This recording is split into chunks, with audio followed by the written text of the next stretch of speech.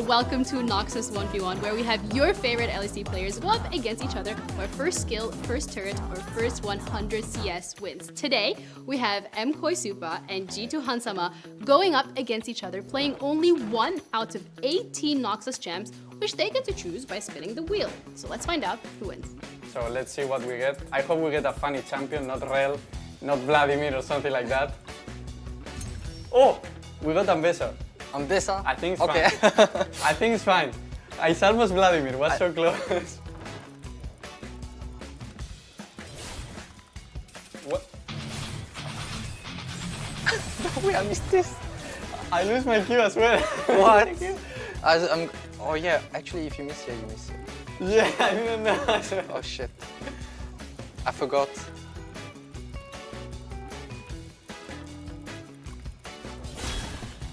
Oh my god, I missed it. Okay.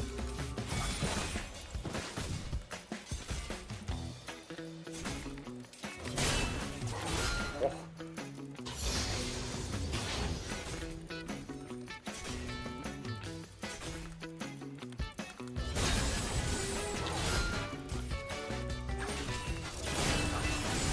Oh. Guys. I don't know what I'm doing, no joke.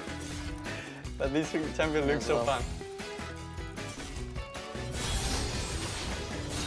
No!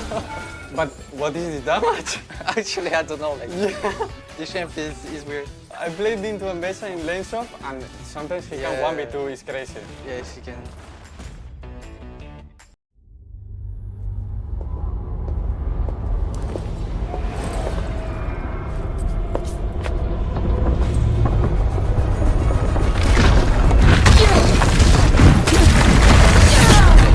Welcome to war.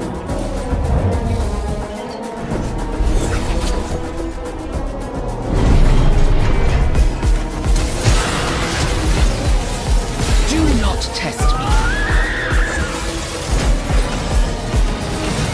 You are for me now. I yield to no one. What's this? Such senseless chaos, Jinx. I hardly felt a thing.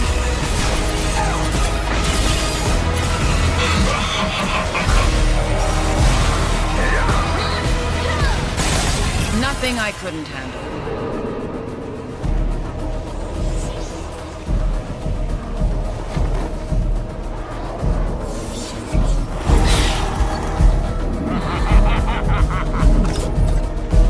Oh, it is so on.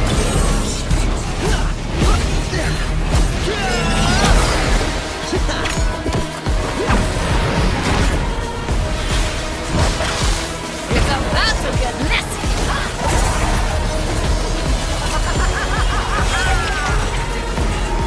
Let's dance.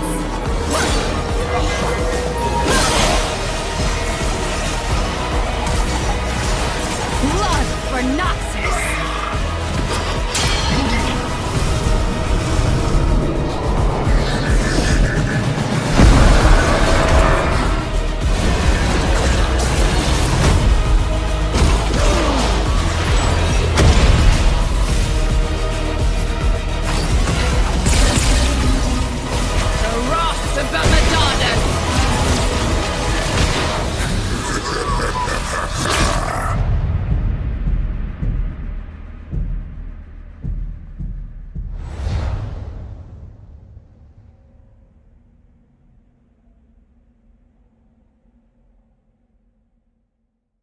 Proving yourself in Noxus is no easy feat, and Mel will use every tool she can to do it, including her enemies' powers.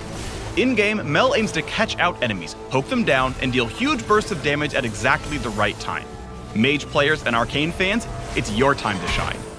Welcome to the Mel Champion Spotlight. Any worthwhile venture involves risk. Before anything else, let's cover Mel's signature ability, her W, Rebuttal. Rebuttal gives her a small burst of move speed. It also grants a barrier that negates damage from anything except towers, and reflects enemy projectiles back at their casters. Auto attacks, waves, missiles, anything that would be blocked by Yasuo's Wind Wall gets reflected by Rebuttal.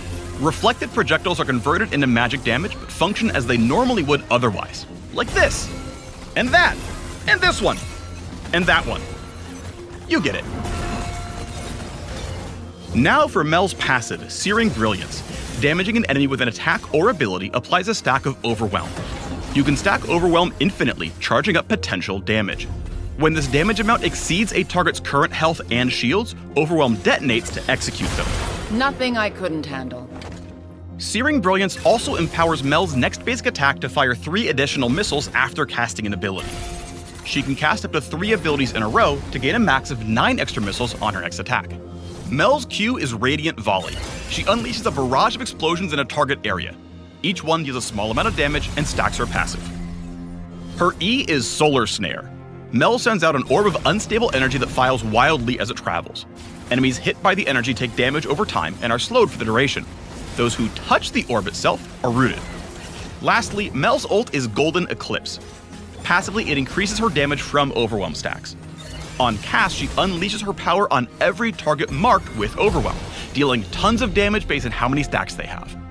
Golden Eclipse does not consume these stacks, so targets are still vulnerable to her passive if she brings them low enough for an execute. Feel my light. While this ability can hit monsters, it's only castable if an enemy champion is affected by Overwhelm. So plan your Baron steals accordingly. Mel's damage potential makes her a serious threat in extended fights, but if an opponent can burst her quickly or disengage to wait out the stacks from Searing Brilliance, they'll extinguish a lot of her power. And even though her passive is an execute, it respects magic resist. So bulk up if you don't want to get overwhelmed. The reflect on her W is pretty powerful, but only if an ability is worth reflecting. For example, champions with sticky engage tools like Amumu and Nautilus won't mind rebuttal one bit. As a backline mage, Mel will really shine for players who like to poke from safety, so give her a try if you play Xerath, Lux, Hwei, or any other artillery champions. Let's skip the rest of the pleasantries, shall we? Get ready to rise with Mel, the soul's reflection. The arcane is at my fingertips.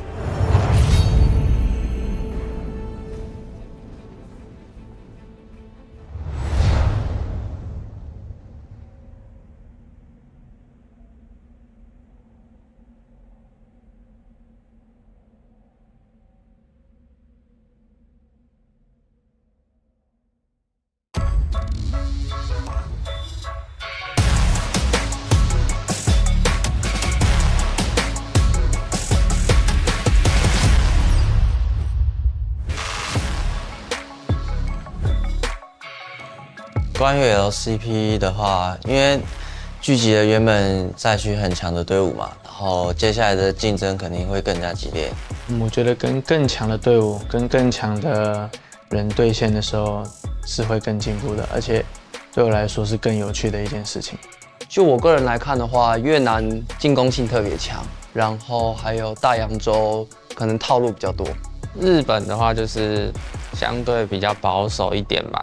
因为新的赛制是全局 BP 嘛，就是选过的英雄不能再选，那这一方面会需要蛮多的思考，比起过往的话。现在的游戏版本跟整个游戏节奏都是要5个人团队合作，然后就大家都得做好自己的事情，所以我反而觉得这种局面下，就是个人实力会比这些默契什么的更重要很多。就是有了实力，然后磨合什么就会很简单。我们队伍是塔隆，基本上我们是无敌的存在，因为我们过往基本上都是冠军嘛。那当然，我们最后还是会依照我们的对手去调整我们的风格，因为我们算是比较全能一点的队伍。对，就是我们选出什么样的阵容，就应该打出什么样子。就是该凶的时候就该凶，该稳的时候我们前面就稳。中路 FOFO 的话，我觉得他是一个稳健的人。他对线方面的话，就是基本上不会有什么问题，然后就是操作特别好的一个选手。那下路的话，我觉得就是他们打得很好，然后只要训练上有任何问题，他们也会直接说，我们也能够很直观的去面对问题，然后解决。不管是每一路，就是只要他看到觉得哪里觉得不好的地方，他就会跟我们讲。我觉得我们现在队里比较搞笑担当应该是我们上路吧，阿志，对他会有蛮多让我们觉得他蛮有趣的地方，对。他很喜欢玩那些上路射手嘛，然后去选一些特别的英雄把人家打爆。卡萨的话就是人挺好的吧，然后常常为队友着想，不管在游戏上啊，一直想着怎么帮助队友。我们的辅助是无敌。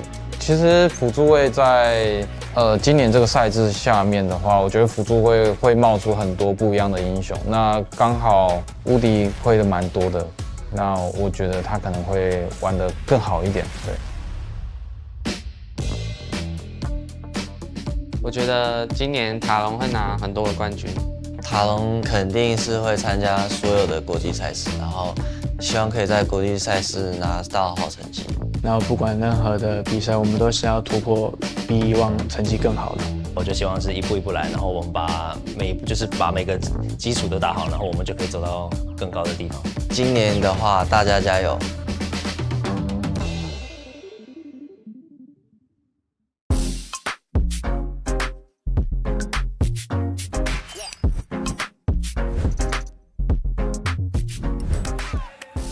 ！Với cái giải LCP thì thật sự rất là mới với mình, tại trước giờ mình thi đấu ở PCS thôi. Dạ, theo em nghĩ thì việc kết hợp giữa cả ba khu vực thì sẽ làm cho giải đấu thêm phần kịch tính cũng như là hấp dẫn. Nên tụi mình sẽ cố gắng để tích lũy thêm kinh nghiệm cũng như là trải nghiệm để trước khi ra đấu trường quốc tế. Hiện tại đội tuyển Vikings Esports là có 9 thành viên và nổi trội nhất đó là vị trí của KT, đội trưởng của đội tuyển Vikings Esports. Anh KT trong game rất là hot. Đội trưởng team em là một người trong game thì luôn là điểm dựa cho mọi người. Mình xin tự giới thiệu về team của mình. Team mình thì có một top, Kratos thì mình thấy khả năng đi lên rất là tốt. Team mình có hai vị trí rừng. Sensan thì là tài năng trẻ thì cần phải học hỏi nhiều thêm. Kuri thì mình cảm thấy rất là có kinh nghiệm trong game và khả năng bắt rô. Trong game cảm giác Côn rất là nhiệt huyết. Ngoài đời thì khá là nhây. Còn Chika đi mid thì mình cảm thấy bạn ấy là tài năng trẻ thì điều đó để tiếp cho sự động lực của mình thì càng phải cố gắng nhiều hơn. Dạ, cảm nhận đầu tiên của em khi mới vào team thì mọi người đều rất là thân thiện cũng như là tập luyện rất là chăm chỉ. Em rất là bất ngờ về điều đó nên là em cảm thấy bản thân em cũng cần phải cố gắng rất nhiều để có thể bắt kịp đồng đội. Với team của mình thì có hai vị trí AD, Shogun thì mình cảm thấy nếu mà Shogun chăm chỉ luyện tập thì còn phải tiến bộ hơn nữa. Để nói về vai trò của em thì trong team thì em là người cũng có khá nhiều kinh nghiệm đi quốc tế và cũng như là đánh khá là nhiều mùa giải, thì em nghĩ là em có kinh nghiệm em có thể truyền đạt cho support của em và cũng như team của em. Cuộc style thì mình cảm thấy với những cái thứ mà ở trong game thì mình thấy rất là ok, còn chỉ có những cái tính thì mình nghĩ style suy nghĩ về điều đó thì còn phải tiến bộ hơn nữa. Còn hai support thì siêu long thì mình thấy khả năng chơi game thì mình thấy kỹ năng cao, còn hiểu biết về game thì mình thấy anh Di sẽ chỉ cho siêu long những vấn đề đó thì càng tỏa sáng hơn nữa. Còn Sword Art hả? Thì với kỳ vọng của mình thì khi mà được đánh cùng với Sword Art thì em nghĩ là một người có khá nhiều kinh nghiệm và cũng như là từng đi quốc tế nhiều và từng áo quân chung kết thế giới, và em nghĩ là em rất là mong được Sword Art chỉ dạy. Em cảm thấy rất là vinh dự khi mà team em được đại diện cho khu vực VCS tham dự LCP. Tại mình biết khi đi qua Đài Bắc thì tụi mình phải cần tập luyện rất là nhiều, vì ở đây là không phải khu vực VCS mà tụi mình đại diện cho khu vực VCS và fan của VCS luôn. Em nghĩ là trách nhiệm của các đội VCS ở LCP rất là lớn. Đội của em đã tập luyện rất là chăm chỉ cũng như là toàn bộ các thành viên đều hướng đến chức vô địch của LCP, nên em nghĩ đó là điều quan trọng nhất giúp cho đội của em chắc chắn sẽ giữ được cái slot này. Thì em muốn gửi lời cảm ơn đến tất cả các bạn fan của Vikings là hãy tin một mình nhé, một mình sẽ làm được. Ladies and gentlemen, welcome for our second night here of playoffs action, and what an exciting night we have in store for you.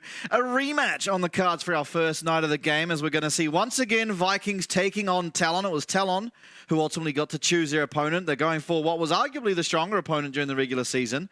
I will once again be your host, Veshin. Alongside me, my good friend, it's Blue Panda. I mean, it's an exciting time. Unfortunately, we've said goodbye to two teams. One of them I was a little bit more surprised about, and that Team Secret were taken down the way that they were. Yep. But look, that is no discredit to GAM, who played out of their mind yesterday. And yeah, look, coming in today, we did talk about it yesterday after the show, you know, who will Talon go for into their matchup. And I think the reason that we've seen them go this direction in picking Vikings is, one, like you said earlier, they've already prepped for Vikings. But two, they're kind of the more consistent team, whereas GAM explode out of nowhere into the playoffs. Vikings, they're very much a known quantity. Yeah, absolutely. I mean, obviously, in the very last game that Talon played in the regular season, they went up against this Viking roster, so they would have had to have prepared for that. Then the quick turnaround of just 2 days until you're back into the playoffs makes sense that you just go for the team you've already got some preparations against. You don't have to start from scratch or anything like that. No patches coming in, so everything's as it was. You got to feel confident, I think. Talon ultimately did take that series, while, in my opinion, starting off every single game from a losing position. So if they're able to come in here, find better lane assignments, not get so tricked by those lane swaps that Vikings often do go for, they should be pretty comfortable. I also think that Talon need to come in here and tidy up their draft, because I think while, yes, they've been very successful, the most successful team in the regular split, they have the better players.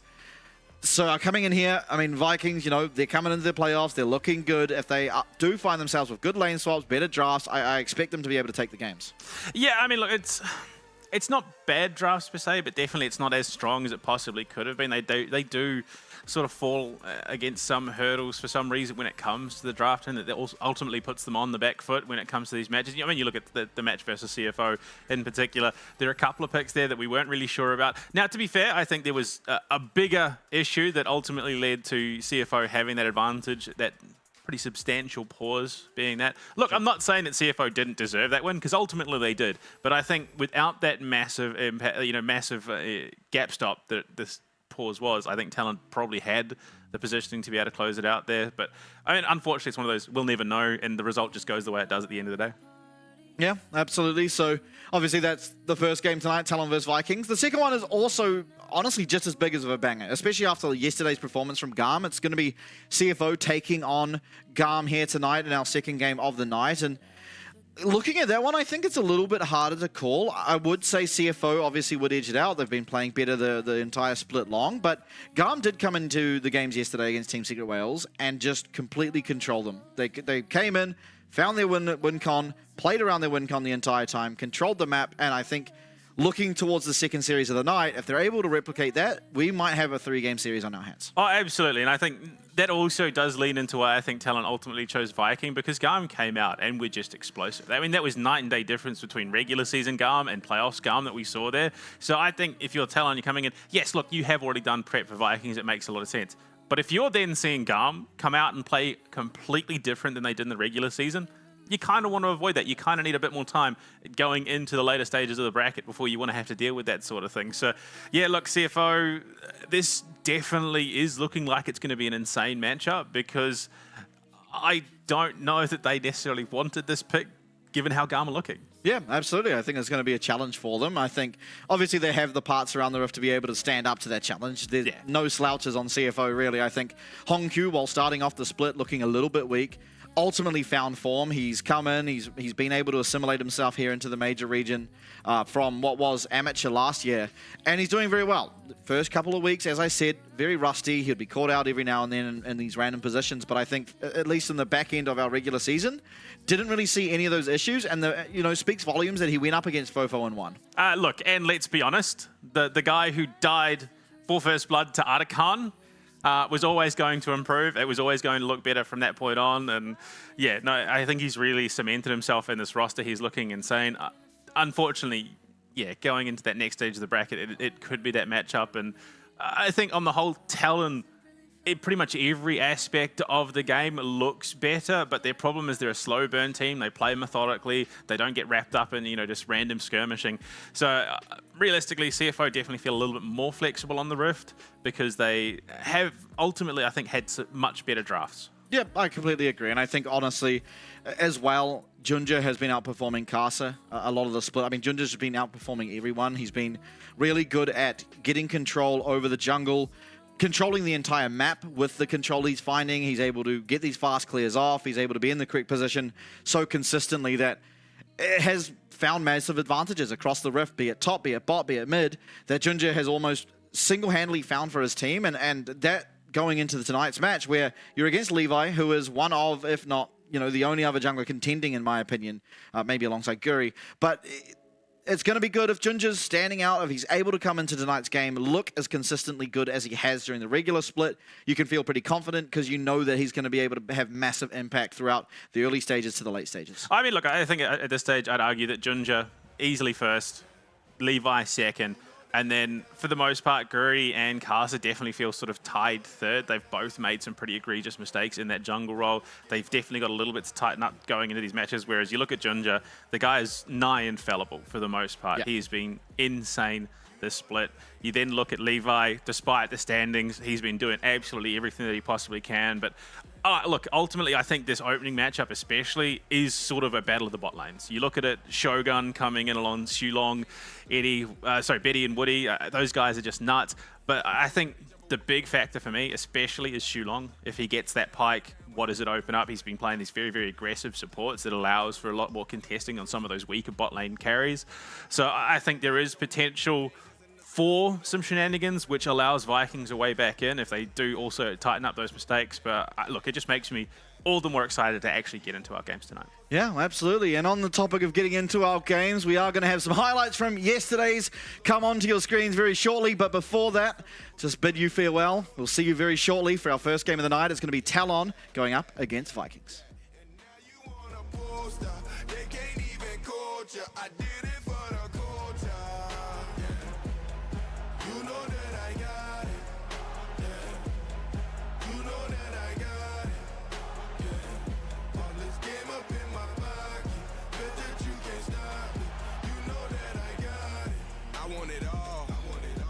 To the finish, handle make you fall, go back to beginning. You never seen this, game is the meanest. You watch on your phone now, can't wait till they stream this. And they watch it over and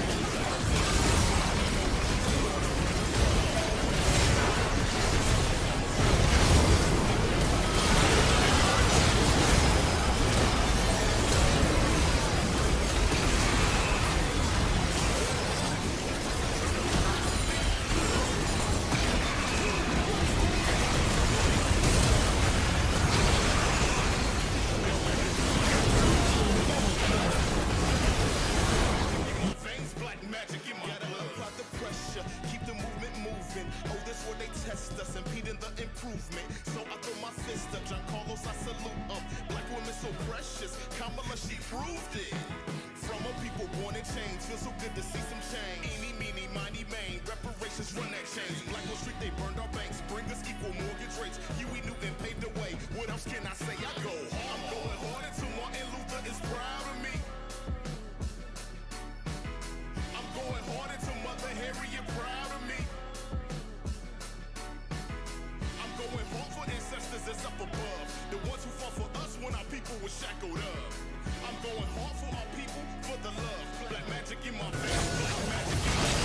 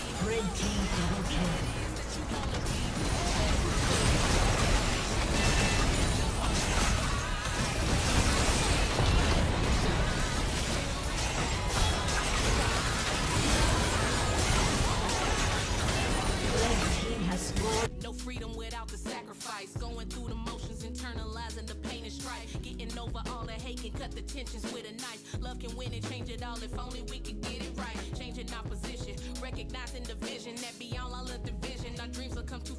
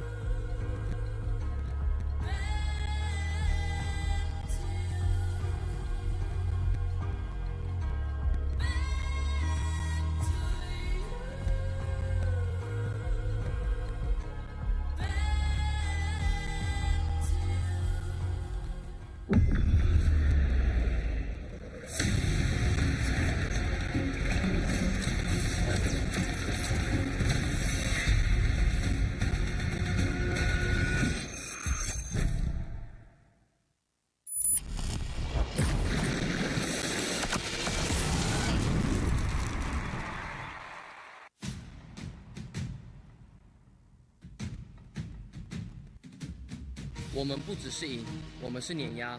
这个舞台属于我们，任何挡在前面的人都会知道为什么。这是一个鬼斗者一折，在自己的塔下要被风狗给收掉，单杀。这是一个单杀cho Boba. Đối với mình thì bỏ cuộc không phải là sự lựa chọn, họ sẽ hối hận khi lựa chọn mình làm đối thủ. 强者有资格选择对手，弱者连选择如何落败的权利都没有。蛇蛇，很高兴再见到你，但这张门票是我的。Mình rất may mắn khi được hai áo quân thế giới chia về là anh Sợp và anh Suat. Mình sẽ cố gắng để không phụ lòng bọn họ. Tụi mình đã xem đội bạn thi đấu và đây thực sự là một đội tuyển rất mạnh. Mình rất là hào hứng khi mà vượt qua được một cái thử thách lớn như thế này.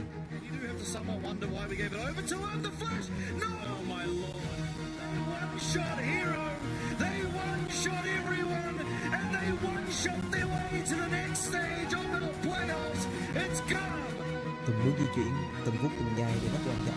Tụi mình sẽ chiến đấu bằng mọi thứ tụi mình có, tại vì chỉ có kẻ mạnh mới có thể tiến lên phía trước. Hai người đứng gần đối phương nhớ lốc xoáy đẹp bắt buộc các quân tốc phí trên cư ra lao theo. Thiết bản ngàn cân kết hợp lốc xoáy tử vong quá là áp lực và World cũng sẽ phải. Mình đặt niềm tin rất lớn vào Elio. Mình tin Artemis và Elio sẽ là cặp boss thống trị tại LCP.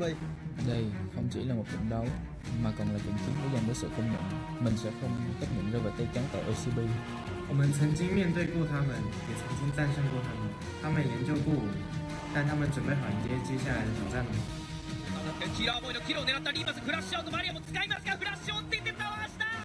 他们会后悔挡在我们的路上。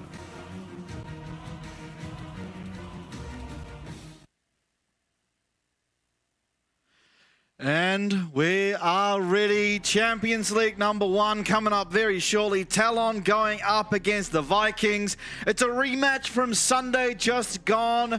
Talon taking that one 2-1 and looking to continue their dominant spree here in the LCP as they look to qualify for the first ever First Strike tournament. Yeah, I mean, look, Talon and CFO getting to enjoy the double elimination bracket in their first play day of the playoffs, of course. They get that safety net, they're finishing in the top 2.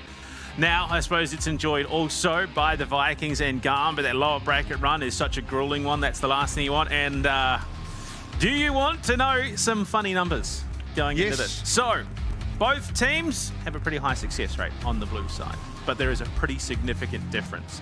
Talon are currently 8-0 on blue side matches that they've played. Okay. Vikings are 6-2 from what I can tell. No, 6-1, there you go. So both still have an insanely high win rate on the blue side, but Talon are yet to be defeated when it comes to playing blue side on the Rift.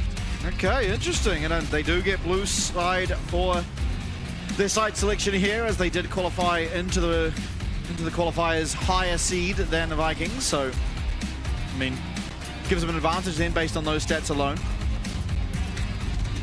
I don't know. Now, red side is where things get interesting. So for Talon, they're 5-4 on the red side, whereas Vikings, they're 6-4.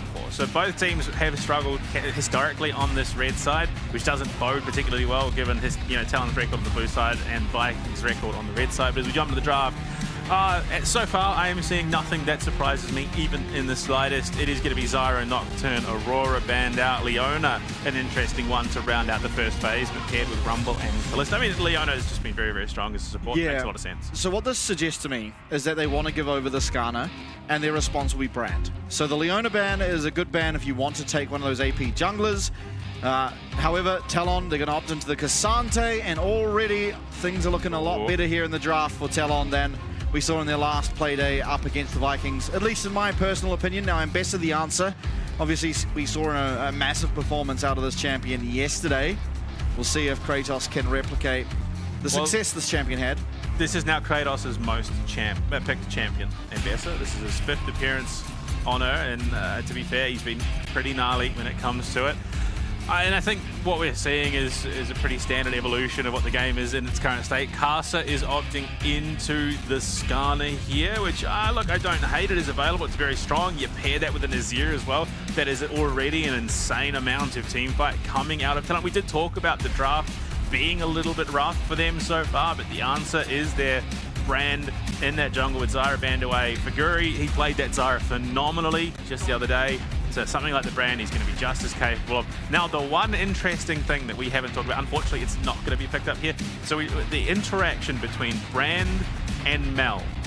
So Mel can rebuttal the E and trigger the passive on Brand. Yeah. But, I mean, also, Azir, you're probably not going to be picking up the Mel. Even though last time these two teams played, actually, no, it was last time Talon and GAM played, Fofo went 12-0 on Mel, so he's pretty gnarly at it too. Yeah, but, I mean, that's more of a niche thing than something very much so. But you can also pyroclasm, I'm pretty sure, into your own team if you're not careful. You can. However, now that this is rounded out, it is the Brand, I think the Leona. Talon would have known that. And ultimately, last time these two teams went up against each other, Guri also did play the Brand there. Played it up against Caster's Skarner. Stole a Baron, as a matter of fact. They started off that game very far ahead, but unfortunately... With a Pillar of Flame, no less. So it's, it's very interesting to see what's there. But Jin being banned out screams to me that they're hungry, looking for these fights. They're going to be wanting to try and take it to them. Jin, I think at the moment, one of the most safe AD carries, given how things have been going historically. And I mean, look, Shogun unfortunately continues to paint a bit of a target on himself. They are looking to potentially pair it with a Poppy, which I think would do a lot to help him. Xulong, it's not his more aggro support that we've seen out in the Nautilus as well, which is one of his more successful ones. But look, the Poppy will do a lot to make sure that he has a more comfortable game. Yeah. Now, misfortune for Betty, Ash possibly. Either one, in my opinion, are pretty good decisions. You know, you can see where you'd go with the bullet time alongside the Impale from Skarner, the Ash setting up for some massive team fights through that Enchanted Crystal Arrow and very safe up against the Varus Poppy. So, yep, don't hate either way. Now... Yeah, no, I really rate it. I mean, you've got the Enchanted Crystal Arrow set up, you've got the team fight set up for the most part for Talon, then Betty can come in on the backside and just play mop-up with a pretty traditional Ash approach. I don't think we're going to see the lethality Ash come out again, despite how impressive it was to me at the very least, but they rounded out with a Renata, which means there is just a scary amount of potential team fight out of this Talon roster, and Xulong might just be looking to do it again. No. Okay, I thought maybe for a moment we get the Annie support. They have the potential to rotate, but Ione... They already have their support. Yeah, look, I know, but the Annie support was so good. But in terms of team fighting potential, Vikings, it's not as hefty as, say, Talon's lineup, but there is an insane amount of skirmish potential. Yeah, definitely. I mean, ultimately, if they are able to pick off someone early on, can make that team fight a quick 4v5. It's not the easiest. There's going to be bailout. There's two massive tanks that you got to try and burn through. You do have the chance to do so, assuming it's an on-hit Varus, which it actually could be a lethality one this game. Ultimately, you I have think, the yeah, damage. there's definitely an argument to be made for it, just especially given how rough it has been playing Varus in recent playdays. Yeah, and ultimately they have the Brand, they have the Ione, they have the Ambessa, so they will be able to make ways through the health bars from Skarner and Cassante. But still, I mean, coming out of this draft in particular, I actually think this is one of the first times in a while that I feel pretty confident about Talon's draft. The Azir has a very good lane, ultimately. Well, a very easy lane as far as Azir standards are into the Ione. The Cassante will be fine up and top, and really a lot comes down to, again, are they able to isolate this Brand? They were able to do it very successfully on Sunday, but this time you don't really have that much to control him. You have ultimately a Skarner who can be stopped, and if he does get stopped, things may just fall apart. But we'll have a look. I mean, Guri unfortunately did get caught out quite a few times on the Sunday, off the back of some really good play out of Casa, admittedly, and he did go for that sort of early game Skarner build, I want to call it. It's not necessarily an early game Skarner build, but you get your item online. It's more team oriented. Yeah, you get your item online a lot quicker, which means you are able to viably contest things a little bit easier than if you were to have the heart steal. But it's, I think, was addressing Guri looked a lot better positioning-wise yesterday. I mean, he was phenomenal on that Zyra. He was never really caught out of position.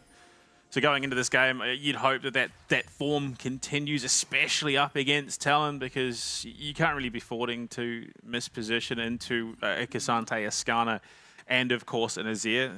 If you're too far forward, you're getting Emperors divided into what is likely going to be an Impale follow-up. So realistically, yeah, pacing, spacing especially is going to be key. Minions have spawned. Yeah.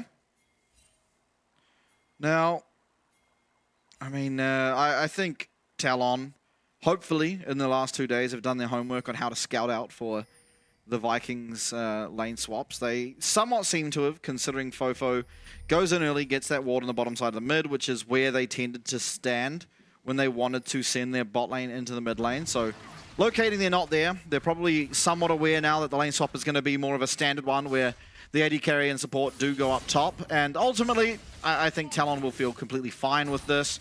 The Cassante never going to suffer all that much. And the Ambassador as well won't suffer as much either. I mean, it will suffer more than the Cassante generally, but has outplay potential on dives and whatnot. Oh my lord. Oh my lord. RJ just mega brained him. Yeah. As much as, yes, there's a case, I think realistically, Arja does suffer a wee bit from that. Luckily, he's going to have those biscuits. So ultimately, it won't be as egregious, but definitely puts Shulong in a rough spot. Yeah. I mean, the important thing about Cassante to remember, and this is partly why he's so strong, is that he actually has the second highest base HP per 5 out of every champion in League of Legends, only being topped by Vi. So even when you take these trades, you have the second win, the Doran Shield, you've got cookies, you've got a biscuit. He will be able to get that health back, whereas Sealong, you see him, he's had to use both of his potions already, which makes it a lot more scary to even look for a dive, as you do see, you know, the brand, Guri on the brand here, pathing up to the top side. It is typically, you finish your clear, have a look, see if you can get the dive off. It's going to be a little bit harder. Nice flash from Arzi, gets him out of harm's way there, and he still does have that path maker for damage reduction. Sealong as well, did have to burn his flash at the same time. Yeah, look, we've seen some pretty dicey dives in the last couple of play days at the end of the regular season. So I think, yeah, it is going to be a case of Vikings, Guri especially, will need to play this one very, very carefully, because the last thing you want is to commit to that dive, give RG just at least anything back. So he's backed off for the moment. He's going to run it back to lane. No, yeah, he is. Okay. Yeah, worried about Brand possibly being there. Yeah, so he wants to slow it down, wants to play a little bit slower, but he did lose his flash in that flurry of action from Shulong. And now Kratos, is he going to be able to navigate this dive? Betty, unfortunately, tanking up the tower first, which means almost certain to not work anymore. Unfortunately, just incorrect turret aggro management. It means that both top laners are ultimately going to be able to survive. Kratos admittedly in a much better position than Arja currently. Poppy and Cassante, just, you know, chest slapping, man fighting, as you do as a tank. Unfortunately, it's a support Poppy, so it's only so effective. Cardi, as we would have expected, I think, in this lane state against the Desir, there is just more opportunities for free damage to go Fofo's way, which, I mean, look, it's an interesting call. For the most part, Vikings sort of just accepting that Fofo's going to have an all right lane. There's not a huge amount of kill threat unless Guri gets involved, and even then, I think it's a pretty low likelihood unless there's support from Shulong as well, just given the Azir's mobility. But as it stands, Vikings ahead, if only by a little bit. Yeah, now Sealong going to try and spot out Arja. Will eventually, but it's not really going to achieve all that much. Still, Arja feeling the pressure. He's down in CS, but ultimately it's not going to be all that troublesome for him. Yeah, I mean, the problem is, at best, so we've seen what she could do with the lead. And it gets to a certain point where it's not going to be Cassante and Ambessa going toe-to-toe. It's going to be that team fight, and Ambessa will, in fact, really, both of them will be looking for the other team's bot laner to try and shut them down as best as possible.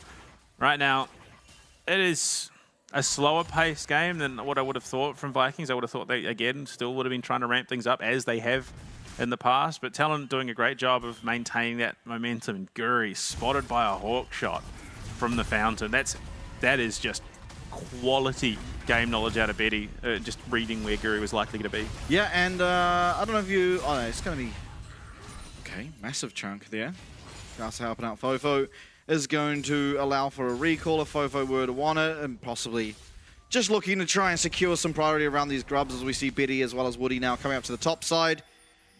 Arja keeping his teleport before means he's going to be able to quickly head down to bot lane. Pretty poor buy from him, but of course, it's not really his fault. Ignite being used out of Sealong, really pressuring Kasa here on the top side of the jungle, and should just allow Vikings to pick up a pretty clean 3 Void Grubs. Yeah, I think that's entirely what the game plan was. And Shulong does decent enough damage to force Kasa out. They should be able to secure it for themselves, and Guri might even look to come up for a bit of a pinch. They do have the numbers game. Oh, that was a little bit scary. But Brand doesn't offer all that much in terms of ganks, so it'll be fine to walk on out. RJ though gets himself a nice tower plate, so a reasonable amount of gold back, 125 off that. Definitely needed it. Karsa's coming up this topside river. Guri is going to have to be very careful just for the turn potential that is available to Talon at the moment. Betty is halfway through the level, so they won't have that enchanted crystal arrow for follow-up for Karsa, but Guri makes the right call, backs himself off. Unfortunately, Karsa is going to be spotted there, finds the wood, he's going to clear it out, but they do have information now on his positioning. They can maybe look to pivot down to the bot side. Yep, Guri headed there. Most likely will just be clearing out those jungle camps, putting them back on cooldown and heading up to the top side again. Doesn't really... you don't find a whole lot by ganking this Cassante. Kratos though, 2 levels up. RJ should be hitting level 6 very shortly, but certainly not feeling like he's in a particularly good position. Of course, there was a lot of the aggression that came out early from Vikings that set up for the state that RJ does find himself in terms of that isolated 1v1. I think it's a good read there from Shogun. They identify that Betty's likely about to hit that enchanted crystal arrow and Woody's not far behind.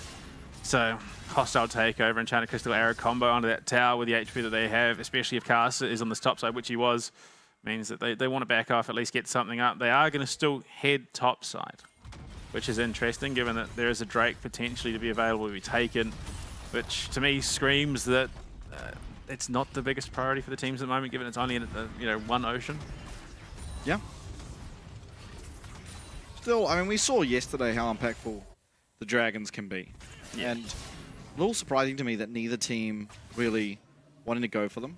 Especially considering Talon ultimately just gave over the 3 grubs for free. You have to wonder if there was some way to play the map to allow them to just, trade the void grubs for that dragon. I mean, look, it could be interpreted as they don't want to take it, but potentially it could be a case that they just don't want to find themselves in a position where they're contested and might lose a team fight. Just with that brand having hit 6 pyroclasms available, chains of corruption, there is just so much that can ultimately go wrong. Fate Seal, public execution, there is just a lot of single target lockdown where Viking can instantly block one person, then they've got the numbers game, and ultimately Talon sort of just fall flat. So I can understand why they're not the ones forcing the issue. I think it'll likely be down to Vikings to be the ones to do that. But realistically, there is just as much teamfight capabilities out of Talon at the moment. Yeah, definitely. Always have to be careful of the hostile takeover. Woody now being level 6 on this Renata. Massive power spike. Actually supports this game higher level than we typically see. Yeah, usually you're seeing the solo support roam to either help top side or the mid, but realistically it has been a 2v1 for the most part. There isn't really a huge amount that you are offering your solo top laner into a 2v1. So I think realistically this is probably the best call for both teams. Yeah. Just with the ultimates that they do offer. You've got the hostile takeover, which is just invaluable in a team fight, and then obviously Shulong being able to clear out any significant threat if they do look to make a play. You wanted to get that online as quickly as possible. Absolutely. Now Guri, he got the Void Grubs. Now he's starting up and all but certain to take this dragon. Talon again feels like they're relinquishing a lot of neutrals for nearly no gain. It is giving your Azir some time to scale up, which I think ultimately is the goal and the reasoning. However, it can quickly get very out of hand, as we have seen time and time again when these dragons in particular are going over for free early game. They are looking to take the second set of grubs though, but Shulong is here looking to cut off Bed. He's going to jump straight onto him. And support Poppy does a decent amount of damage. Enchanted Crystal Arrow, but Shogun's there in response. That isn't going to be a kill. It never was going to be. Or Shogun's going to cleanse. Definitely, I don't think he had to. No. But I think it's more a case of they just don't know what follow-up was coming. Yeah. Karsa's off the map and didn't want to be jumped through that wall. I think that was the read, ultimately. But yeah, look, means that in the coming moments, that if an Impale does get sent his way, as has been the want for teams into Avaris, it puts in a rough spot. Ooh, Kratos was looking for it, but just a little bit too short. Guru, though. Oh, RJ needs to be careful here. They've got a great pinch. They do, and they're going to spot it out. RJ, nice dodge. Now Guri, with that face rush, is going to be able to get himself out. Look at those auto attacks. Oh, the flash forward, and Keeper's Verdict hits Woody way away. Nice flash from Betty, but in comes Karsa. He scoops up one, he scoops up two. And just like that, it's a double kill for Betty. Yeah, the turnaround's pretty severe. And just the mobility out of this Skarner offers a little bit more in those situations. And I think that's entirely why Betty and Woody stuck around in that situation. Even here, I just don't know if Vikings necessarily have what they need to successfully find the kill here onto Arja. Guri, yeah, I think this is more a coin toss than necessarily a confirmed kill. Less so now, he's pretty low. Yeah, oh, Kratos has to be careful, but does dodge out of that Q3 from Arja, so there was a world there where he gets sent flying into a tower. Yeah, just unfortunate. They thought they had it with Shulong, but if Shulong was a little bit closer when he charged onto Betty, that was a stun. That was an easy piercing arrow kill, and they likely could have backed off, but no. Casa comes screaming out of the river, hits a two-man impale. It was the stun. Betty had to lose cleanse. Oh, okay, sorry, yeah. Yeah. So it is, you know, they can punish this Ashe now, but unfortunately, it's going to be a little bit harder, considering Ashe is just going to be doing that much more damage. Now up 1.1k off the back of what was just absolutely an overextension. Oh my god! It's the solo kill! Not typical of the Azir-Yone matchup, that everything goes quiet in the early game and then Azir starts solo killing the Yone later. But Fofo just plays it magnificently, and now also will claim himself a lead against his lane opponent, getting some plates for himself too, and maybe even able to look for this entire tower. Yeah, they're setting up the Noxian Blessing. Like, it's just crazy how much progress has already been made. Unfortunately, there isn't any sort of significant threat onto the towers here. Yeah, Shulong's the only one up here, so this is Noxian Blessings going over. Kratos and Guri are going to look for it from downtown. Oh my god, Betty! He lands it under the tower. Arja, he loses his life, but I mean, whatever. You killed El Casante, and Ashe picks up a third. I mean, things going about as well as you could ever dream of here for Talon. I mean, we've got the Dunk Master skins. We need like 3-pointer Ashe, because just the number of Enchanted Crystal arrows from cross map that have landed downtown are just ridiculous. And Talon, slow burn team, they're finding action across the map, and I'm mind boggled that Cardi thought that was a fight that he could win, given that Fofo already has an item completed. Cardi still hasn't got his first, and this tower's about to go down. Cardi's about to die. Yeah, Casa stands in front of the Fate Sealed. The handshake's always going to land, and Casa will take that one for himself, thinking Fofo did not earn it. But that's just a 5th kill now going over, and I mean, Talon, they've done their homework, and this time seem to have worked out the shenanigans of Vikings even better than they had by the tail end of their last series together. Yeah, what possesses Cardi to think that he can fight that? He hasn't got a finished item. Fofo's got his Nashes up. He's sitting pretty well in terms of overall... Oh, wow. Okay. Yeah, cool guys don't look at explosions. Kratos. It was close. The worst bit is he had flash too. He could have flashed out of that if his reaction time was there, and oh boy. Arja gonna have support. They're gonna hand off the lane to Fofo. And he's gonna look to find himself yet another tower. Noxian Blessings claimed all but for free for Talon right now. Yeah, things are going pretty well. Obviously, the lead that Vikings have, the one point of the map that will be strong for them is this top lane 1v1, but now the public execution, utilizing the strength of that Ambessa, will find themselves a successful pick here onto Woody. Goes down without being able to use anything but the heal, so a bit of a disastrous start to what could be a second dragon now for the Vikings. Fofo, however, he's just laser focused on this tower. In will come Casa, and they do have at least the tower from Azir to be put up, so Fofo will ultimately not be under all that much pressure now. Bodyguard Casa as well, just waiting there and not allowing anything to happen. Gary does have the Emperor's Divide. They want to try and set up a play. Enchanted Crystal Arrow. Oh my lord, it almost... Oh my god! It almost hit both of them. But, I mean, yeah, you got the kill, you got a second dragon. Talon, though, they're going to be pretty happy securing themselves another tower. Betty doesn't have any way out of this, though. No flash available. He is just juking side to side and does manage to navigate that. Bit of a pinch they had on him, but would he get in there in time? Oh, Kratos. Yeah, he is none the wiser to what is occurring here. The Impale, and this should be clean cut. They do commit the ultimates. Ultimately, there shouldn't be too much happen on the Rift, and with the strength they have, you know, it shouldn't be too impactful that both of those ults go down.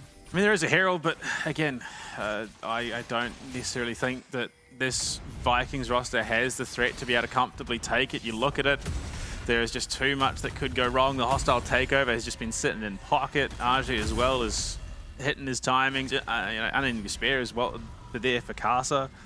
This is just getting bleaker and bleaker by the moment. Yeah, a massive difference from what we saw on Sunday. Holy cow. Oh my lord. Yeah. We've seen this before. This is the second time that people have picked melee AD mids into Fofo's Azir to much the same result. Admittedly, Yone a little better than Tryndamere. However, not finding any more success. And so Fofo, he's scaled into this game. He's sitting at 2 items. They're going to be able to pick up their tower, the first tower of the game here for the Vikings, but it is at the cost of this Rift Herald, while you know, the rest of Talon are just pretty much freed up to do whatever they want. RG, unfortunately, is kind of the pinata of the team at the moment, where he is just taking a hit to his economy and whatnot, but again, when your team is succeeding this much, there's no real harm. Almost 2.5k lead in the bot lane. It makes up substantially for that gap because, look, RG is going to be tanking, but with Betty as fit as he is, he's not going to be tanking for as long as he could have been, realistically.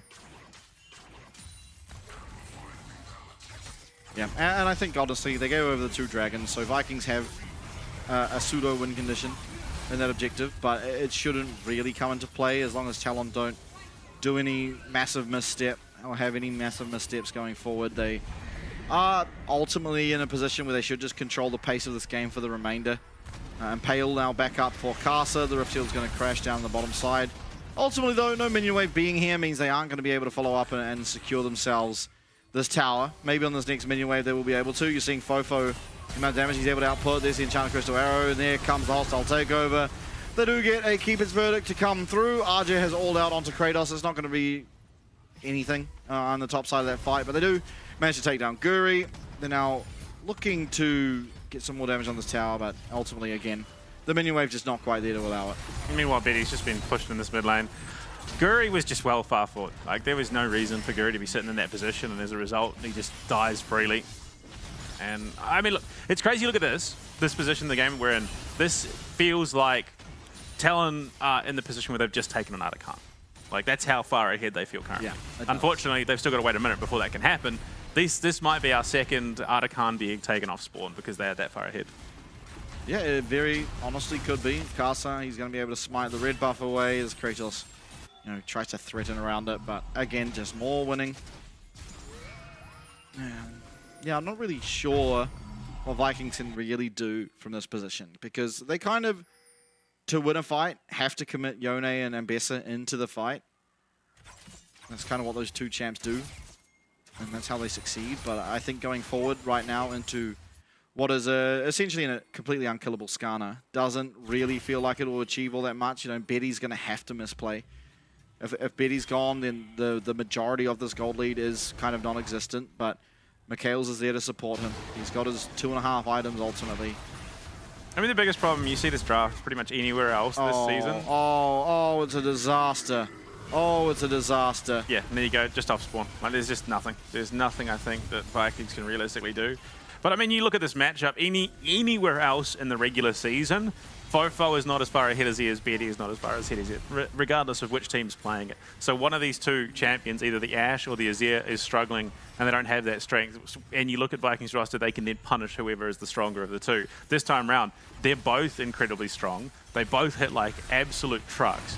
So Vikings don't really have a team that does well into this composition. Target priority is not going to be great because they've got to hit one of the 2, and Kratos is Crystal dead. Arrow does come through. Kratos locked up. He does get ultimately the public execution through, but a great handshake from Woody will ensure the demise there of Kratos. Now Sealong being looked at, he does no longer have the steadfast presence, so knocked up, knocked back, and that's the 2nd kill now on the board while the Artican's still active for the side of Talon. Flash from Betty, and he's just going forward. Guri not with anything to really stop him. Don't really need to look at Yone right now, and down will go Guri. That was disrespectful. That felt like it was targeted purely at Cardi. I mean, to be fair, you're 0-2 as a Yone. It does feel a bit personal, honestly. They just have not found anything out of this draft that they've wanted, yeah, every single solo, or your 2 solo laners are Owen. At best, you've got 2 assists if you're Kratos. But yeah, Varus has died once. Yeah, it's just off a cliff. The only way this comes up and goes back the way of Vikings is if they land the perfect Fate Sealed onto every single member of this Talon roster. On top of that, you then get the public execution onto Fofo, so he can't Emperor's Divide, and somehow they just then get the perfect Pyroclasm off into every single member of the team. They get the knock-up from Shilong, and then Shogun is somehow allowed to shoot through the rest of the team. And we both know that's never happened. Yeah, unfortunately, while you don't typically want to call games too early, I think Talon just aren't the type of team to be able to throw this kind of lead. Ultimately, they're very skilled. You can see how skilled they are based on the fact they got this far ahead, and the tools don't really exist for Vikings to bring this one back. The brand, while good in isolation against the Skarner, isn't that great when you aren't actually able to burn through those health bars. He's working towards his 2nd item now, but isn't going to get it in a timely fashion, or timely enough really, to stop what is already a fairly unkillable Skarner, a fairly unkillable Cassante. Now that is confidence. I mean, he still has the other... He missed the bush. Well, one mistake out of Talon in game number 1. It is a misplaced ward. And the damage. Look at the damage from Fofo. I will admit I've been critical of the Azir pick this split because, it hasn't looked good. Teams have really been struggling to find those areas and those fights to make it look effective. There are 2 people this split that I reckon have not done that. They have made it look phenomenal, and that is Fofo and Arya. Yeah, absolutely. Shilong takes a Enchanted Crystal Arrow to the knee, but will be able to survive. Keeper's Verdict coming out. RJ will be able to block it, but unfortunately wasn't targeted towards him. I mean, realistically, that's not the biggest loss. Oh, this is good though. Yeah, this is making the best of a bad situation for the most part. 700 gold into the pocket of Cardi. I don't reckon it'll get him anything too significant, but it definitely accelerates him towards his 3rd item. He's got the shield bow and the Blade of the Ruin King. Unfortunately, he's just been a non-factor in these fights, in these engagements. To be fair, he's died solo. He then died under the tower. We have not seen really anything of him since. Yeah. I mean, ultimately, I can't even really fault Vikings all too much. No, it's just there hasn't been an opening for any of their comp to do what it's meant to do. And the one time it looked like there was, Casa was giving up farm where he didn't have any top camps up. So he was ultimately giving up farm. He was choosing not to take, any of that extra CS, get his levels for himself, and sat around top. It looked like Shogun and Sealong had found the perfect fight. They hit Woody away and then started charging onto Betty. Picasso was just sitting there waiting, which is atypical of most gameplay patterns, to be entirely honest. You don't really expect the enemy team jungler to do the Void Grubs and then not go bot side off of a recall, because typically that is giving over an extra turn where you're not doing anything. You give Vikings a chance to do something on the other side of the map, but they unfortunately do not expect Casa to stay there. He stays there, and ever since that, the game has kind of just fallen over. Even, immediately after that, you see Betty sitting down an Enchanted Crystal Arrow to bot lane and stopping a dive. Here it comes, speaking of, the Impale's there. Cardi's going to be able to get that Fate Seal out. He has to flash as well. There's a couple ults going down, and Cardi will survive, but the Baron is going to be what the side of Talon look towards now. RJ as well as Casa are going to be more than capable of tanking this up for the rest of the team, and Fofo not even needing to enter the pit. This could be very, very scary for the side of Vikings. Now, there is no Impale, and there also is no Enchanted Crystal Arrow. So there is a possibility that this could happen. Unfortunately, there goes Casa. This could be a steal, the Emperor's Divide. Sealong walking in there, but it's going to be Archer saving the day. He takes Guri completely out of the fight. Casa comes back, and as things looked so good, there looked like there was an opportunity. The play from Talon, RJ in particular, saves the day. That was very, very honestly a dicey situation, but they once again navigate it perfectly. RJ says no, unfortunately. Yeah, Guri tried. He was on for another steal with the Pillar of Flame, maybe over the wall with a flash smite, but no, RJ just single-handedly manhandles him out of that. But yeah, look, this has just been Talon playing their game slow, methodical paced, waiting for those item spikes, waiting for those power spikes, and then just an absolute base rolling of Vikings. And I have to say, the one interesting thing, especially comparable to yesterday, we have seen little to no priority of the Dragons. There's been 3 taken. It's a mountain, which you would think would do a heck of a lot for Talon, especially with how beefy they are. I mean, just look at it. It was so disjointed. Guri gets taken out of the wall. And that is a 1400 HP Baron at that time. Yeah. So 1 Pillar of Flame into the Smite. That was a Vikings Baron, but Archie completely denies it. Casa comes right back, and they take it for themselves. But yeah, no. You'd think that this Mountain Drake would be a priority for Talon because they've got some beefy frontliners. But the thing is, Talon don't really need it, and Vikings can't afford to take it. So it's this contested power point around the map which Talon can utilize to bait them into a trap. Yeah, I mean, just even there, you can see glimmers of hope from Vikings. And if this game wasn't so one-sided, that was probably a very, very good fight for them. They find the knock onto Betty. Oh, but the knockback. The handshake from Woody displaces the Fate Sealed, and Betty's able to get out there. He does lose his flash, but now you are missing the Yone ultimate, and Fofo ultimately still feeling completely fine. The clean's now gone from Shogun, but in comes Casa. The Impale lands, but it's only going to land onto Guri. Hostile takeover also connecting as Arja trying to do what he can in the back line. Getting taken very, very low, though, is going to have to dash on out of there. Has the ability to teleport back to the play, though, as inhib number 2 cracked on open. It's the 2 Nexus towers that remain. Low health bars.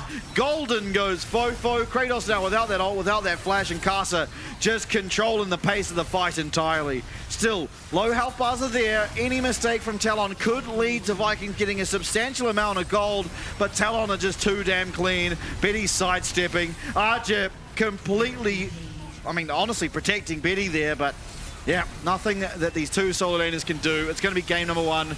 Talon dominant. 18-2. Oh, look, that is just a monstering across the roof. Talon coming in with an absolute statement of a game into their first playoffs match. I mean, there could be arguments made, they haven't played yet, Vikings have, they're probably feeling a bit warmed up, thinking players. Yes, it was yesterday versus today, but Talon come in cold after a 2-day break and just run Vikings into the dirt. A complete and utter shellacking, I believe this is usually referred to. As a good friend of mine likes to say, roasted, toasted, packaged, and posted. Yeah, they were. I mean, look at those damage totals. Just, there were 2 champions that were outputting damage, and unfortunately, for the side of Vikings, they were on the same team, and they were on the opposing team. Arja and Casa as well, I mean, they were just too hard to get through.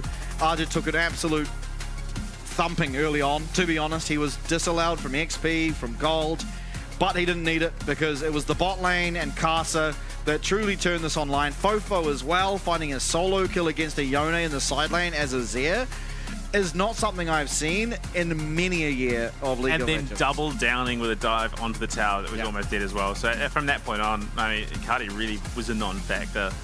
I mean, you look at the goal graph, from the 10-minute mark, it was just Vikings were done. Like, they just could not keep pace despite great macro play around the map. From that moment where Casa came in and ganked onto both Shogun and Shulong, that was where the downward spiral started, unfortunately. I mean, Betty getting 2 kills at that point in the game on an Ashe just completely accelerated their pacing. Yeah, and even Sentinel down bot lane for a 3rd. I mean, that was gross. It was just everything pretty even. Ultimately, Vikings, even as you can see in the graph there, very marginally ahead.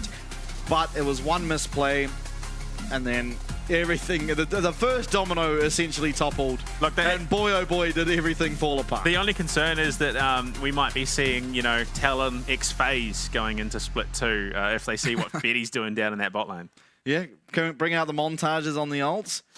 And take a look at the highlights. I mean, I'm sure we'll get to see it. This was the start of it. It looked like such a great start to this for Vikings, but you can see Casa has no business being up here, other than he knew they were going to look aggressively. So he stays, he lands the 2-man Impale, Betty's able to collect both of them. That's a 2-0 Ashe for essentially free, and Fofo up in the top side even just claims himself a freebie as well, using the ult, honestly. Here it is. Here it is. Boom. Down to the bot lane, back to the tower. Just smokes Kratos, who...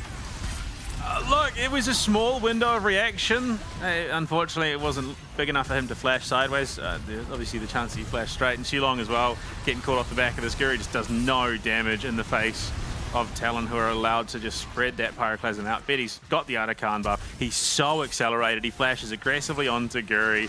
He's able to get the cleanse off as well. So yeah, I mean, from that point on, where Caster got involved, it was just all Talon. And despite, yeah, I mean, look at it. RJ single-handedly removes any chance of a comeback there for the Vikings. If Guri takes the Baron and they can get out with at least a couple of members with it, there is a chance they draw this out a little bit further. But no, RJ single-handedly buys the time for Caster to come back and removes the jungle. And unfortunately, yeah, it's a bit of a problem with these major junglers, and Guri definitely wasn't playing the spacing as well as he did yesterday. Yeah, no, completely agree. I mean, Talon honestly just coming in looking hot. And something that, you know, I said yesterday about GAM, how they often come into the playoffs and look even better. That is actually true for Talon as well. They, while already looking good in the regular season, every single split that I've watched them, they also are a team that comes to playoff and then really hits their stride. I often thought it was off the back of sort of Maple. He always was that player that has that X factor. When it comes down to the clutch moments, you rely on him. But it seems like it's just inherent of the organization at this point, because once again here, at least for game number 1, they've done the exact same. But game number 1 is all done and dusted. Vikings are going to want to quickly remove that from their mind, focus on the up and coming. We're going to go to a break. Once we're back, we'll see if they can bring us to a third game.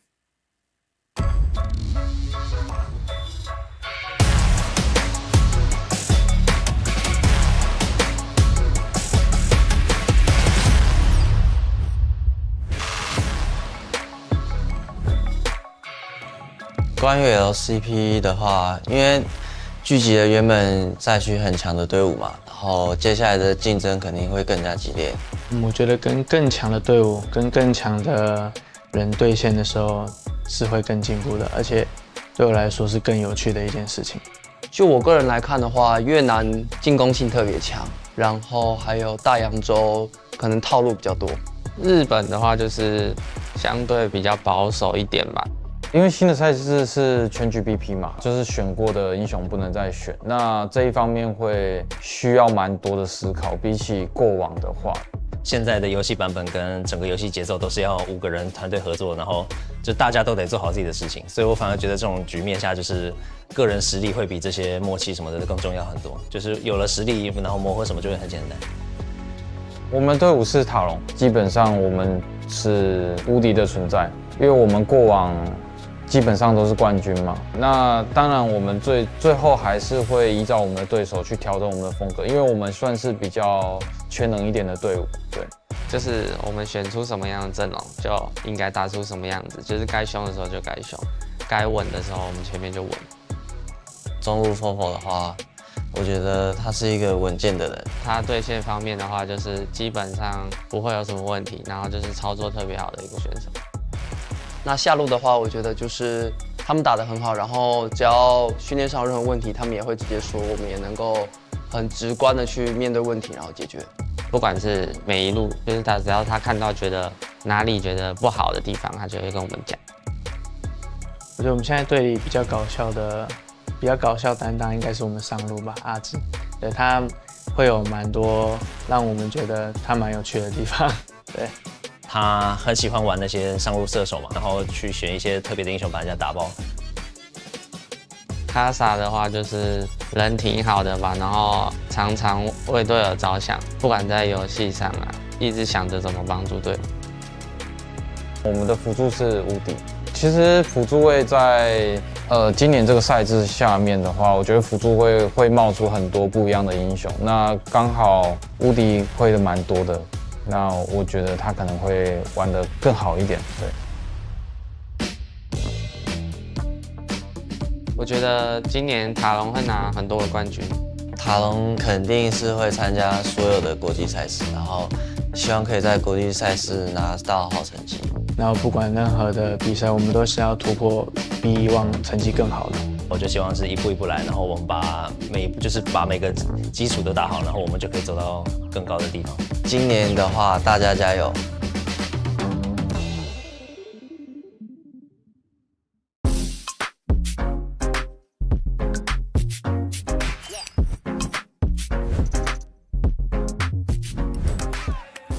！Với cái giải LCP thì thật sự rất là mới với mình, tại trước giờ mình thi đấu ở PCS thôi. Dạ, theo em nghĩ thì việc kết hợp giữa cả 3 khu vực thì sẽ làm cho giải đấu thêm phần kịch tính cũng như là hấp dẫn. Nên tụi mình sẽ cố gắng để tích lũy thêm kinh nghiệm cũng như là trải nghiệm để trước khi ra đấu trường quốc tế. Hiện tại đội tuyển Vikings Esports là có 9 thành viên và nổi trội nhất đó là vị trí của KT, đội trưởng của đội tuyển Vikings Esports. Anh KT trong game rất là hot. Đội trưởng team em là một người trong game thì luôn là điểm dựa cho mọi người. Mình xin tự giới thiệu về team của mình. Team mình thì có một top, Kratos thì mình thấy khả năng đi lên rất là tốt. Team mình có vị trí 2 vị trí rừng. San thì là tài năng trẻ thì cần phải học hỏi nhiều thêm. Kuri thì mình cảm thấy rất là có kinh nghiệm trong game và khả năng bắt rô. Trong game cảm giác Côn rất là nhiệt huyết. Ngoài đời thì khá là nhây. Còn Chika đi mid thì mình cảm thấy bạn ấy là tài năng trẻ thì điều đó để tiếp cho sự động lực của mình thì càng phải cố gắng nhiều hơn. Dạ, cảm nhận đầu tiên của em khi mới vào team thì mọi người đều rất là thân thiện cũng như là tập luyện rất là chăm chỉ. Em rất là bất ngờ về điều đó nên là em cảm thấy bản thân em cũng cần phải cố gắng rất nhiều để có thể bắt kịp đồng đội. Với team của mình thì có 2 vị trí AD, Shogun thì mình cảm thấy nếu mà Shogun chăm chỉ luyện tập thì còn phải tiến bộ hơn nữa. Để nói về vai trò của em thì trong team thì em là người cũng có khá nhiều kinh nghiệm đi quốc tế và cũng như là đánh khá là nhiều mùa giải, thì em nghĩ là em có kinh nghiệm, em có thể truyền đạt cho support của em và cũng như team của em. Cuộc style thì mình cảm thấy với những cái thứ mà ở trong game thì mình thấy rất là ok, còn chỉ có những cái tính thì mình nghĩ style suy nghĩ về điều đó thì còn phải tiến bộ hơn nữa. Còn hai support thì siêu long thì mình thấy khả năng chơi game thì mình thấy kỹ năng cao, còn hiểu biết về game thì mình thấy anh Di sẽ chỉ cho siêu long những vấn đề đó thì càng tỏa sáng hơn nữa. Còn Sword Art hả? Thì với kỳ vọng của mình thì khi mà được đánh cùng với Sword Art thì em nghĩ là một người có khá nhiều kinh nghiệm và cũng như là từng đi quốc tế nhiều và từng áo quân chung kết thế giới, và em nghĩ là em rất là mong được Sword Art chỉ dạy. Em cảm thấy rất là vinh dự khi mà team em được đại diện cho khu vực VCS tham dự LCP. Tại mình biết khi đi qua Đài Bắc thì tụi mình phải cần tập luyện rất là nhiều, vì ở đây là không phải khu vực VCS mà tụi mình đại diện cho khu vực VCS và fan của VCS luôn. Em nghĩ là trách nhiệm của các đội VCS ở LCP rất là lớn. Đội của em đã tập luyện rất là chăm chỉ cũng như là toàn bộ các thành viên đều hướng đến chức vô địch của LCP. Nên em nghĩ đó là điều quan trọng nhất giúp cho đội của em chắc chắn sẽ giữ được cái slot này. Thì em muốn gửi lời cảm ơn đến tất cả các bạn fan của Vikings là hãy tin một mình nhé, một mình sẽ làm được.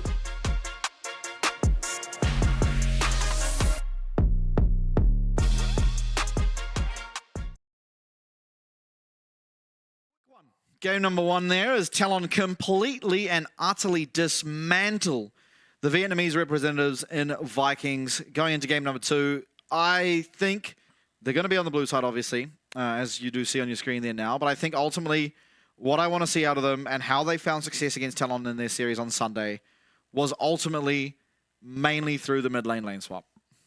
Yeah, look, it's surprising they didn't opt into Fofo, especially given that you've got a Yone mid lane.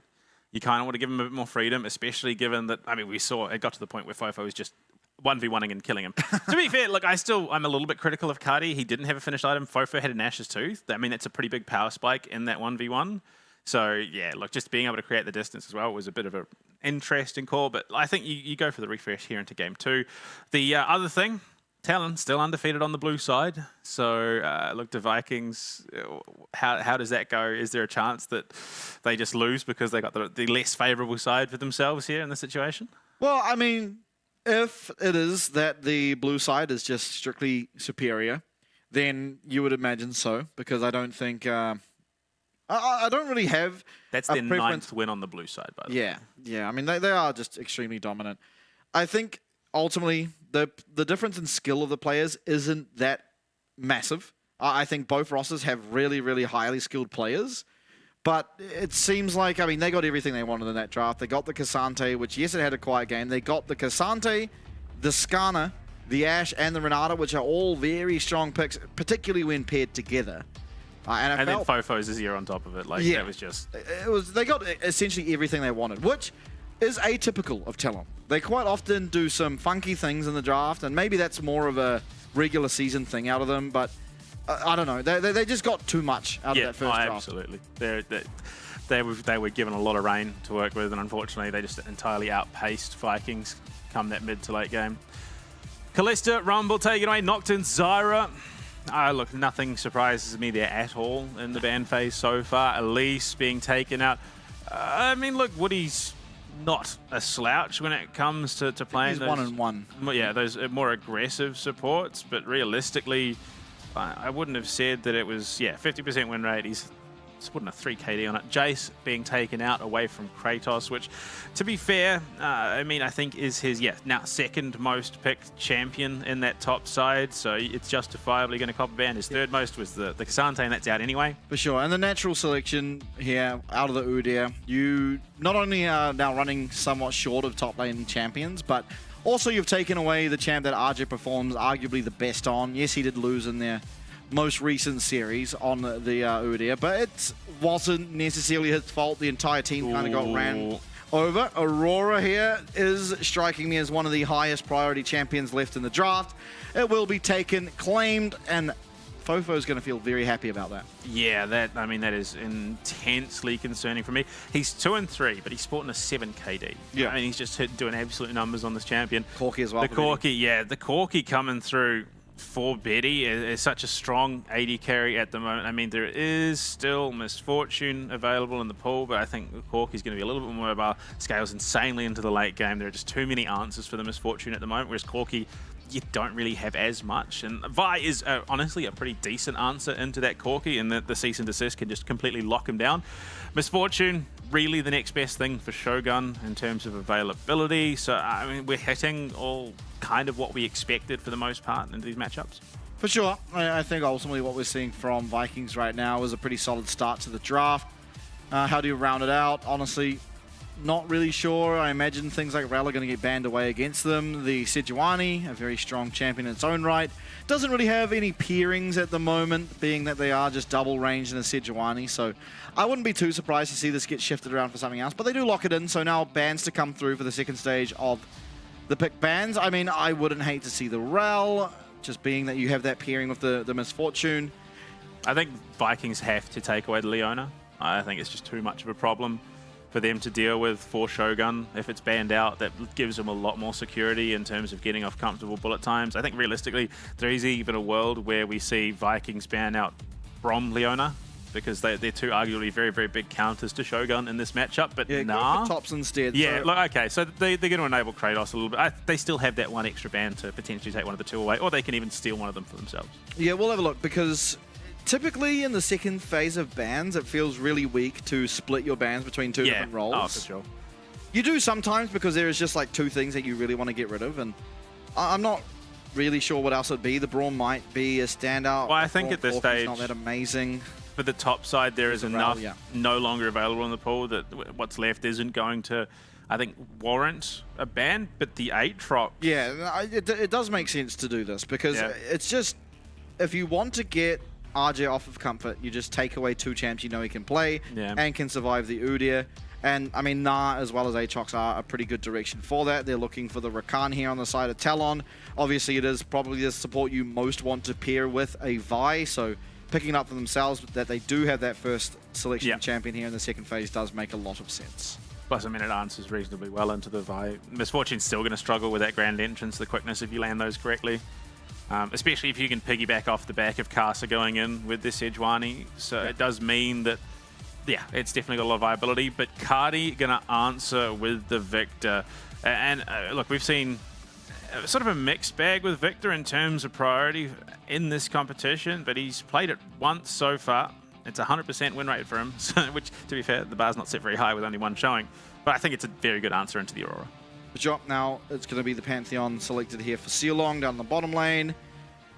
I mean, whatever. I mean, it's Sealong, he likes to be aggressive. Yeah, you could have pretty much picked whatever, and it doesn't change a whole lot, at least in my opinion. Camille possibly for Archer. Now, I have watched Archer play for the last 2 and a bit years, and I've never, ever once seen him play Camille. So this will be pretty interesting. And he's going to lock it in. So we're going to get our first look at Archer's Camille, and at least as long as I remember. It's not going to do overly great into the Udyr. In fact, it's going to do pretty poorly into the Udyr, as most champions do. But once it gets online, once it comes to the later stage of the game, there's not really a whole lot this Udyr can do to the Camille. You just got to try and stay as even as possible. It has a good time at locking down the Misfortune. It can also lock down this Vi and stop much of that forward momentum that Vi likes to have. Yeah, I think it's a great answer. Kratos on the Udyr, his priority is going to be applying pressure around the map. He's going to be roaming a lot. He's just going to be this big beefy unit. He's got a lot of survivability. And I think that's a brilliant answer out of Talon. So the answer is not matching the Udyr. It's not about keeping him reined in. Now the Camille has other options. Camille's job is to now jump onto the mid laner, jump onto the bot laner, try and isolate the jungle, which means that it's not a complete counter, but I think it does nullify a little bit of what the Udyr offers to this comp. For sure. We'll see how he looks on the Camille. I mean, I imagine being that he is so good at the game, oftentimes, you know, the top lane solo queue champions, most top laners when they're in solo queue do like to play the more, you know, skirmishy, fighty champions, and Camille certainly has had her time at the top in terms of those champs. I mean, she's spent a lot of time over the past, I'd say, 4 years as that absolute solo queue just win condition. I don't know how else to word it. She has been extremely dominant. She's a very self-sufficient champion in terms of being able to play it solo in a team environment. Because yes, if you join the team, you're going to be doing a lot, but you can also go play those side lanes and you just shred towers once that Triforce comes online. She is, I mean, look, yeah, despite the only thing she's lacking is just a lot of tank, which is kind of justified given what she has in the rest of her kit. Yeah, and it'll be interesting to see what RG ultimately builds, because, you know, in solo queue, you kind of like to play for the side lane. Typically, it's Triforce into the Ravenous Hydra, and you just push the wave, and then you can join the team. But in coordinated play, she typically does a little better by going things like the Steerax second, where her team fighting is just a little bit more powerful because she's a little bit more survivable. You don't really have access to a lot of that lifesteal when you're in the team fight, so we'll see what he does opt into. I would think that he is going to go for the Steerax. I mean, you ultimately excel more just blowing up one single target rather than trying to dish out AoE damage as well. So, look, there is a potential lane swap, and in fact, a definite lane swap, which, to be fair, I think is the best bet in this situation. I think the one person, though, this really does put under the pump is Aja, unfortunately. With a Pantheon Misfortune bot lane, there is an intense amount of kill threat, and I wouldn't even be surprised if we do see Aja just sort of completely back off from this tower. Yeah, he's not going to have much say, unfortunately, in this lane, which is what you kind of expect. Kratos taking a lot of damage, but Turtle form gets the biggest shield any League of Legends champ's ever had, and will be fine. Aja, though, takes a very poor trade. Really, I mean, he's just trying to get that XP and try and not get dove, but it's going to be level 2 coming online for the bot lane of Vikings. The Camille is a very squishy champion at level 1. She doesn't really have a whole lot in her kit to avoid the dive. You see it going on bottom. It's the shield coming out already. The stun comes through, and RJ is going to have to flash away, but has survived. At least that one gank will be hitting level 2 very shortly off this minion wave. The thing is now they can just push this wave back under the tower and look for a re-attempt. It's just going to happen again. The only problem is Guri has passed bot to top. So if anywhere, it's going to be a while. Yeah, it's going to be a while before they can actually look for it. And with Woody rotating down, which we did see just a moment ago, means that kill threat is largely nullified now. Yeah, he'll be completely fine for himself. And one interesting thing I think about the Camille is when you do now hold up as Betty. But he has no idea. Forward there, the ghost from Kratos. He is going to try and get himself out, but he's slowed up and he's going to be taken out.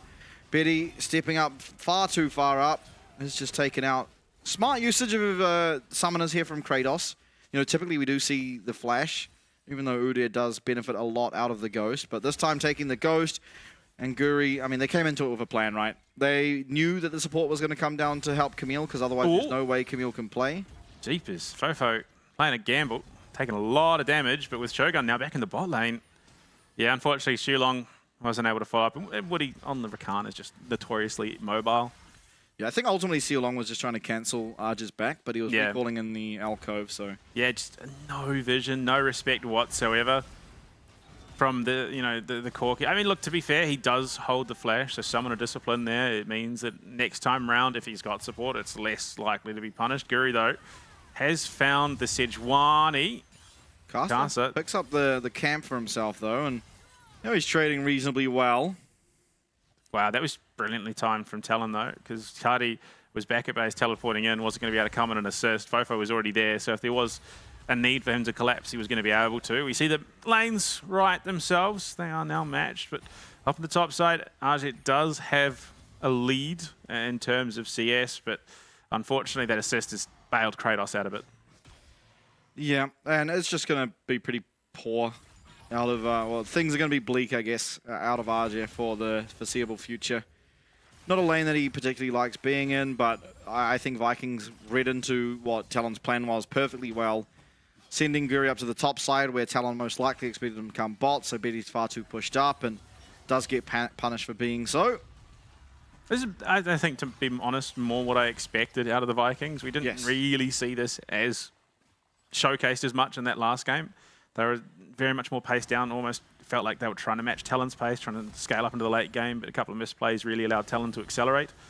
But I think, yeah, look, it's a nice mix. Vikings are playing a pretty aggressive comp that allows them to fight a lot more, but also does reasonably well going to the late game with the right setup. Ooh.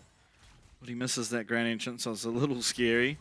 Cardi having a great time in the middle lane. As you can see, once again, Fofo on nearly 0 HP is going to have to take the recall. Chaos Storm used, so this is going to be an entire wave now missed for Fofo. So yeah, I mean, it's there are those who would say, oh, that's dumb, he fat-fingered ways. Well, it makes a lot of sense, honestly, in terms of game pacing. It also allows him to threaten mid. Betty forced back as well by some big damage. Ah, Shilong. Almost had it there.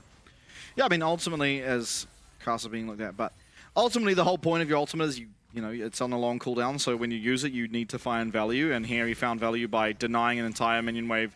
Not only worth of gold, but XP as well from Fofo, so I think a wise decision.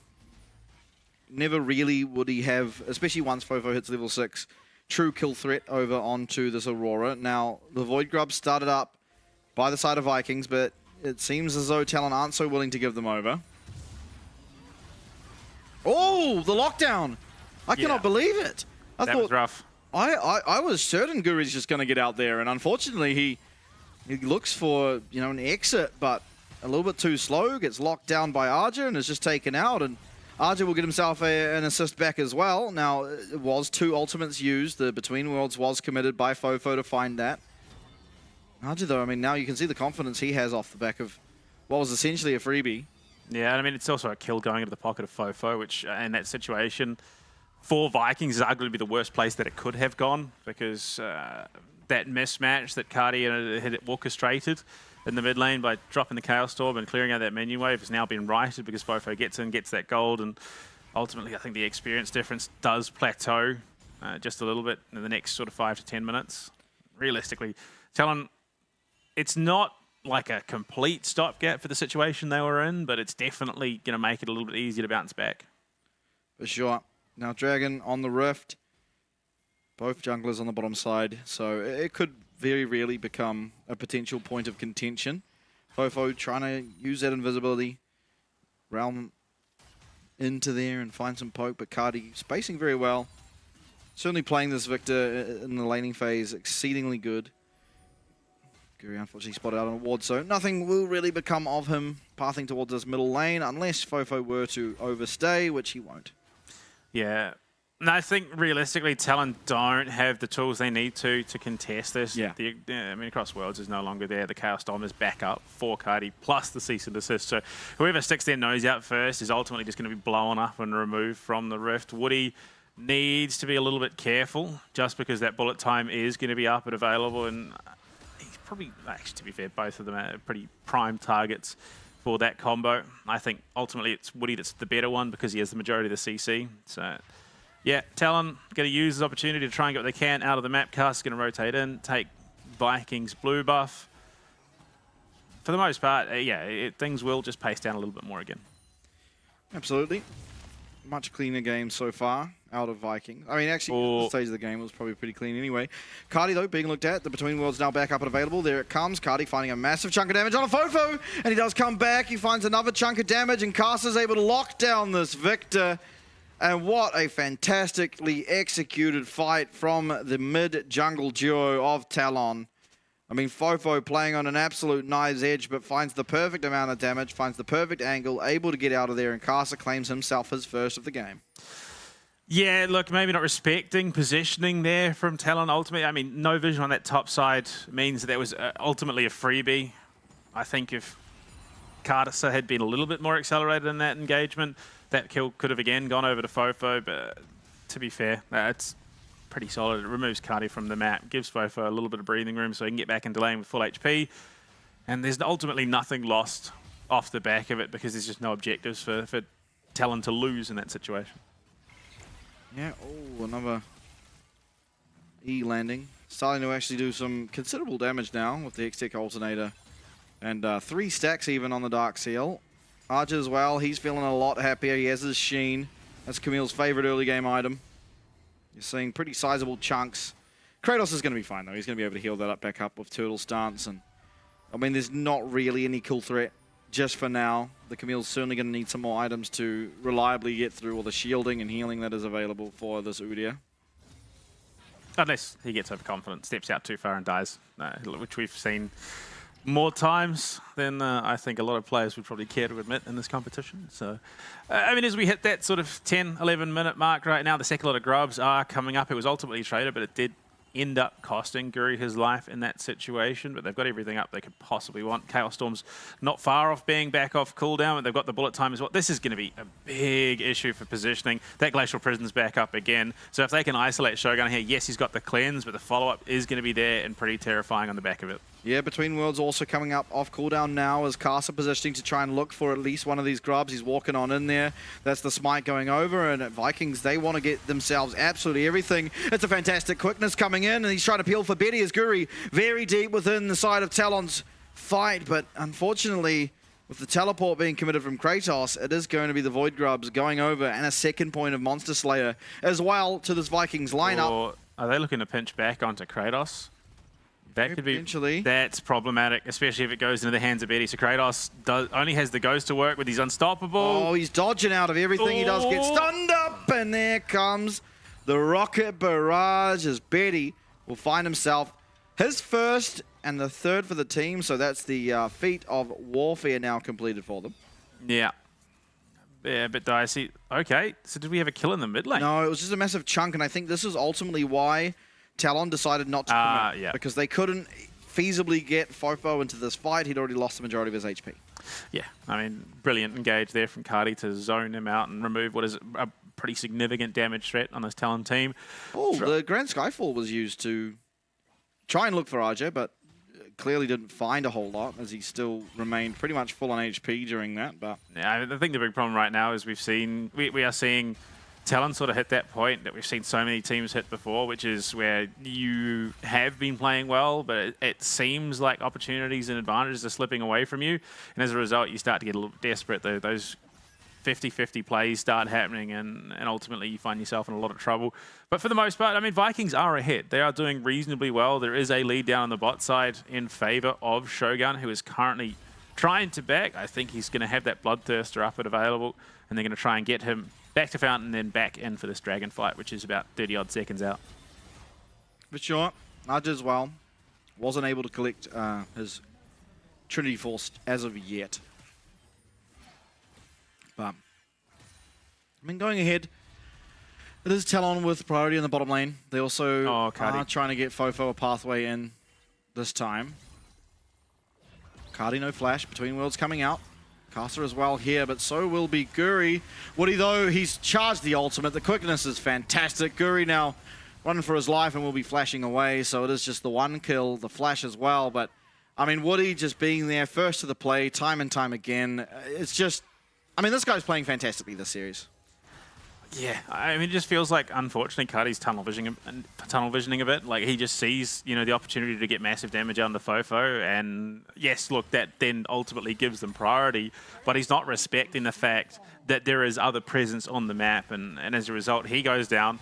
Talon can now transition this into that Drake, the second of the game. They tie it up, they tie up Drake count, but they're still starting themselves up on this feat of monster slaying.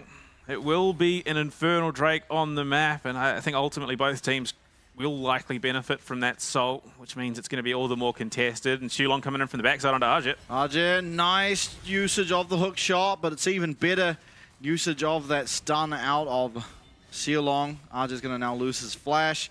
No one really in a position to defend this mid tower either, so again, Vikings, they are losing these interactions of the champions more time than not, but they are still staying well ahead in terms of chip damage on the towers and all the things around that sort of aspect of the game. So a much more competitive game here. They are ahead in gold. Shogun does have to be careful on this mid wave. He has cleanse and flash, so he should be fine, but ultimately not going to want to use those if avoidable.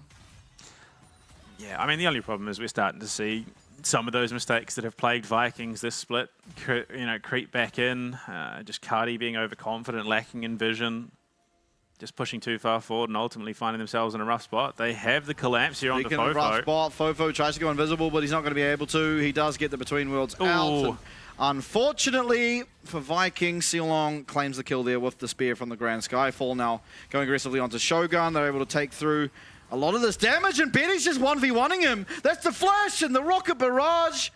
And it's again in game number 2, a solo kill. This time it's the 80 carry on 80 carry action. As Betty, knowing his limits, the barrier obviously paying dividends in comparison to the cleanse. Cardi, though, looking now for Betty, but the Valkyrie gets him out of that laser and keeps him up and alive. Still, the tower goes over. So, Vikings, once again, they're finding themselves gold and actually extend the lead based on the trade we saw. Yeah, I mean, look, they do take that feat of towers. Honestly, I think Feat of Demolition wouldn't be the worst name, honestly. I think that would be quite apt, but yeah, they get the tower, which means that all they need is to take this Rift Herald or even just wait out for the next Drake, take that Infernal, and they will have the Noxian Blessing. Unfortunately, Talon, despite being down gold, are finding some real big opportunities and getting some much-needed gold and XP in the right places. So yeah, look, there's a lot of posturing around this Rift Herald. They are going to be looking to fight this. Yeah, Rift Herald fight on the horizon, it seems, as Guri charges up that Vault Breaker. Will use it to get away, though. Talon, once again, they're going to contest this mid-wave. I mean, it's a battle of who gets the mid-wave priority is most favored for the oncoming Rift Herald fight, if it does eventuate into a fight. Casa does start it up. They have the Scuttle Crab control as well, so definitely poised to be able to take this, and it looks like ultimately Vikings are going to accept that this is happening and not look to commit too much to it. I think from the position they're in, it will be very difficult. Shogun does have cleanse, but no flash follow-up. Yeah, look, I think realistically, I think this is Vikings respecting the situation they're in. The team fight out of Talon is very, very scary if everything connects, so you got to be careful. Okay, so Archer's going to go for the Ravenous Hydra this game. They're looking very, very aggressively in the mid lane, and just like that, popped like a balloon. It's going to be Shogun going down, but so much use onto Betty. It's going to be a trade. Both Eddie Carey's now missing from the map. Teleported in from Archer. Is he able to find anything to help his team? Between Worlds gone, but Archie finds his way here onto Cardi. There's no follow-up, however. He's trying to change his target. He's going to get eliminated. It's another 1-for-1, but look at Kratos. He's untouched in the back line. Woody is not going to be able to get out, and it's a team fight going the way of Vikings as they look to continue on towards Fofo. Maybe, just maybe, he can trade. No, he will not, as Kratos gets on out of there, and Vikings take the win. Who are you to fight in the face of the god of war? Kratos on the Udyr splits the difference and ultimately splits Talon in half in the team fight.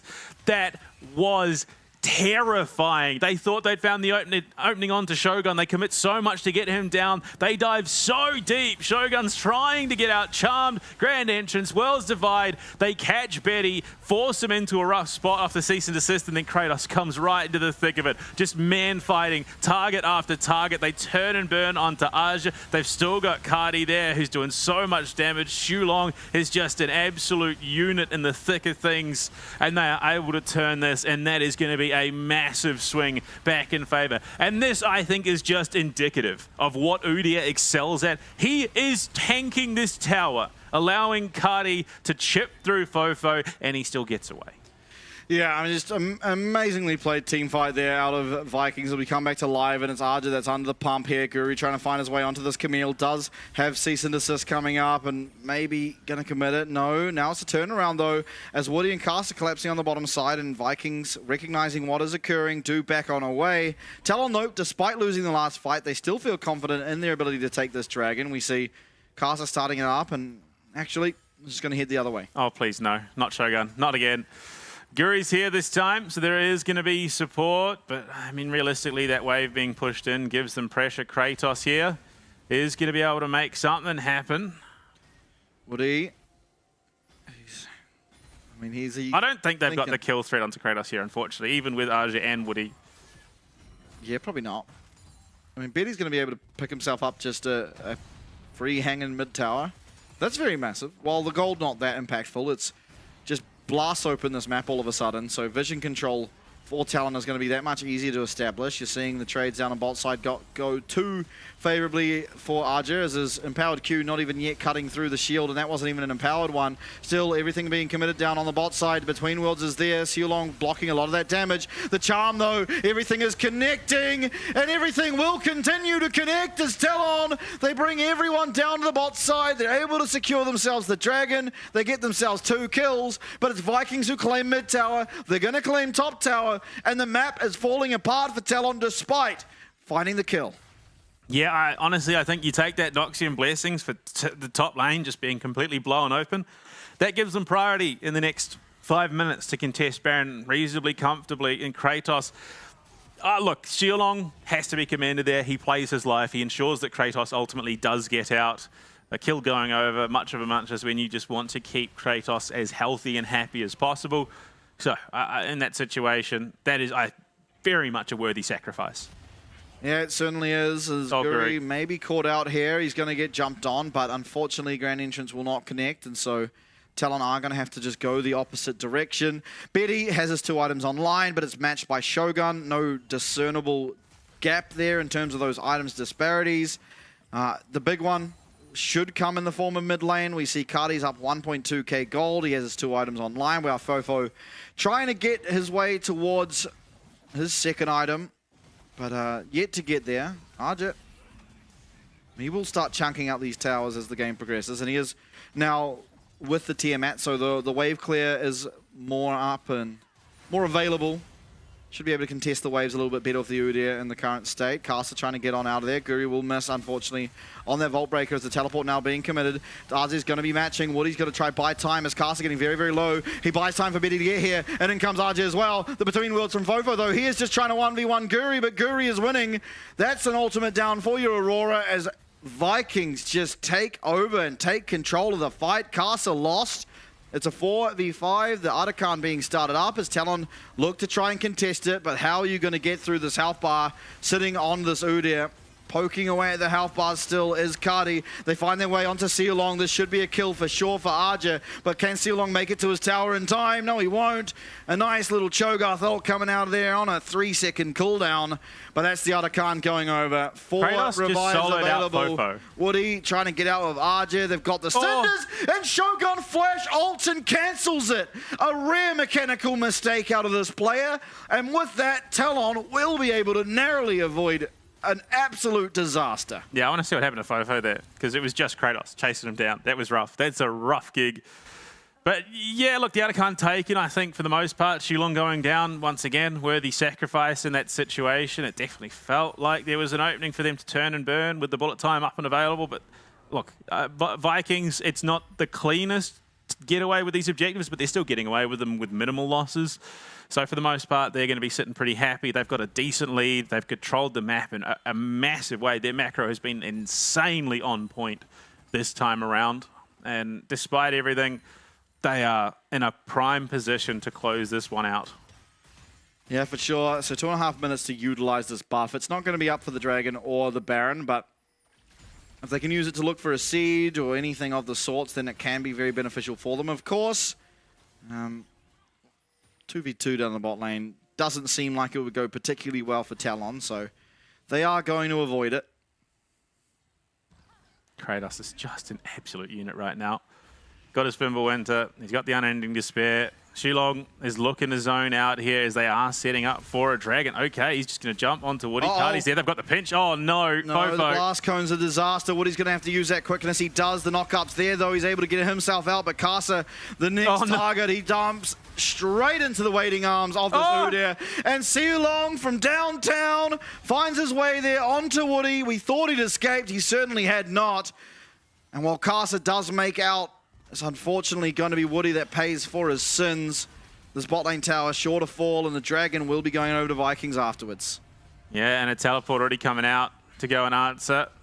Caddy is going to catch that wave in the top side to keep their tower nice and healthy. So for all Arj's efforts, unfortunately, he's not going to alleviate some of that macro pressure that Vikings have already set up. 36 seconds to the Baron, 36 seconds to a Drake. We might even see a contest trade, ultimately.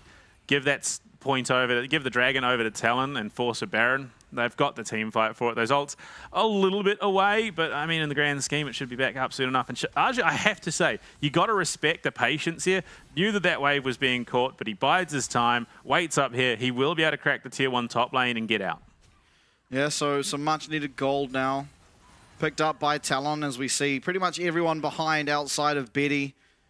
So, I mean, a lot of pressure on him to be able to get this one across the line for Talon, because ultimately, from what looked like a great game state for them, unfortunately has fallen completely apart, and Kratos on this Udyr has been pretty impossible to deal with, lack of a better word. I don't know how they're supposed to deal with them.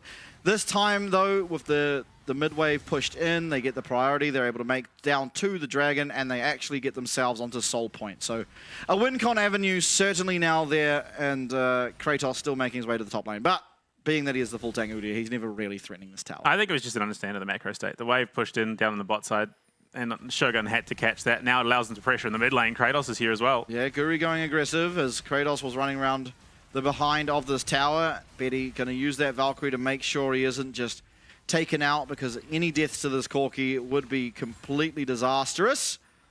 And so it is just another tower cracked. You see 6 towers already claimed by Vikings. Only the inhibitor structures do remain. Arj is trying to find some more damage here on the bot side, but Kratos is going to find him. Doesn't opt to chase. Ultimately probably not got the damage to chase him down a long lane and ultimately kill him, so. No, I bet Kratos is going to reset that wave, get it as far down that bot lane as he possibly can to give them that opportunity to potentially prioritize a Baron. Not necessarily a take. It definitely doesn't feel like Vikings can cleanly take the Baron right now, but they can definitely bait something out and try and look for a massive collapse onto Talon. For sure. Rapid fire cannon now for Betty. So he is at 3 items. He is arguably the strongest champion on the Rift.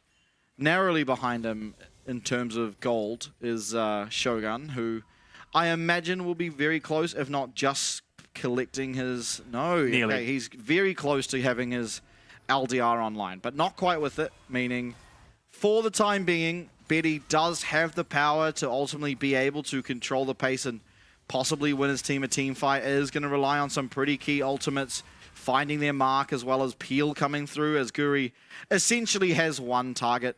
If he locks down Betty and the follow-up's there, then there's no real conceivable way that Talon should be able to win a fight. But, I mean, they've done weirder things in the past, so still got to hold our breath. Yeah, there's a lot of posturing. I think if Talon are smart, Woody's entire job is to just peel for Betty in the coming team fight. They've got enough setup in Arja if he comes in, and then of course Kasa on the Sejuani. Even Fofo has a decent amount of setup with that across worlds. So if Woody just straight babysits Betty, make sure that he's got freedom to play with. They've got a huge outnumber here Guri flashes, but he's not able to make his way onto Betty. The assault does mean that he does charge there because of Casa, but there is no follow-up at the moment. Betty flashes away, but he waits straight into Kratos. Down will go Betty, and with that, your best chance at winning a fight has quickly faded. Down will go Casa not long after as Fofo trying to get away, but Kratos has used that ghost. He's very, very quick. He gets onto this Aurora. Yes, there's cinders, but he's slowed up. Oh, wow. He's burnt down, and another one will fall. It's Arja and Woody. All that stands in a Baron that is going to go the way of Vikings. Arja doing the best in a bad situation. Arja, no, this is a brilliant play by Arja. Unfortunately, it's going to be answered by Kratos, so there's no chance of inhibitor going down, or at least an inhibitor turret. But, I mean, opening that mid lane entirely means that there is a lot more pivot ability around the map for this Talon roster post this Baron. But, I mean, they tell stories of monsters that stalk the jungle. And Betty thought he was away and free until he runs face first into what is an insanely scary Kratos who finishes him off. That is nightmare fuel at its best. Yeah, I think Betty got kind of sent to the wolves there. He had a really good timing on his Valkyrie. So the just flash got clipped on the cease and desist. Yeah, because Casa yeeted it into him. Unfortunately, Betty, again, really good timing by him. He was able to somewhat predict that the flash was coming through, picture in picture, though there's a fight breaking out. The cease and desist used, it's Fofo being the target. The Between Worlds is able to come out, and they get the shutdown. Oh no. Fofo! Oh my god, Fofo! He dodges the vision! Betty, he lives! The Chaos Storm is over! And somehow, Talon, I don't know how you do it every single damn time! They're so far behind, they have no right to do anything!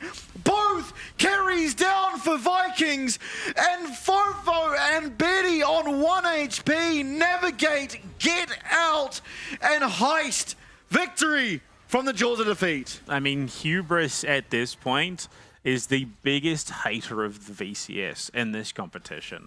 They absolutely take strides in a game and then they get overconfident or they get lax in the way that they're approaching the game, and they find themselves in a situation like that, and the turn and burn is just so severe from Talon that it swings things. Now look, it's not elite back in Talon's favor. They have not swung it by a massive margin, but if they can take fights like that, they can easily take the game. It's how they won against Secret, it's how they won in the past. And I mean, what was the call here? Sulong just caught. I mean, that's perfectly fine. So they decide to waste everything to save Sulong. I mean, yes, I think this, yeah, the subsequent engagement would have been onto Baron, but Sulong definitely not worth overcommitting and 100% guaranteeing it goes the way to Talon in the end, because, and then Guri still gets it anyway. What? Yeah, well, I mean, the Dragon was 50 seconds from spawning, and ultimately, there is still Barons up and available, so all the pressure around these lanes was afforded to the side of Vikings, and it makes sense for Talon not to contest it. There's no real need to. Again, Guri looking aggressively onto Fofo, but he is able to just duck out of dodge. It still could be a follow-up here, though. Instead, not going overcommit into the side of the jungle where he has no vision. But you've just won a massive fight there. Dragon is not far up. You can then set up yet another trap and do the exact same thing again. And yeah, I mean, they are just weaker. Yeah, so I mean, they are, but so it's better to just wait 5 minutes. Yeah, look, I don't know. I think there was definitely room. Talon, I think, probably gave a little bit more respect than was necessary in that situation. The ultimates would have been back up in time for them to make something of it. But yeah, look, it's not the end of the world. It's not like they are giving over a soul. It's just a second of the Dragons for Vikings. So it's not the end of the world. But yeah, like, it definitely feels like they are maybe giving a little bit more respect than should be. I don't think so. Ultimately, right now, Fofo did just recall now and picked himself up a Void Staff, and he wouldn't have had that available to himself at the Dragon. A lot of people, I mean, that was a scary look. Everyone running towards this big boar, but yeah, you're probably not wanting to engage on caster anyway. But I think you've already got the Dragon Soul point, rather, for the side of Talon. You're close to having a third item online for your Aurora, who will be very, very impactful if he is able to get those items online. Woody, I mean, he has no support there, but fortunately, Vikings do not have the same vision of the map that we do. Yeah. Well, no, I mean, yeah, look, I think they could have forced the issue, but Talon are a slow burn team. They are always going to make the safer of the option, take the safer of the options when it's presented to them. They want the sure thing when it comes to making something happen. So they are respecting Vikings, which they justifiably should, given how things are going here in Game 2. Would he stop from backing off? They are collapsing onto this bot side, trying to set those waves up. There is still 2 minutes from the Baron. 4 items now for Betty. Oh boy. He is well and truly ahead of anyone else in this game.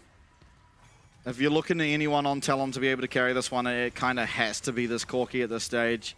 Obviously, you'd love to be able to get the Infinity Edge online, which I imagine will be his last item. I mean, he could even go for something like the Shield Bow just to give him that extra layer of protection against what ultimately can just be a Flash Q Vi-ult, or a Q Flash Vi-ult more accurately. Yeah. I mean, a minute to 20 until that Baron comes up again. So Vikings were clearly looking for a fight to try and take an advantage, accelerate some of those items just before the Baron spawns up. Because you look at it, at the moment, Shogun is not far off his next, and Woody, he's going to catch a stun to the face, but it's a Rakan. He's notoriously slippery. Shulong, though, I mean, he's had a pretty solid game for himself. You look at it, he's building towards the Black Cleaver. He's got the Sundered Sky. He's just so hard to kill at the best of times, but he also pumps out an insane amount of damage. Sure, Arja's going to locate this pink ward, able to clear that one up as Woody consistently trying to dodge out of any of the damage that can come through from Cardi, the poke damage he's trying to do, the teleport in for Kratos. He's looking for Kasa, but Kasa's definitely not the member of Talon they want. The cease and desist used, but the Between Worlds and Fofo, how could he play that any better? Kratos running through the side of Talon though. The knock-up is there, the quickness. Woody's going to be able to escape. A lot being used from both sides. Ultimately, is Kasa getting pretty low and Betty not here to hit. This will be the ball going over. Arja's going to be able to get on out of there, and the turn-back damage is just not quite there for Betty as Kratos is more than a man at this stage of the game. 5 members of MVKE do remain alive as Baron could be on the mind. Absolutely. I mean, that was exactly as... Well, look, that was probably the worst possible situation. Kratos, they want to fight into him, but Cardi's there. They don't have the damage to deal with the God of War currently. Betty is just melting. Yeah, and the laser coming through here for Cardi. Do they have the follow-up? It's a nice amount of CC from Arja, but unfortunately, again, they cannot burn through this Udyr's health pool. The Hextech Ultimatum on to see you long, but it's a shutdown ultimately. Once again, given over to the side of Vikings. They get the Baron while all of this is going on, and they look to continue going forward onto Woody. Can he get out? It doesn't seem all that likely as Kratos is just charging down Rakan. Fofo, he gets one kill back. Woody trying to get out. Caster's going to be here, so ultimately this Rakan should be able to survive this interaction. Caster with the stun and Kratos no longer with the threat there. It is, however, going to be this mid lane inhibitor tower going down. The inhibitor sure to follow, and in a 3v4, somehow Talon has to try and keep their hopes alive in game number 2. Caster, he whiffs the ult. It's not going to connect onto anyone. He's lost half HP, and look at the health bars as they go down bit by bit. The cease and desist, the Between Worlds, they'll get out of the bullet time, and Woody might have just bought him enough time to try and find that kill back, but Caster's taken out. Betty's respawned, the open nexus, Shogun flashes away, he's able to live, Betty does not find the kill, in comes Arja, but Guri will seal the deal, and Vikings take us to a third. The God of War, he is just an absolute inevitability on this Udyr. Look, that was, again, stark difference to game 1 from Vikings. Every single lane felt like it was coming together, despite Cardi getting caught twice in the mid lane off of brilliant ganks out of Kasa. But, oh, that is chills. Like Kratos playing the game, Guri backing up, and the number of times Shulong on the Pantheon, you thought a member was escaping from Talon.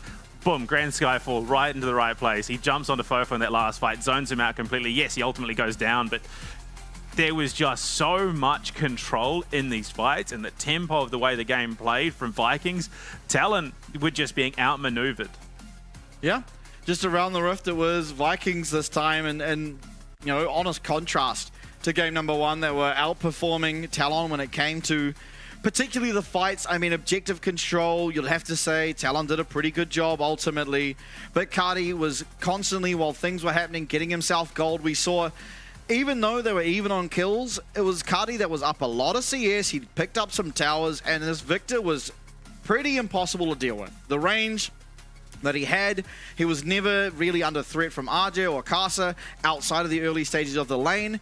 And as well, as you said, every time it looked like someone was getting out, Long jumped on them. How many times did we see someone flash straight into the waiting arms of Kratos? It was just so consistent with only one real slip up around that fight near the dragon.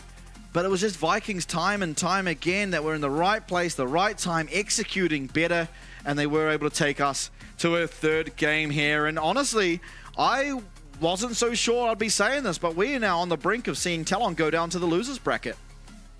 Yeah, look, I think that's still the less likely of the two scenarios. I think ultimately it probably leans 70-30, if I'm being perfectly honest, into Talon now that they can go into the next draft and they don't have to worry about removing some of these problem champions.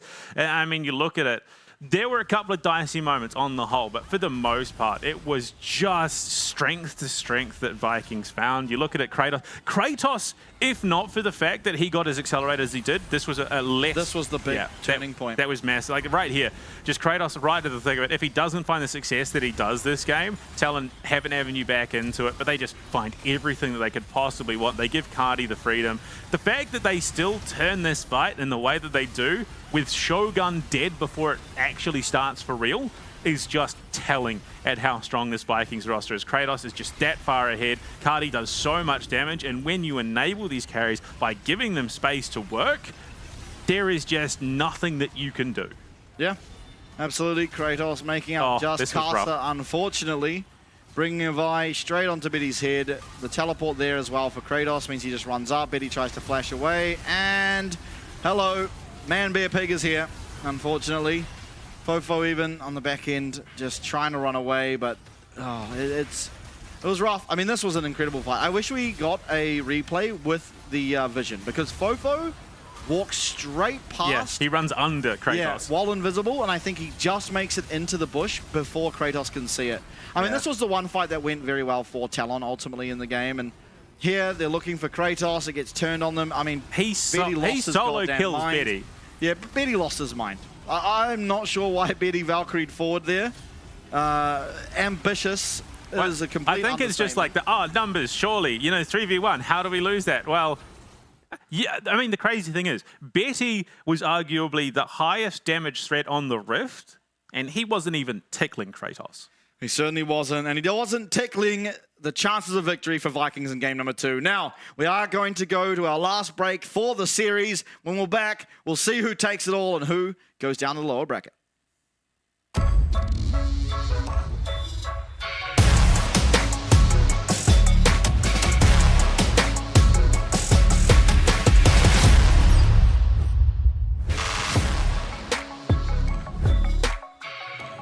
关于 LCP 的话，因为聚集了原本赛区很强的队伍嘛，然后接下来的竞争肯定会更加激烈。我觉得跟更强的队伍、跟更强的人对线的时候是会更进步的，而且对我来说是更有趣的一件事情。就我个人来看的话，越南进攻性特别强，然后还有大洋洲可能套路比较多。日本的话就是相对比较保守一点吧。因为新的赛制是全局 BP 嘛，就是选过的英雄不能再选，那这一方面会需要蛮多的思考，比起过往的话。现在的游戏版本跟整个游戏节奏都是要5个人团队合作，然后就大家都得做好自己的事情，所以我反而觉得这种局面下，就是个人实力会比这些默契什么的更重要很多。就是有了实力，然后磨合什么就会很简单。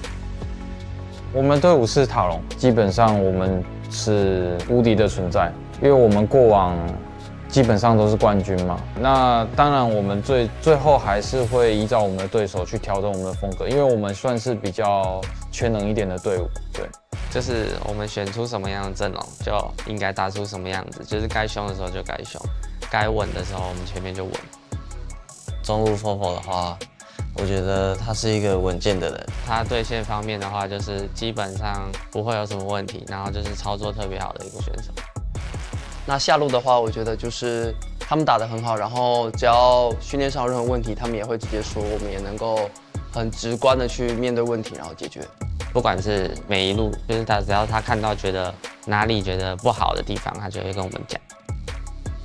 我觉得我们现在队里比较搞笑的比较搞笑担当应该是我们上路吧，阿志，对他会有蛮多让我们觉得他蛮有趣的地方，对。他很喜欢玩那些上路射手嘛，然后去选一些特别的英雄把人家打爆。卡萨的话就是人挺好的吧，然后常常为队友着想，不管在游戏上啊，一直想着怎么帮助队友。我们的辅助是无敌。其实辅助位在今年这个赛制下面的话，我觉得辅助会冒出很多不一样的英雄。那刚好无敌会的蛮多的，那我觉得他可能会玩得更好一点。对。我觉得今年塔隆会拿很多的冠军。塔隆肯定是会参加所有的国际赛事，然后希望可以在国际赛事拿到好成绩。然后不管任何的比赛，我们都是要突破，比以往成绩更好的。我就希望是一步一步来，然后我们把每个基础都打好，然后我们就可以走到更高的地方。今年的话，大家加油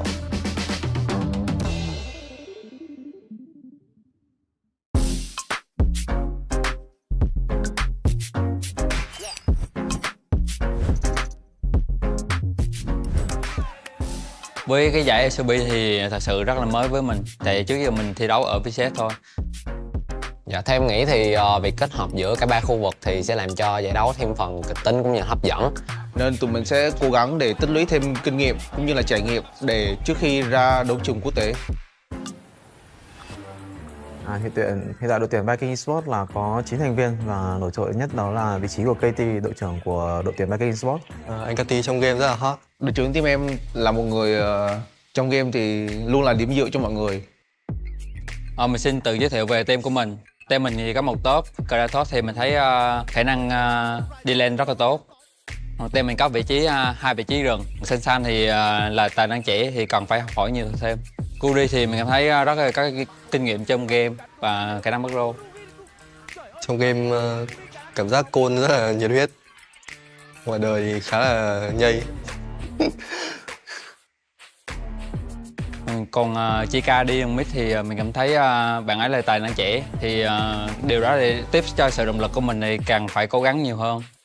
Dạ, cảm nhận đầu tiên của em khi mới vào team thì mọi người đều rất là thân thiện cũng như là tập luyện rất là chăm chỉ. Em rất là bất ngờ về điều đó nên là em cảm thấy bản thân em cũng cần phải cố gắng rất nhiều để có thể bắt kịp đồng đội. Với team của mình thì có hai vị trí AD, Shogun thì mình cảm thấy nếu mà Shogun chăm chỉ luyện tập thì còn phải tiến bộ hơn nữa. Để nói về vai trò của em thì trong team thì em là người cũng có khá nhiều kinh nghiệm đi quốc tế và cũng như là đánh khá là nhiều mùa giải, thì em nghĩ là em có kinh nghiệm, em có thể truyền đạt cho support của em và cũng như team của em. Cuộc style thì mình cảm thấy với những cái thứ mà ở trong game thì mình thấy rất là ok, còn chỉ có những cái tính thì mình nghĩ style suy nghĩ về điều đó thì còn phải tiến bộ hơn nữa. Còn hai support thì siêu long thì mình thấy khả năng chơi game thì mình thấy kỹ năng cao, còn hiểu biết về game thì mình thấy anh Di sẽ chỉ cho siêu long những vấn đề đó thì càng tỏa sáng hơn nữa. Còn siêu quốc ạc hả? Thì với kỳ vọng của mình thì khi mà được đánh cùng với siêu ạc thì em nghĩ là một người có khá nhiều kinh nghiệm và cũng như là từng đi quốc tế nhiều và từng áo quân chung kết thế giới, và em nghĩ là em rất là mong được siêu ạc chỉ dạy. Em cảm thấy rất là vinh dự khi mà team em được đại diện cho khu vực VCS tham dự LCP. Tại mình biết khi đi qua Đài Bắc thì tụi mình phải cần tập luyện rất là nhiều, vì ở đây là không phải khu vực VCS mà tụi mình đại diện ở khu vực VCS và fan của VCS luôn. Em nghĩ là trách nhiệm của các đội VCS ở LCP rất là lớn. Đội của em đã tập luyện rất là chăm chỉ cũng như là toàn bộ các thành viên đều hướng đến chức vô địch của LCP, nên em nghĩ đó là điều quan trọng nhất giúp cho đội của em chắc chắn sẽ giữ được cái slot này. Thì em muốn gửi lời cảm ơn đến tất cả các bạn fan của Vikings là hãy tin một mình nhé, một mình sẽ làm được.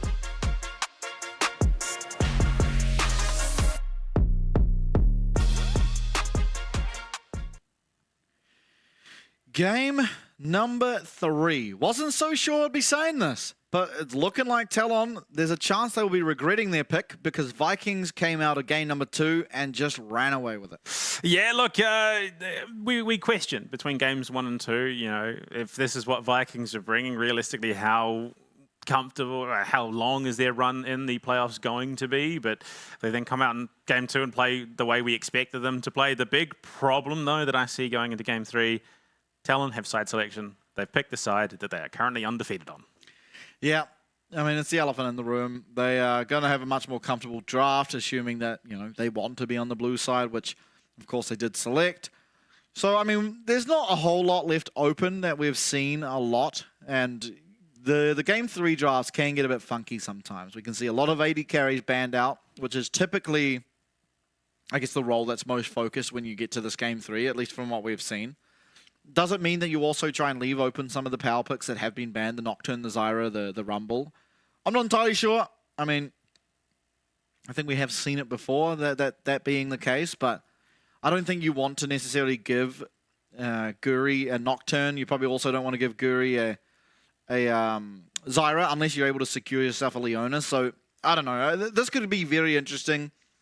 I think the bans probably will change up a little bit now. Fearless draft being a large reason why. Yeah, I mean, you think it gets crazy now. Wait till we get, you know, into this weekend, the best of 5's coming out. There is just some potential insanity that ensues once we head into the best of 5, and the LCK is really just, you know, loving it. They're making the most of it. I think they've had a number of game 5s now in their playoffs format, and we'll have to see just how the LCP does at that state of the game. But I mean, with what's left in the pool, I'm lacking confidence that Vikings can successfully reverse sweep and get it over the line, because a lot of those picks that have really made them look very, very strong are going to be out, whether that's through the Fearless draft or just the ban phase in general. So unless they've got something in terms of just some, you know, deep pocket draft, they've got some picks that they really think they can, you know, finish things off strongly with, I just think Talon ultimately have the stamina to close this out. I'm inclined to agree here. Now, as we head into those bans, the Zyra Nocturne were hit, the Rumble and Callista for the side of Vikings. Wukong to round it out. Xin Zhao stands out to me as a power pick remaining open, so we'll see if Vikings take that one away and devolve, I suppose, the jungle picks. It's gonna be nicer.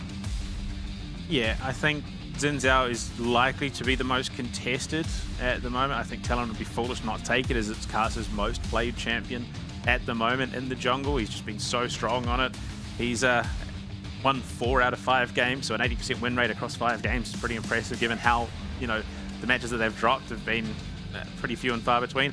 They do opt into the Jace. Now, yes, look, it's my joke. I don't like the Jace top.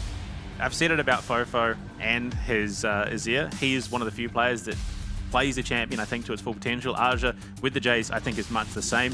I think it is going to come down ultimately to what they draft to round out this comp, because we've seen, if you pick the Jace, it's more brawly, it's more of a pokey comp rather than just the all-in that it once was. But Vikings pick up the Jhin for Shogun, which is notoriously an AD carry that it gives itself a lot of space. So if Talon are looking for heavy engage, I think they're going to struggle here. Yeah, possibly. I also think after the Jace, what really is left up in the top lane, it doesn't strike me as a whole lot. The Rumble's taken away. We've lost. There is a Gragas, Cassante. there's a Renekton. Yeah. There's nothing that's particularly strong. Yeah. But it might just be a Renekton possibly here. Anyway, the Xin Zhao was picked up by Guri. Makes sense. Again, it did strike me as the main strong jungler that is you want to know still something crazy? available. This is going to be the first Xin pick for Guri this split. He's played almost everything else. Actually, well, at least in the regular season, I'd have to go back and check the numbers for playoffs, but you could see the Ezreal paired with the Jace and the Leona as well indicates to me they are looking to play from a little bit of distance. They're going to be looking for a little bit pokey. I wouldn't be surprised if we see something that, again, is a little bit more standoffish coming out of the mid lane for Fofo, and then opt into playing what is going to be likely a heavy engaged jungler. Jax is the answer. Kind of forgot about that champ, but it is definitely a very strong champ. Unfortunately, the pretty standard answer is going to be up and available, which would lead me to believe that either they're going to ban out the Gragas more than likely in that top side. Well, it should be Jace top. They might be worried about it going It could be mid lane. I think in the current state, it does give Talon the ability to pivot, but it also strikes me as there may not be that much of a read on it for Vikings because we've seen it almost exclusively in the top side. For sure. So a Kali ban, meaning they do think the Jace is going top. Elise taken away from Seolong. Pike still up. Is available. I don't know how good a Pike game it's going to be with Israel, Leona, and Jace on the board, especially if you pick something that is also a little bit more safe in the mid lane. The Lee Sin being banned out and away from Kasa. I mean, in terms of what Kasa's played already, we're getting pretty deep down. In fact, of the junglers that he's played in the regular season, there is nothing left to play. It is going to have to be something different. Okay. Well, we'll see what he goes for. Still one more ban to come. I imagine this is... Okay, so Ari. So taking away a safer blind pick mid. Maybe trying to force out the showing of a support. I mean, it doesn't really benefit Vikings to pick their support here in either case. You may as well just leave the blind pick, I mean the counter pick for mid lane and Shen. So a really strong Leona answer. Also will be able to block the Mystic shots as well as a lot of Jace's just regular auto attack damage. Orianna, a strong champion, not a whole lot to appear with it now, and there's the Galio. I rate that a little bit more. The Orianna, while yes is strong, does require a little bit of setup.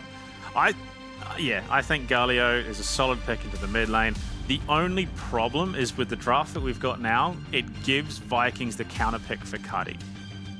Unless they do pivot Jace into Fofo's hands and send the Galio up top into the Jax, which, I mean, wouldn't be the end of the world, but I definitely don't think it does phenomenally well into it. Yeah, but, I mean, Galio is barely counterable. The champions that typically do well onto it already gone, the Yone, the Corki. So, Lilia as well. So there's the AP damage. Nidalee. Hard AP damage. Yeah, definitely less reliable. But the setup's there. Yeah, okay. You can see the Leona and... that was the exact answer that I was expecting. Like, Hawaii is just... It feels almost overlooked, and I can understand why it does struggle a little bit. He's a little bit immobile. He can be punished quite heavily if you do have something in the jungle that is going to be jumping straight onto him. But I think with those heavy CC junglers out of the mix, because either, Fearless Draft or Ban Phase, it does give Cardi a little bit more to work with. He's also got that great range to match the Jhin, on top of the fact that you've got Xin Zhao going in with a Shen on top of it, Jax as well. So you've got these three insane frontline brawly champions and then just huge snipe damage coming in from the backline. So I really rate what Vikings are doing. But in saying that, there is a crazy amount of punished turnaround coming out of Talon.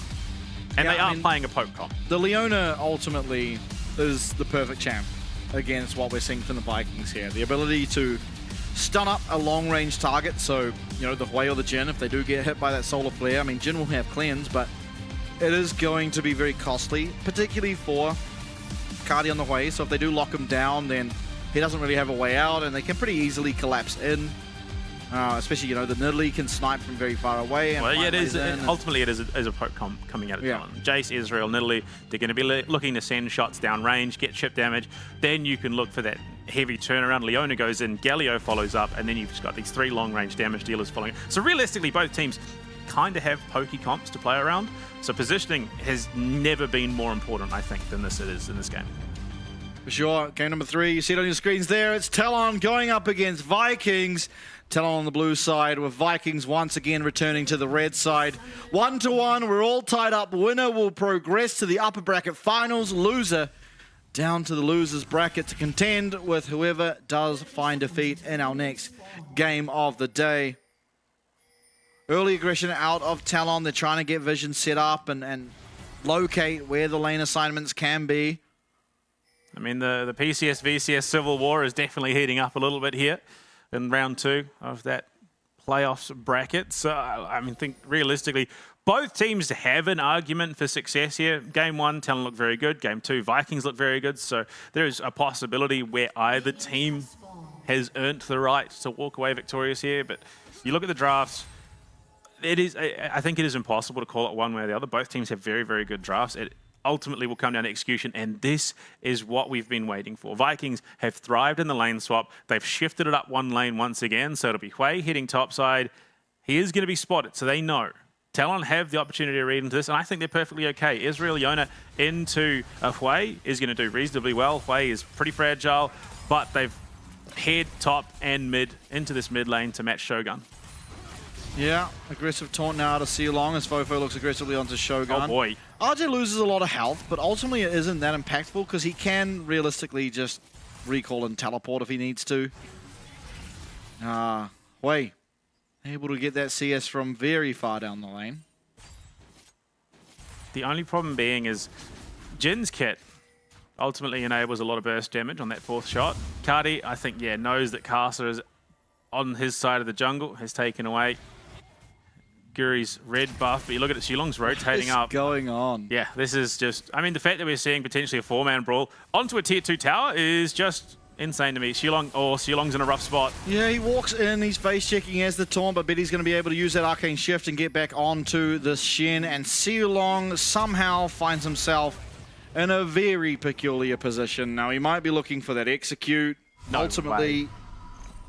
What? Yeah, no, he's just going to get out. I think realistically, the amount of time that you are losing out on here is going to cost you because Kratos is a free lane right now. Yep. He's just been free farming down on the spot side. You cannot let that Jax accelerate more than he already has because it's going to get to the point where RG cannot stay in lane against him just because of how accelerated he is. Cardi, though, they're looking for a tower dive here, which seems a bit bizarre to me. Oh, what he stunned the tower! What he used his stun on the tower! Oh, it's a disaster. And Cardi, he's going to be able to get that first blood. He's going to be feeling real good. And Talon quickly regretting the decision here as Fofo as well. Trades aggressively. Thankfully, that phase rush does get him out. Could you imagine how busted if Leona could stun a tower? Like, that'd just be the most overpowered nonsense in the game. But yeah, I think this was hugely ambitious. You don't have lockdown bar Woody right now. Literally is not someone who is naturally just going to lock you down. Flash. Oh. No, he didn't even stun. He didn't get the chance to because of Cardi's flash out. Gets a little bit of damage onto him, and that is a free kill onto your Hui in the mid lane, who, realistically, again, you didn't even need to force the issue there. And they might even look to do it here onto RG. I did say, he was well behind right now. He is 24 CS down. And if he steps too far forward, gets caught, he is dead. Yeah, I think it seems to me like Talon have overcooked. I can't think of another word to use. Oh, Teleport boy. now coming down. RJ's trying to return to his tower, but Cardi will be able to get down here and all but secure this kill. RJ with the flash still up is not going to find a way to use it, but does find a trade kill. So every single dive that's happening in this game has sucked. That's putting it generously, I think. I think the one saving grace for Vikings is, again, the kill goes over to Cardi. As this way, he's going to be doing a lot of damage from long range, especially if he gets accelerated up with those items. Shogun's had a pretty reasonably free time. Yeah, look, some interesting decisions having been made round the map. Shilong, again, trying to man fight into a Galio when he's 2 levels down. A bold call, but not one that's ultimately going to be punished all that heavily. But I think the ultimate winner here is Kratos. Oh, 100%. He is a level up, but most importantly, he's 40 CS up now after he smacks these next 2. And unfortunately, RG's been forced down into a lane against the 2 and 0 Hui. Yeah, definitely suffering is RJ. Or he's hit double digits. But it's just an odd decision. They go for the lane swap. There have been a number of them. And RJ just sits mid the whole time instead of laning into what is ultimately a completely fine matchup. You're not really going to ever be under threat of dying against the Jax outside of a major misplay, particularly in the very early stages. And so puts himself behind, very behind, as Sealong getting jumped on. Caster does get the ability to find that jump in, but enough ground covered. Shogun. Smack him. Do it. Hit him. Prank him, John. But yeah, I mean, the fact that the turnaround is there, I think, while yes, Galio is a good pick in a team fighting sense, and you do actually have the damage range threat to make this comp work very well, Galio, until he gets that hero's entrance, is largely decorational for the most part. It's just there to set up for something like Casa to come in and go for a pick. Yeah, now contesting the Void Grubs, Talon rather are trying to do it. The flash, the 3-man Counter-Strike, and Casa, he's trying to leap away, but it's going to be that 4th shot coming and finding the damage. Now 4 members of Vikings making away with 2 very swift kills, and this game is very rapidly getting out of control. And the biggest problem to me is Talon are trying to force Vikings playstyle, which is aggressive early game, looking for skirmishes, looking for fights, against a team that does that almost every game.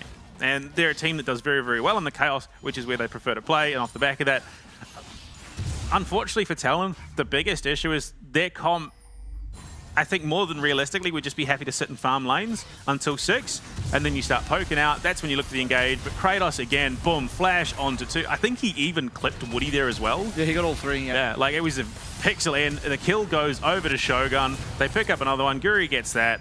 And I mean, feats of strength.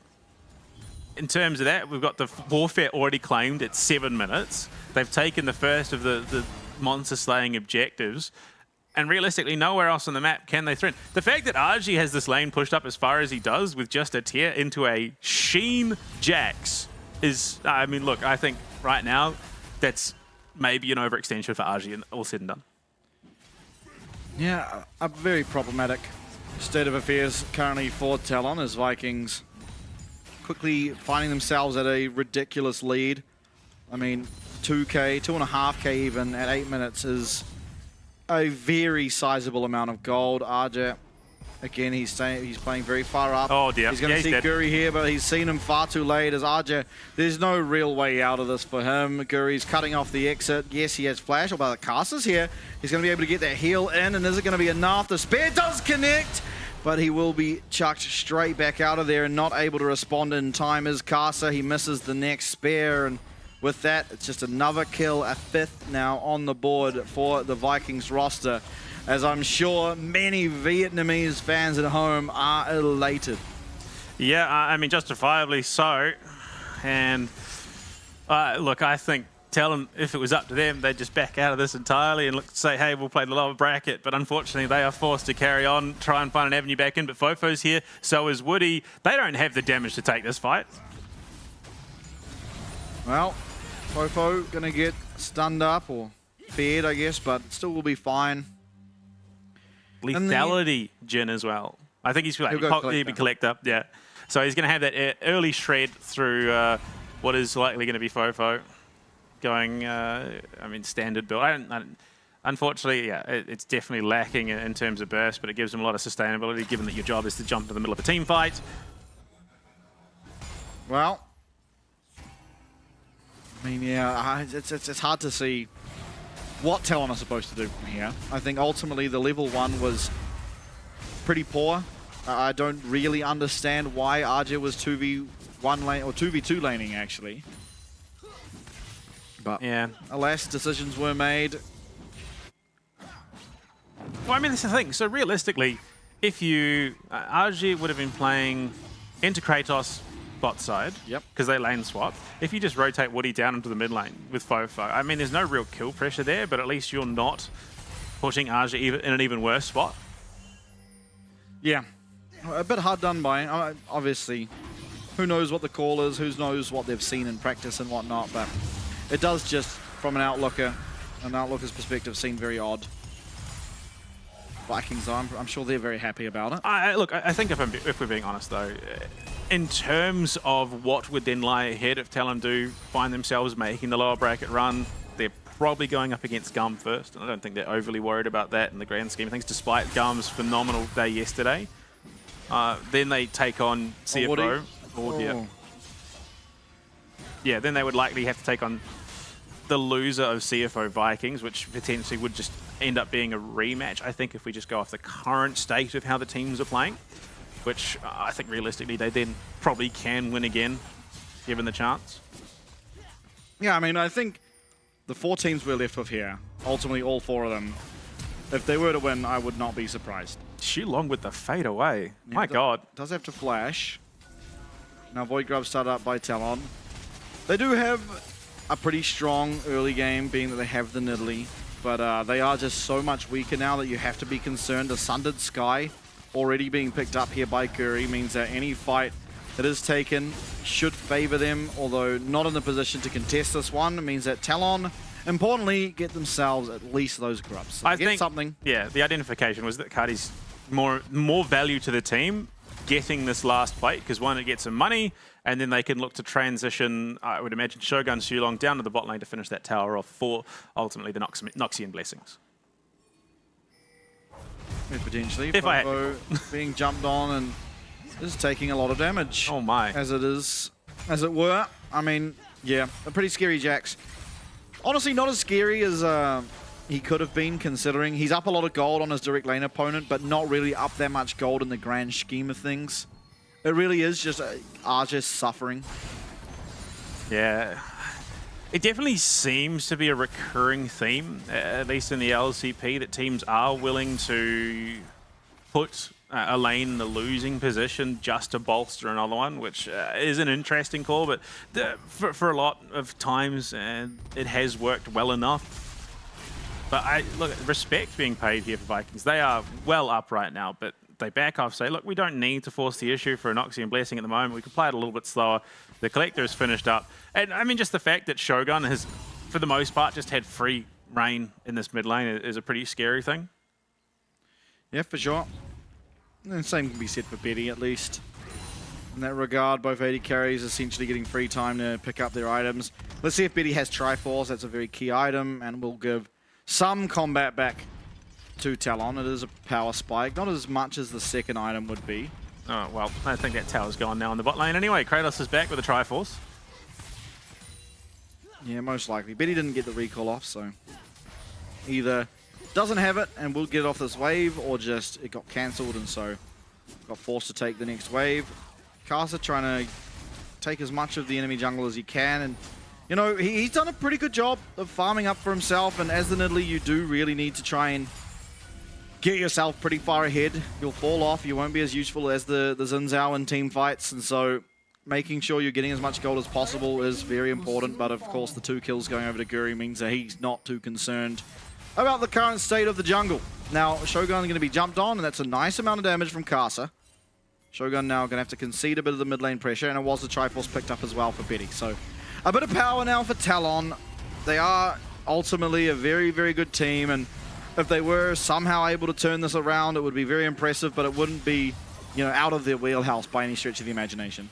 Down the bot side, I mean, Kratos, it's only a matter of time. There is an expiry date on this tower right now. RG is just fighting tooth and nail to try and keep it alive, try and buy his team some time, and off the back of that, you've got a Shen with the Stand United, so if they try and turn it under the tower, I think Kratos realistically can tank it up if he's got any minions there whatsoever. He's just going to be able to counter-strike and it's gone. He's got the Demolish, he's got the Triforce, he's just going to burn a few more minions, just a salt in the wound for poor Arja. And yeah, it's going to go down, boom, he's going to smack, tower's gone, Noxian Blessings claimed by Vikings, who were already in such a strong point. Again, it's just another little bit of a steroid on top of it. For sure. Still, I think Talon have done over the past 5 minutes, done a good job of slowing down the pace of the game. While ultimately they wouldn't have wanted that, they would want to be accelerating, being that they do have this Nidalee. It's, you know, the situation you find yourself in after a pretty poor early game, that you are just having to stem the bleeding and hope that you can have some heroics. Most likely have to come out of Betty on the Israel. And you know what? Out of any player on the Israel here in the league, Betty's probably your best bet. He's always been a very good Israel. Yeah, I definitely see Talon is likely struggling a little bit with both. Not necessarily forced onto the Galio, but definitely feels like he's backed into it a little bit. He's does a lot with playmaking mid laners. If he can find lots of damage, he's going to do very, very well. But Guri here, man tanking. Arjie's caught on the backside. Yeah, but I think with that, Viking have got the priority they need. They do. The teleport coming in now, however, for Fovo. He's going to be first to the play, so if Talon are able to find a way in, it could be very good for them, and no teleport yet being committed by Cardi on this way. There's a potential that Vikings are just willing to give this up for that exchange of the tower. Yeah, Talon are probably going to be pretty happy with that, considering how the map's going. They've now bought themselves an extra 5 minutes on the potential Dragon Soul. The tower will go down on the top side eventually, and so all things said and done, it is just a trade of those objectives. A pretty nice knockback from Arja, who was going to ultimately be forced to lose his flash, but I believe Kratos has overstepped the mark and he's going to be taken out. Yeah, it's a bit rough, and that is going to go a long way to helping Kasa, who for the most part has been in a bit of a famine. Doesn't quite catch him up to Guri, but he's not found the effectiveness that he definitely would have wanted as an Italy. And Betty's like, yeah, that was a good fight. He's got that last shot. I'm probably going to leave now. It's not the ideal situation for me whatsoever. But yeah, Kratos, look, Kratos definitely is in a position where he could have taken that, unfortunately just not respecting the map state. And as a result being collapsed on and ultimately taken down, loses out on a bit of timing on the maps. And with this Rift Herald up, they're going to look to try and start it. True Shot Barrage comes through, but TP's coming in. Kratos is going to be there. Yeah, Argus here as well. Everyone that wants to be involved will be involved. The Hero's entrance available. Cardi also joining the fight. So this Rift Herald getting very low, and I mean, similarly as Shogun, but he's got that really nice curtain call, lands one onto Betty. Betty's got the flash, he's able to get out for the time being, but the Swirling Despair does land onto him, and the fourth shot, and just like that, pop goes the Israel. He's taken out. It's a 4v5 now. If Talon want to have any chance at securing this Rift Herald, it's going to have to be an absolute heroic fight. Now, ultimately, Shogun is very low, as is many of the members of Vikings, so maybe they've done enough to delay this Rift Herald, but, you know, still, Vikings coming out on top, being that they did secure themselves at least that one kill. We haven't seen a lot of Jin. But when we have, boy, clearly they've been watching some Wanted and there's some bullet curving going on, because there are some players who should have just been out clean and free, and then all of a sudden they just thread the needle and it takes the shot that it needs to, slows it down, sets it Cardi up for yet another kill.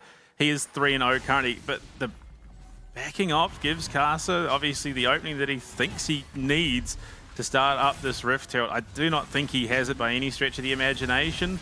Shogun and Cardi just have too much ranged threat for this to be given. Here's another fight. At the moment, neither top lane can be, well, RG can be a part of this fight, whereas Kratos cannot. Cardi's going to have to flash away from Woody, who does flash onto him. Casa trying to make his way out. He is going to be able to flash on out for himself too. True Shot Barrage does land on the Shogun. Hero's entrance is good, but Guru's going to be able to block up most of the follow-up damage. Now the chunks are coming through, but is it enough? There comes the taunt. The knock-up's there, but Cardi has the shield, and down will go Fofo, down will go Casa, and down will go Betty. And just like that, if you are a Talon fan, down will go your hopes too.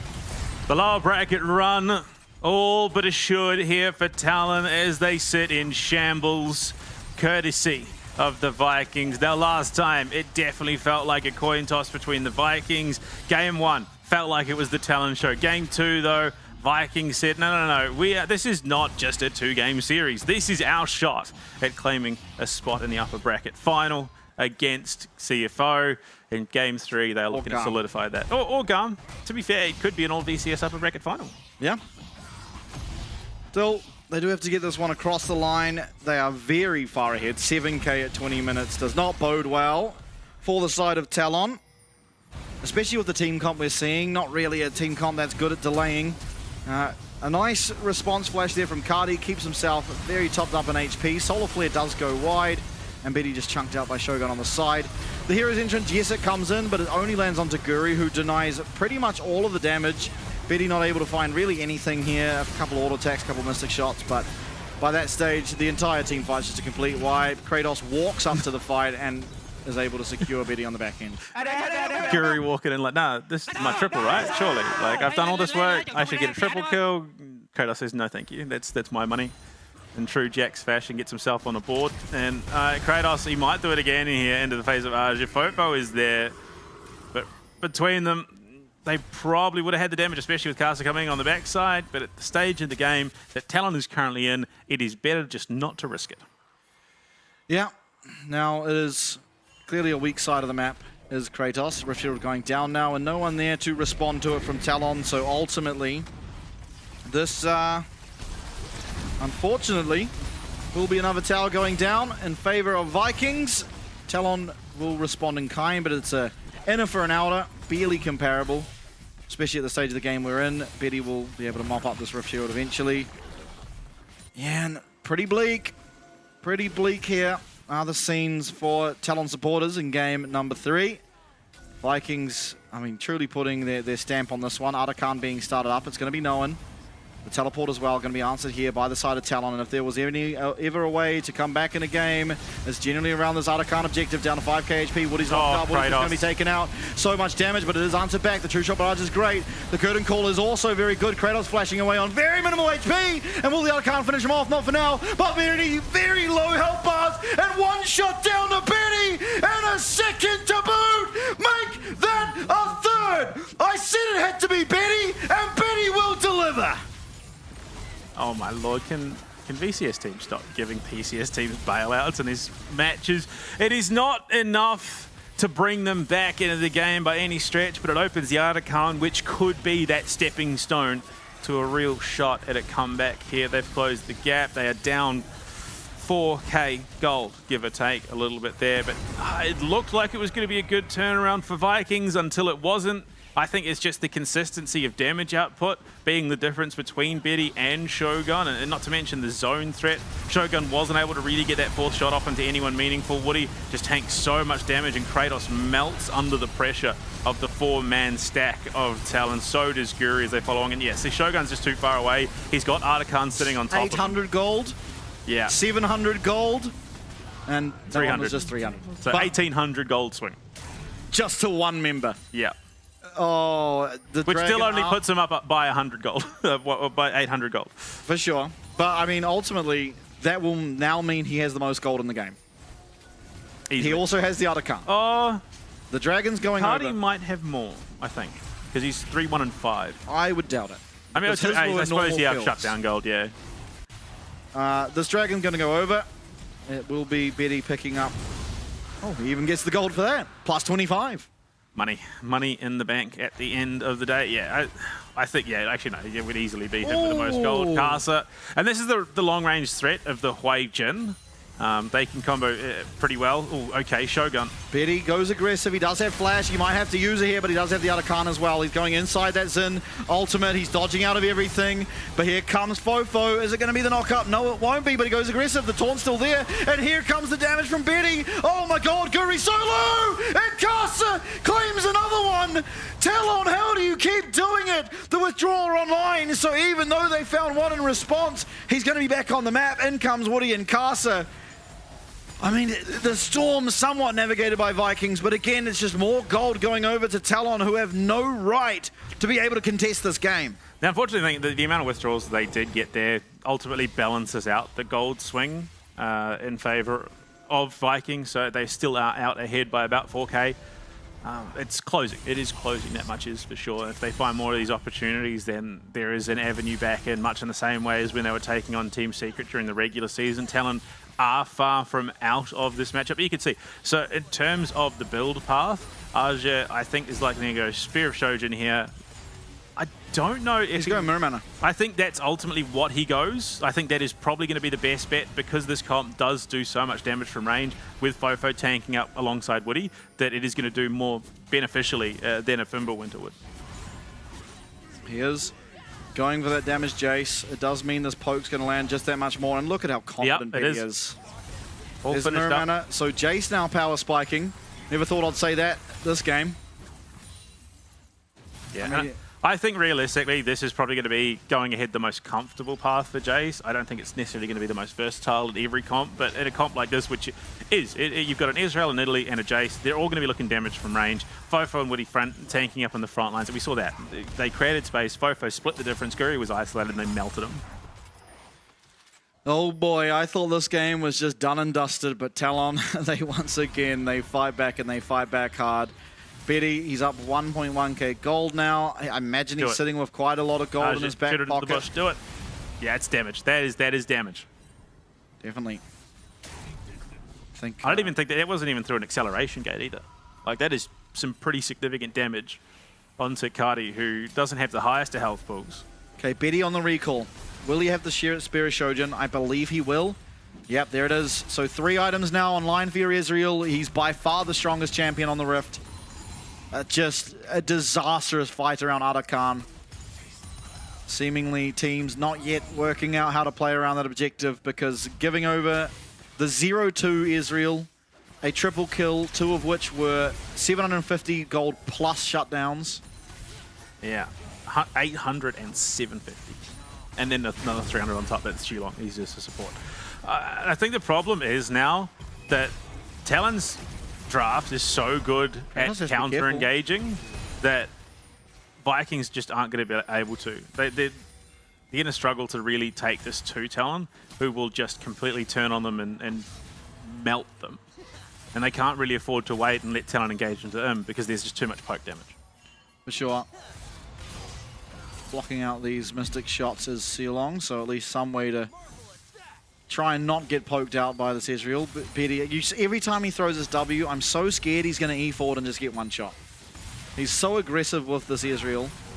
Teleport coming in behind him. Woody's going to have to be here and try and make sure he's able to peel. Kratos going to be able to use that counter-strike. Jumps forward onto Fofo, but a good flash away from the Galio means that that is just going to be Jax now without summoners. He's now really in a pretty bad position. Is going to get locked up there by the Solar Flare, but the shielding coming through from Cardi. Betty able to get on out of that instance of damage and still will get the flash. In will go Sealong, but Betty is just kiting, and the True Shot Barrage lands on 4. Woody's in there, everyone's in there, but Betty dipping, diving, ducking, eating back forward. It's going to be 1, it's going to be 2, and Talon once again winning the fight. He will not have flash available for himself anymore, but these blinking health bars, and he is seeing red. He's looking for Guri. He will be able to find him if he locates him over that wall, but unfortunately he does not know.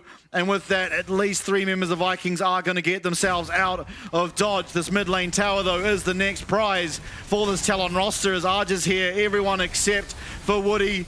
It's going to be 1 tower at least picked up for the side of Talon. And again, Betty playing that team fight out of his goddamn mind. Is going to lock down the soul point somehow for Talon. It looked like Vikings baited out everything they needed to. I mean, they bait out the Solar Flare, they bait out the hero's entrance, none of it lands in a meaningful manner. Betty jumps forward, gets hit with a taunt, cleanses out, immediately backs off to the back lines. Fofo with a brilliant combo paired with the True Shot Barrage, ripping through 3 members of Viking, and from that point on, this poke comp does what it does best, and it's just chip away to the point where they can no longer fight. So, unfortunately for Vikings, that may just be the best a fight gets from them going ahead. I mean, this game was a complete and utter write-off. I'm going to be honest. But the state of the game that we saw at 19 minutes, it was a 7k gold lead, I think I said. It is now only 2k, and Vikings are struggling to find ways into the fights. They're trying to go in off the back of Kratos' flash counter-strike, but if that doesn't lock down Betty, then nothing will. Yeah, there's just too much mobility, unfortunately. He won't have the flash cleanse for the next team fight, which may just be the best opportunity for Vikings to try and force a Baron. Because unfortunately, there's really not much else that they can force. A Dragon's not going to do anything meaningful for them at this stage. There's just too much mobility. And I mean, a Dragon Soul just allows Talon to aggressively reposition that much better around the map. RG really coming online. He's had a great game so far. He's made up for a lot of the shortcomings of Jace's previously in this top side. Yeah, considering especially how the game started, now evened up in top. This was, at about the 5-minute mark, a 1k gold lead for Kratos. It is now even. Yeah. Shogun's still playing pretty well. He's yet to die.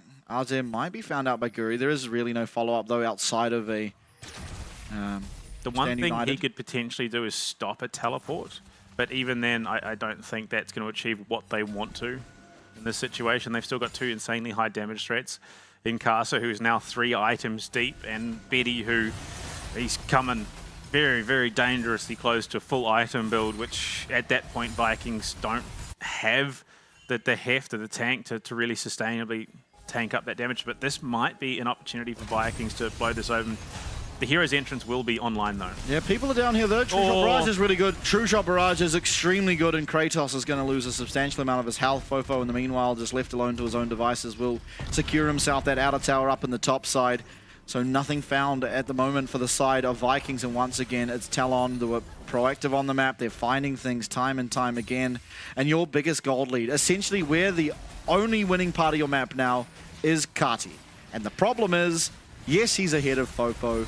Fofo is Galio. He does not really care about how much gold he has. He has his 2 items, even having a Seekers online now, and he's pretty much where he will remain for the remainder of this game.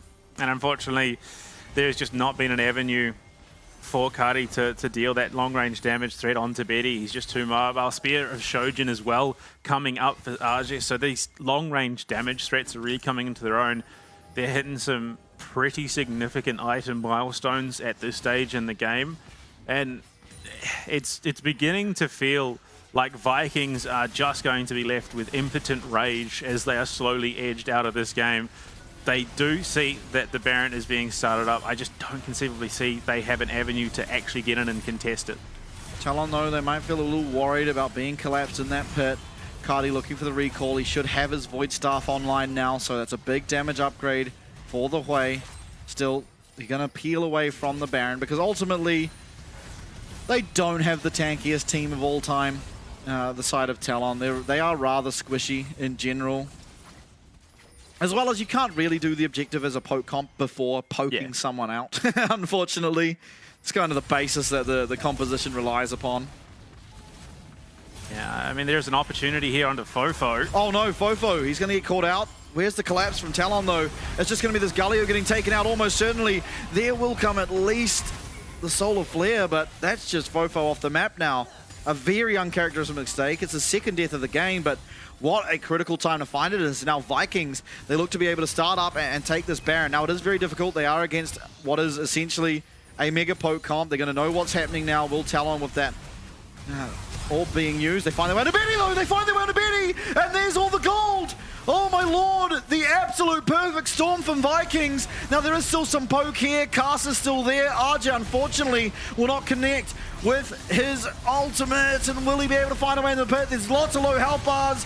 There, down goes everyone. RJ's in the pit. He's going to be able to find one. It's Shogun going down, but Woody is trying to make his way out, and Kratos will not allow it. The Baron picked up for Vikings as RJ tries to salvage the play and Woody tries to run away. No mana left to work with. So what we see there is one, see the single-handedly worst champion in that draft from Talon to go down, goes down first in Fofo. They then followed up with the second most important champion in that draft going down in Betty on the Israel, and from there is just no real contest. Luckily, Arjik goes in with Casa. They do take down Shogun, which I think removes a lot of their threat onto closing out this game, but Fofo well and truly overextended, was caught by absolutely everything in this engagement, and I think Vikings justifiable in using that. They are going to look to get themselves that cloud off the board, leave that as no longer being an option for this Talon roster. So Talon, Guri jumps in, he stacks up the knock-up, Kratos follows it up, and they've got a root from Shogun as well. So brilliant read. Phenomenal play out of Guri to get that ready to go so that he can turn and burn. And they try to poke away. It's shielding that comes through from this way. Casa tries to make it in, and oh, it was close. RJ salvaging at least something. It means that they aren't able to immediately look for some towers or anything because their AD carry did ultimately get taken out on the back end. But still, with a minute and a half left of this Baron buff and no real wave clear on the side of Talon, they should be able to start cracking open this base a little bit more and try and regain some of that control they had earlier. The gold lead back up to about 4K. Guardian Angel as well picked up here for Shogun.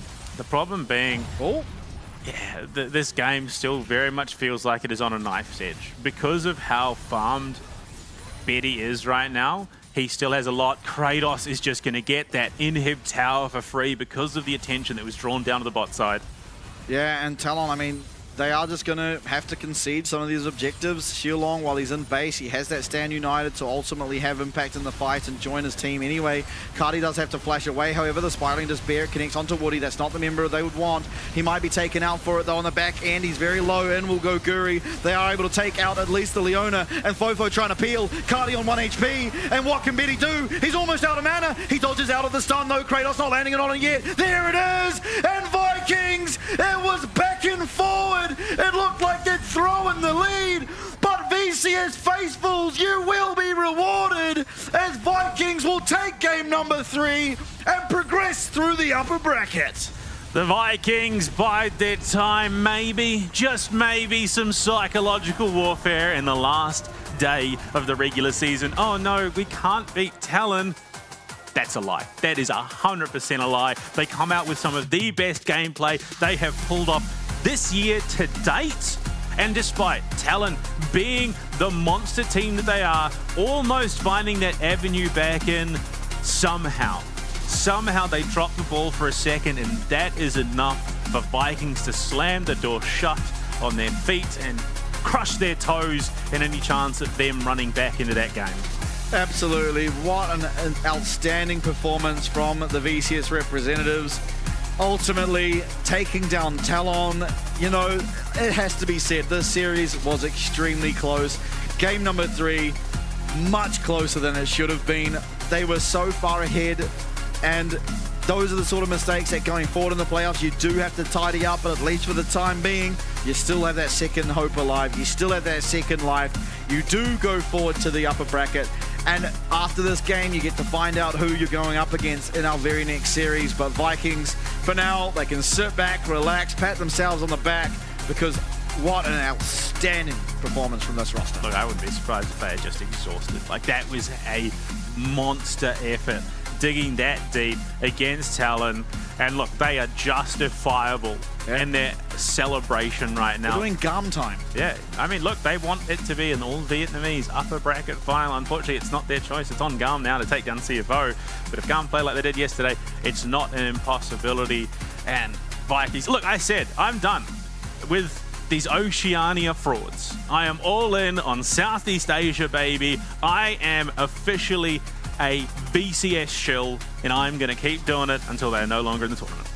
Well, I think they're at least in the tournament for another series or another 2, or however many they're able to keep going forward. I mean, there's the damage graphs. It was Betty putting on a heroic performance for the most part. But unfortunately, the last hurdle, he does stumble. He's taken out by a very clean turn from Guri after Fofo gets caught out in that mid lane. And that was it. It was one mistake out of Fofo. I didn't think Fofo would be the person that would make a mistake and cause this game to end the way it did, but eventually it was just a very uncharacteristic mistake from him. For Talon going ahead, you have to look at this performance and be a little bit upset, because ultimately how these games panned out was pretty poor. I think in general, obviously game number 1 was an absolute shellacking, so you can't really fault that one, but for game 2 and 3, just odd decisions. I mean, this one in particular, they just keep RJ in the mid lane for no real reason. He could have quite happily gone bot and 1v1 laned against the Jacks. Instead, he was 2v1ing, trying to protect his Galio. Why do you care about protecting a Galio? Ultimately, he was down 2k gold and you were still winning anyway for the most part there in the mid game. However, I mean, Galio is one of those champions that can, regardless of the situation they're in, actually have impact on a game. Yes. And looking at it, I think it is going to become very, very evident very, very quickly who our player of the match is, and he is currently running rampant on your screen at the moment. Kratos had arguably the best showing he's had this tournament off the back of Vikings having the best showing they've had this tournament. The Udyr was just instrumental in running away with this game. At what point does this become the go-to top ban in the competition? Because it just seems when they enable it, there is no answer. Yeah, it does look a little daunting, the old Udyr. I mean, here as well. Oh, this was funny. Betty loses his goddamn mind thinking he's even one-shotting this guy.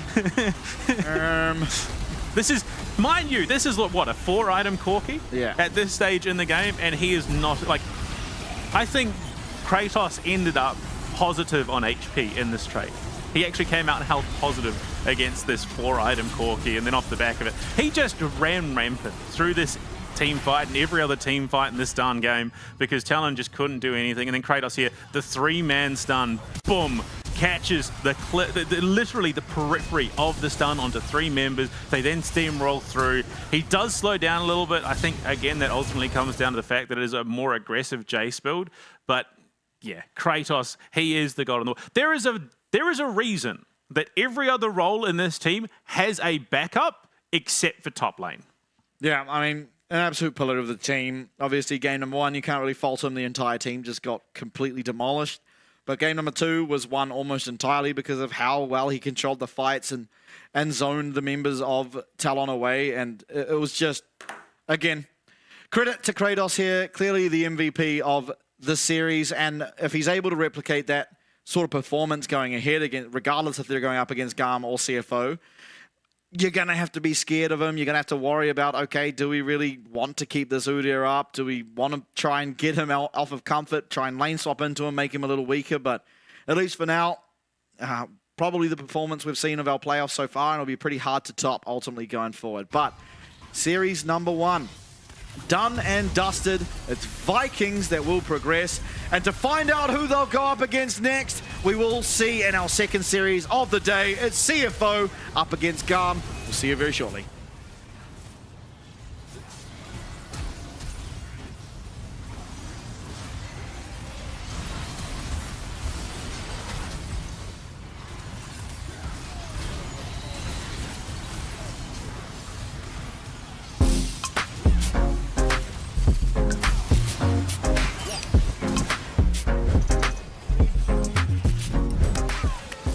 Với cái giải LCP thì thật sự rất là mới với mình, tại trước giờ mình thi đấu ở VCS thôi. Dạ, theo em nghĩ thì việc kết hợp giữa cả ba khu vực thì sẽ làm cho giải đấu thêm phần kịch tính cũng như là hấp dẫn. Nên tụi mình sẽ cố gắng để tích lũy thêm kinh nghiệm cũng như là trải nghiệm để trước khi ra đấu trường quốc tế. Hiện tại đội tuyển Vikings Esports là có 9 thành viên và nổi trội nhất đó là vị trí của KT, đội trưởng của đội tuyển Vikings Esports. Anh KT trong game rất là hot. Đội trưởng team em là một người trong game thì luôn là điểm dựa cho mọi người. Mình xin tự giới thiệu về team của mình. Team mình thì có một top, Kratos thì mình thấy khả năng đi lên rất là tốt. Còn team mình có vị trí 2 vị trí rừng. San thì là tài năng trẻ thì cần phải học hỏi nhiều thêm. Curi thì mình cảm thấy rất là có kinh nghiệm trong game và khả năng bắt rô. Trong game cảm giác côn rất là nhiệt huyết. Ngoài đời thì khá là nhây. Còn Chika đi mid thì mình cảm thấy bạn ấy là tài năng trẻ thì điều đó thì tiếp cho sự động lực của mình thì càng phải cố gắng nhiều hơn. Về cảm nhận đầu tiên của em khi mới vào team thì mọi người đều rất là thân thiện cũng như là tập luyện rất là chăm chỉ. Em rất là bất ngờ về điều đó nên là em cảm thấy bản thân em cũng cần phải cố gắng rất nhiều để có thể bắt kịp đồng đội. Với team của mình thì có 2 vị trí AD, Shogun thì mình cảm thấy nếu mà Shogun chăm chỉ luyện tập thì còn phải tiến bộ hơn nữa. Để nói về vai trò của em thì trong team thì em là người cũng có khá nhiều kinh nghiệm đi quốc tế và cũng như là đánh khá là nhiều mùa giải, thì em nghĩ là em có kinh nghiệm em có thể truyền đạt cho support của em và cũng như team của em. Cuộc style thì mình cảm thấy với những cái thứ mà ở trong game thì mình thấy rất là ok, còn chỉ có những cái tính thì mình nghĩ style suy nghĩ về điều đó thì còn phải tiến bộ hơn nữa. Còn hai support thì siêu long thì mình thấy khả năng chơi game thì mình thấy kỹ năng cao, còn hiểu biết về game thì mình thấy anh Di sẽ chỉ cho siêu long những vấn đề đó thì càng tỏa sáng hơn nữa. Còn Sword Art hả? Thì với kỳ vọng của mình thì khi mà được đánh cùng với Sword Art thì em nghĩ là một người có khá nhiều kinh nghiệm và cũng như là từng đi quốc tế nhiều và từng áo quân chung kết thế giới, và em nghĩ là em rất là mong được Sword Art chỉ dạy. Em cảm thấy rất là vinh dự khi mà team em được đại diện cho khu vực VCS tham dự LCP. Tại mình biết khi đi qua Đài Bắc thì tụi mình phải cần tập luyện rất là nhiều, vì ở đây là không phải khu vực VCS mà tụi mình đại diện cho khu vực VCS và fan của VCS luôn. Em nghĩ là trách nhiệm của các đội VCS ở LCP rất là lớn. Đội của em đã tập luyện rất là chăm chỉ cũng như là toàn bộ các thành viên đều hướng đến chức vô địch của LCP, nên em nghĩ đó là điều quan trọng nhất giúp cho đội của em chắc chắn sẽ giữ được cái slot này. Thì em muốn gửi lời cảm ơn đến tất cả các bạn fan của Vikings là hãy tin một mình nhé, một mình sẽ làm được.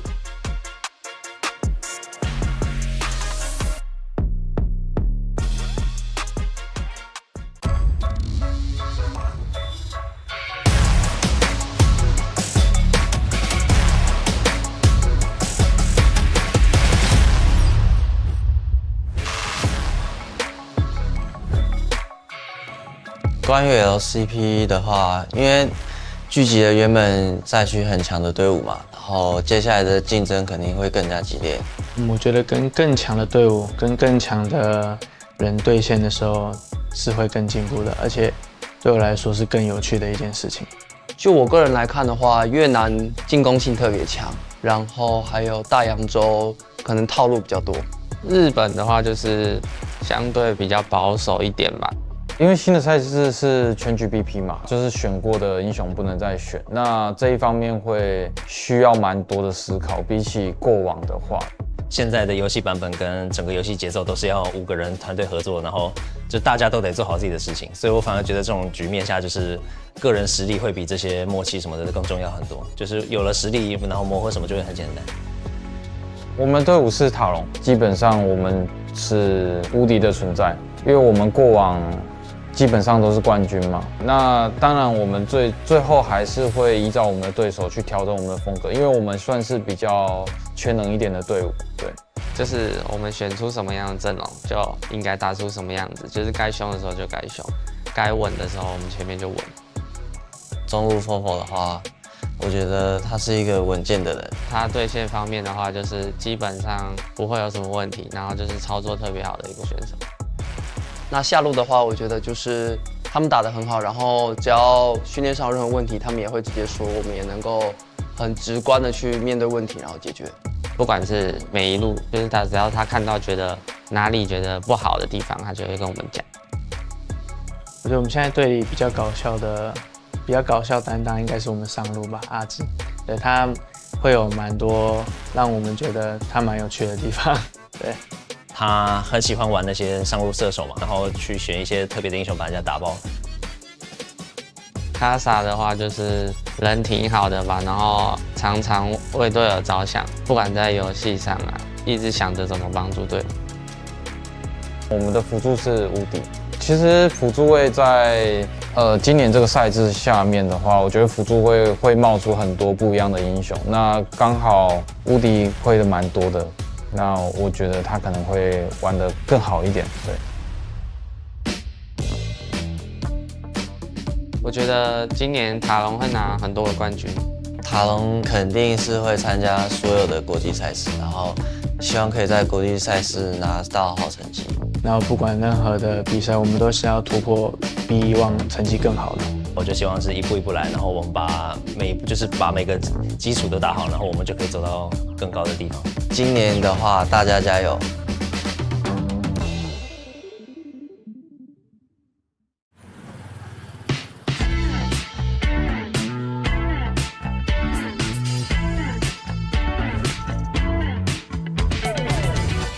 ！Đầu tiên thì em nghĩ là em sẽ cảm thấy rất là vui vì sẽ được nếu mà được thi đấu ở LCP năm sau các thứ. Mình rất là hào hứng khi mà sắp có cơ hội được thi đấu với rất nhiều những đội tuyển mạnh ở những khu vực rất là mạnh.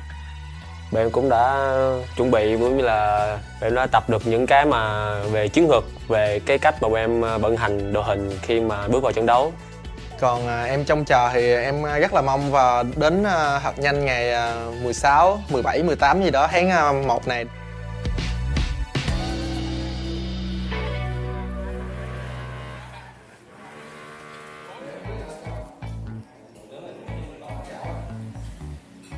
Hiện tại thì team của mình có 7 thành viên thi đấu chính thức tính cả mình. Em nói từ trên xuống dưới. Kia thì kiểu ngầu, chỗ dựa vững chắc.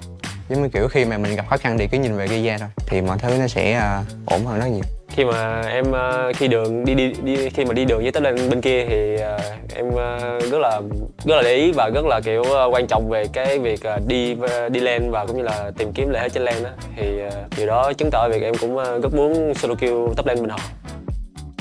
Kiểu đúng là chỗ dựa của team. Em thấy anh Khánh là một người đội trưởng khá là có tâm và có tầm, bởi vì anh ấy là một người luôn dẫn dắt đội, luôn có những cú call mà khá là hiệu quả và luôn đưa team tới chiến thắng. Emo thì đi mid. Còn về Emo thì trẻ, nhiệt huyết. Tuy là ít nói chuyện nhưng mà khi nói chuyện thì mọi người đều hiểu cười á, chỉ vì hay nói xàm xàm á anh. Ares thì cũng ngầu luôn. Anh rất là trưởng thành về lối chơi á, kiểu như là ảnh là một người đi lane hay và kiểu như là ảnh đưa ra quyết định rất là tốt, và những thứ đó em nghĩ là em sẽ cần học hỏi về ảnh nhiều hơn. Anh Hưng thì Hưng thì kiểu em nghĩ anh ấy là một người chơi khá là thú vị, nhưng mà em sẽ không tiết lộ gì nhiều. Em sẽ để cho mọi người mong chờ hơn khi mà được xem anh ấy trình diễn ở LCP mùa sau. Team em nhìn ra cũng ngầu quá. Hưng thì ngầu, anh An thì dễ thương. AC Love chọc cười mọi người khá là nhiều, kiểu là hay làm cho mọi người có cảm giác tích cực hơn anh. Mặc dù là em đi ở vị trí là xạ thủ á, là một vị trí mà cần được dồn tài nguyên, nhưng mà so với tính cách của em nó tác động vô game nhiều á, nên là em thích hậu cần, nghĩa là hỗ trợ về mọi người nhiều hơn. và một hỗ trợ là Elio. Em thì cũng dễ thương. Em đánh giá vậy. Bởi vì Elio thì mọi người thường đánh giá thấp Elio và bản thân mình thì đánh giá rất là cao Elio, cũng như là mình tin rằng Elio sẽ làm được điều bất ngờ đến cho các bạn fan hâm mộ. Đối với fan GAM thì anh nghĩ là khi một đội tuyển thành công thì đối với họ là những cái người mà cổ vũ họ giống như fan GAM Farm á, thì rất là quan trọng đối với GAM. Thế là khi mà em đang cảm thấy là được nhiều thứ như vậy á, thì em cảm thấy thi đấu nó rất là tự tin. Em sẽ cảm thấy là kiểu như mình không có gì đã mất hết, mình có nhiều tài nguyên như vậy thì lý do gì mà mình không chiến thắng những đội tuyển khác. Và ở LCP sắp tới là một cơ hội để khiến cho các đội Việt Nam có thể chứng minh cho mọi người thấy như vậy. Hy vọng là mọi người sẽ vững tin vào GAM và mình tin rằng GAM sẽ giành được chức vô địch tại mùa giải năm nay. Cảm ơn các bạn.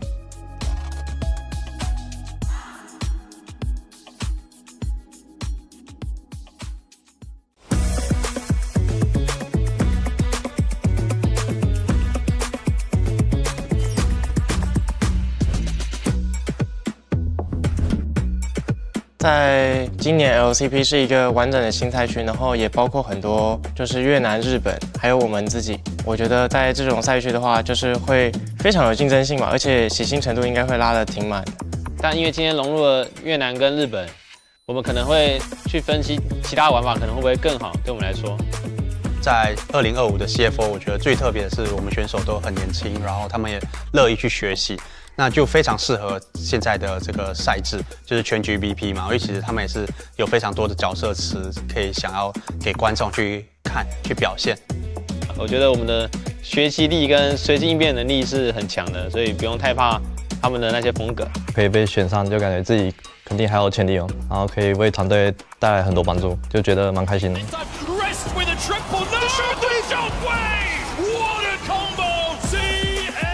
我加入 CFO 之后，就发现跟他们相处其实是蛮有趣的，因为他们平常都会讲一些有趣的话，然后蛮欢乐的。红 Q 是一个新选手嘛，那很年轻，17岁。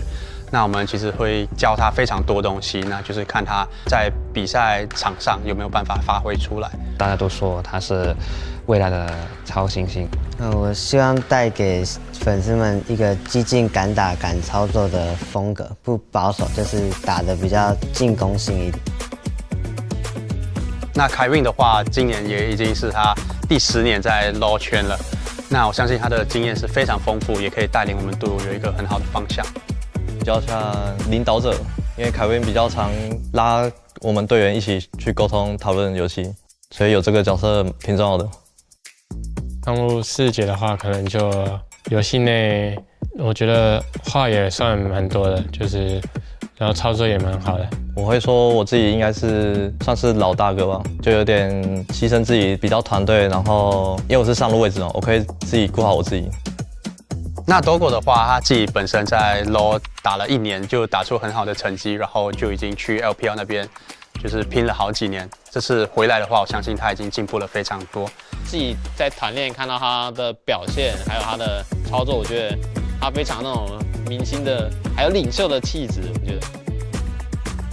车长就是游戏态度很好吧，会很积极的沟通他的想法之类的。因为我能留在竞争力那么强的赛区，就代表自己有一定的竞争力。俊佳是一个经验非常丰富的选手，也去过很多国际赛，就很开心能跟其他赛区的对手交手吧，然后希望可以在比赛中就进步更多吧。今年我觉得我们 CFO 应该会是一个稳中带狠吧，就是要狠的时候狠，然后会乖乖的时候就乖乖的，不会想要去乱打架，然后顺利的拿下比赛。如果能够在第一赛季的常规赛里面快速进步的话，我觉得3个国际赛我们都是能去的。那我这边就先说一下，我们一定能去世界赛。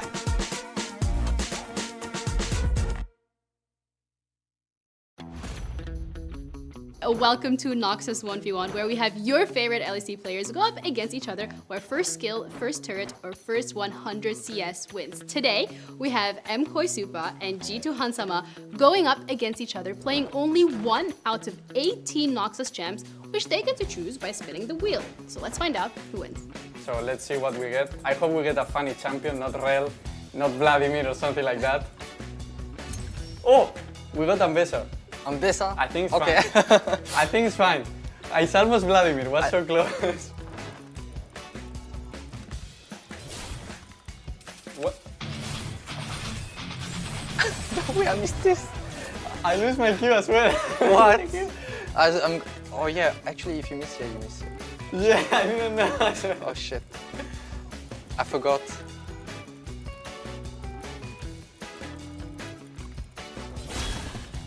Oh my god, I missed it. Okay.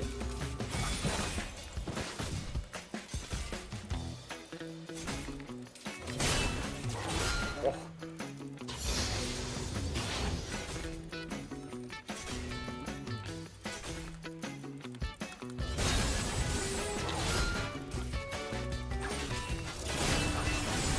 Oh. Guys. I don't know what I'm doing, no joke. But this champion looks so fun. No! But what is the damage? Actually, I don't know. Like, yeah. This champion is weird. I played into Ambessa in lane swap, and sometimes he can 1v2, it's crazy. Yes, he can.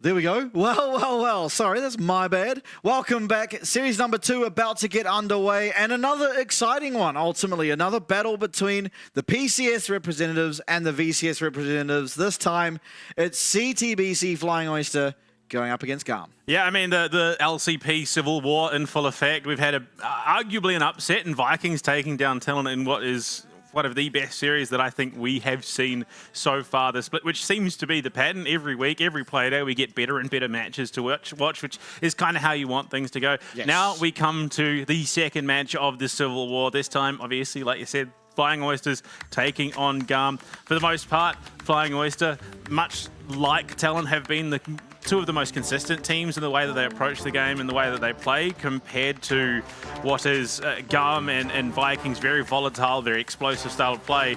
The big concern is that we both saw how GAM played yesterday, which was a far cry better than what we've seen out of them so far to this point. They looked clean, they looked crisp, and as we jump into the draft, Rumble, Jace, Nocturne taken away, responded by Callista, Zyra, and Skarner, with CFO opting potentially into the first pick Varus. Yeah, and look, while what you said is very true, in regards to, yeah, okay, there's a Kasante, into how GAM looked yesterday, you've seen regular season Junja. Just wait till you get to discover the glory that is playoffs Junja, because this guy somehow manages to find it in his tank to still step it up another level. Now, Rest will once again, some way, somehow, find himself on the champion that he has by far performed the best on, the Kasante. And played the most. In fact, this makes up 50% of the champions that he's played in the regular season. He's played 3 Kasantes. I think this will definitely be his 4th. So he's played 4 Kasantes now, or will have, and then 2 Ambassadors, 1 Jackson, 1 Udin. So he's played this more than anything else. It is very much a comfort pick for him. They are looking to round it out with a Misfortune and an Azir. And Hongq has been a slow burner. He's made his way into this competition. It's taken him a bit to come online, but when he comes online in a big way. And in the hands of someone like Hongq, this Azir becomes that much scarier for GAM. Absolutely. On this other side of things, of course, the Varus was locked in. Alongside that Ambessa. We saw what Kiaya can do on the Ambessa yesterday. So you do have to be pretty scared, I think, honestly. If he is able to replicate the success he had against Team Secret Wales, then will quickly find himself in a position to get that game won across the line. Not going to be an easy feat, however, as second bans are now coming through. The Nocturne taken away. I mean, actually not yet. The Xin Zhao, rather, was taken away from Junja. Wukong stands out to me as another likely ban that can come through. Ultimately, yeah, I think the Wukong's probably where they look. I think that definitely justifies higher on the ban podium than the Wukong, definitely into the hands of Ares, who every time that he's been given it has just been an absolute demon when it comes to the Rift. Alistar as well. Yeah, so they're wanting to provide a little bit more security to Levi, a little bit more deny. Junja almost certain to pick Wukong, I would dare imagine. I mean, he could go for something like the Sejuani or something like the Pantheon, but at least from what we've seen and what I've seen of Junja just historically, his Wukong very clean. And I don't really see a reason why you wouldn't pick it. Yeah, I mean, very much so. I mean, Xin Zhao was targeted pretty heavily away from him. It's his most played champion. So going into it, next two most played is Sejuani and then of course the Wukong. The Renata taken out by CFO. They don't want to give it to Elio, who, I mean, he has to be, to me at least, the highest impact support in this competition, especially given the spot that his team finds him in. When they find success, it is likely off the back of his involvement, and his involvement has been just invaluable. I mean, he was the big player yesterday. Kindred being hovered here for Junja, which has made its way into the Rift for him before. Yeah, it was game 3 against Talon. Yeah, it's only the one appearance, and yeah, Lee Sin has not played it yet. Yeah, not a Lilia hasn't played it either. Junja often goes Lilia, to. So it's a Lilia misfortune. Yeah, it's a champion that he's played a lot, and again, I said earlier in the split, how these two champs interact in terms of the Lilia and the misfortune is when you use that Lufting Lullaby, everyone goes to sleep, and misfortune ult counts as damage over time, so it doesn't wake them up. So you get a pretty good combination out of those two abilities, and if you are able to land a big Lufting Lullaby, you can quite clearly see how you take over a team fight. Yeah, and then, I mean, Poppy as well just gives that added security. Doggo, Kaiwing is going to have a big role this game in terms of entry denial, I suppose, for GAM. Now, that would be interesting. Has not been played this split, no doubt. I mean, Aurora makes a lot more sense, I think. Zoe has the potential to just absolutely blow up one target in particular. Aurora just offers a little bit more in terms of the overall team fight, in terms of just denial from the entry. As soon as that World's Divide is dropped, it can be very hard to shut him down or even get across it if you're in a poor position. For sure, team composition's now locked in. I don't necessarily favor either side. I think ultimately, if they aren't able to lock down Hong Q, however, the Emperor's Divide is going to be very, very impactful, being that, you have this Vi and Bessa combo that want to just jump on one target and isolate them, take them out. If it's not the Azir, he's going to be able to create that space and ultimately do a lot of work to keep whoever was that target kept up and alive. I mean, arguably, inarguably, I suppose, it was that duo of the Mbessa Vi that really enabled GAM yesterday in those first few matches to get to this point in the competition, giving them that safety net of the double elimination bracket. So it definitely is going to be a case of Kaiwing and Doggo have their work cut out for them in trying to avoid the cease and desist public execution combo, which at the best of times is hard enough, but I think you do have the tools. Even if it is they do go in, then Kaiwing just then slams them straight back out again. I think that's going to be the main thing, because Doggo definitely has a rough game on his hands. Yeah, I mean, ultimately, welcome to the life of an ADK. Is the unfortunate reality we find ourselves in here in split 1 of 2025. It's a rough time to be in a mobile AD carry, and it's unfortunate that they're the strongest AD carries that exist. So, and unfortunately, the mobile AD carries are still pretty few and far between. Yeah, that is true. But game number 1 now, loading onto the Rift. It's the PCS representatives once again from Taiwan. It's CFO up against the Vietnamese. I mean, honestly, the crowd favorites in general. It is GAM. Nothing like a good old regional civil war. And I mean, look, Vikings did the unthinkable and took down the first seed in the competition. And I mean, Talon opted into that matchup, of course, which depending on how this match goes, they will either end up saying, you know what, actually, we probably made the right decision in the grand scheme, or, well, actually, we made a huge mistake and we could have had a very, very easy matchup on our hands. Either way, it comes down to GAM for 5th versus 2nd seed coming into this matchup. Unfortunately, the 4th seed eliminated. Yeah, that is true. Kind of forget that, but I think ultimately, coming into the split, the 4 teams that do remain are the exact 4 teams I would have guessed would be remaining. But at least, let's see. Not necessarily in the positions they find themselves in, but CFO looking to potentially set up for an invade here. They are going to be all spotted out on a ward. If nothing else, it's just that deep ward vision. They are looking to be met in the lane swap, though, by Elio and Artemis. Elio is going to spot Kaiwing and Doggo, but backs off. Wants to play it a little bit safe. In terms of Misfortune and Poppy versus Varus and Rel, I think there's definitely potential for either lane to come out ahead, but the real threat, more than anything, comes out of GAM. Yeah, look, ultimately, the Rel can't do a whole lot into the Poppy because both the remount and the dismount do get stopped by the Steadfast presence, but Varus also does outrange the Misfortune. HongQ doing a great job controlling RS in the mid lane here early on.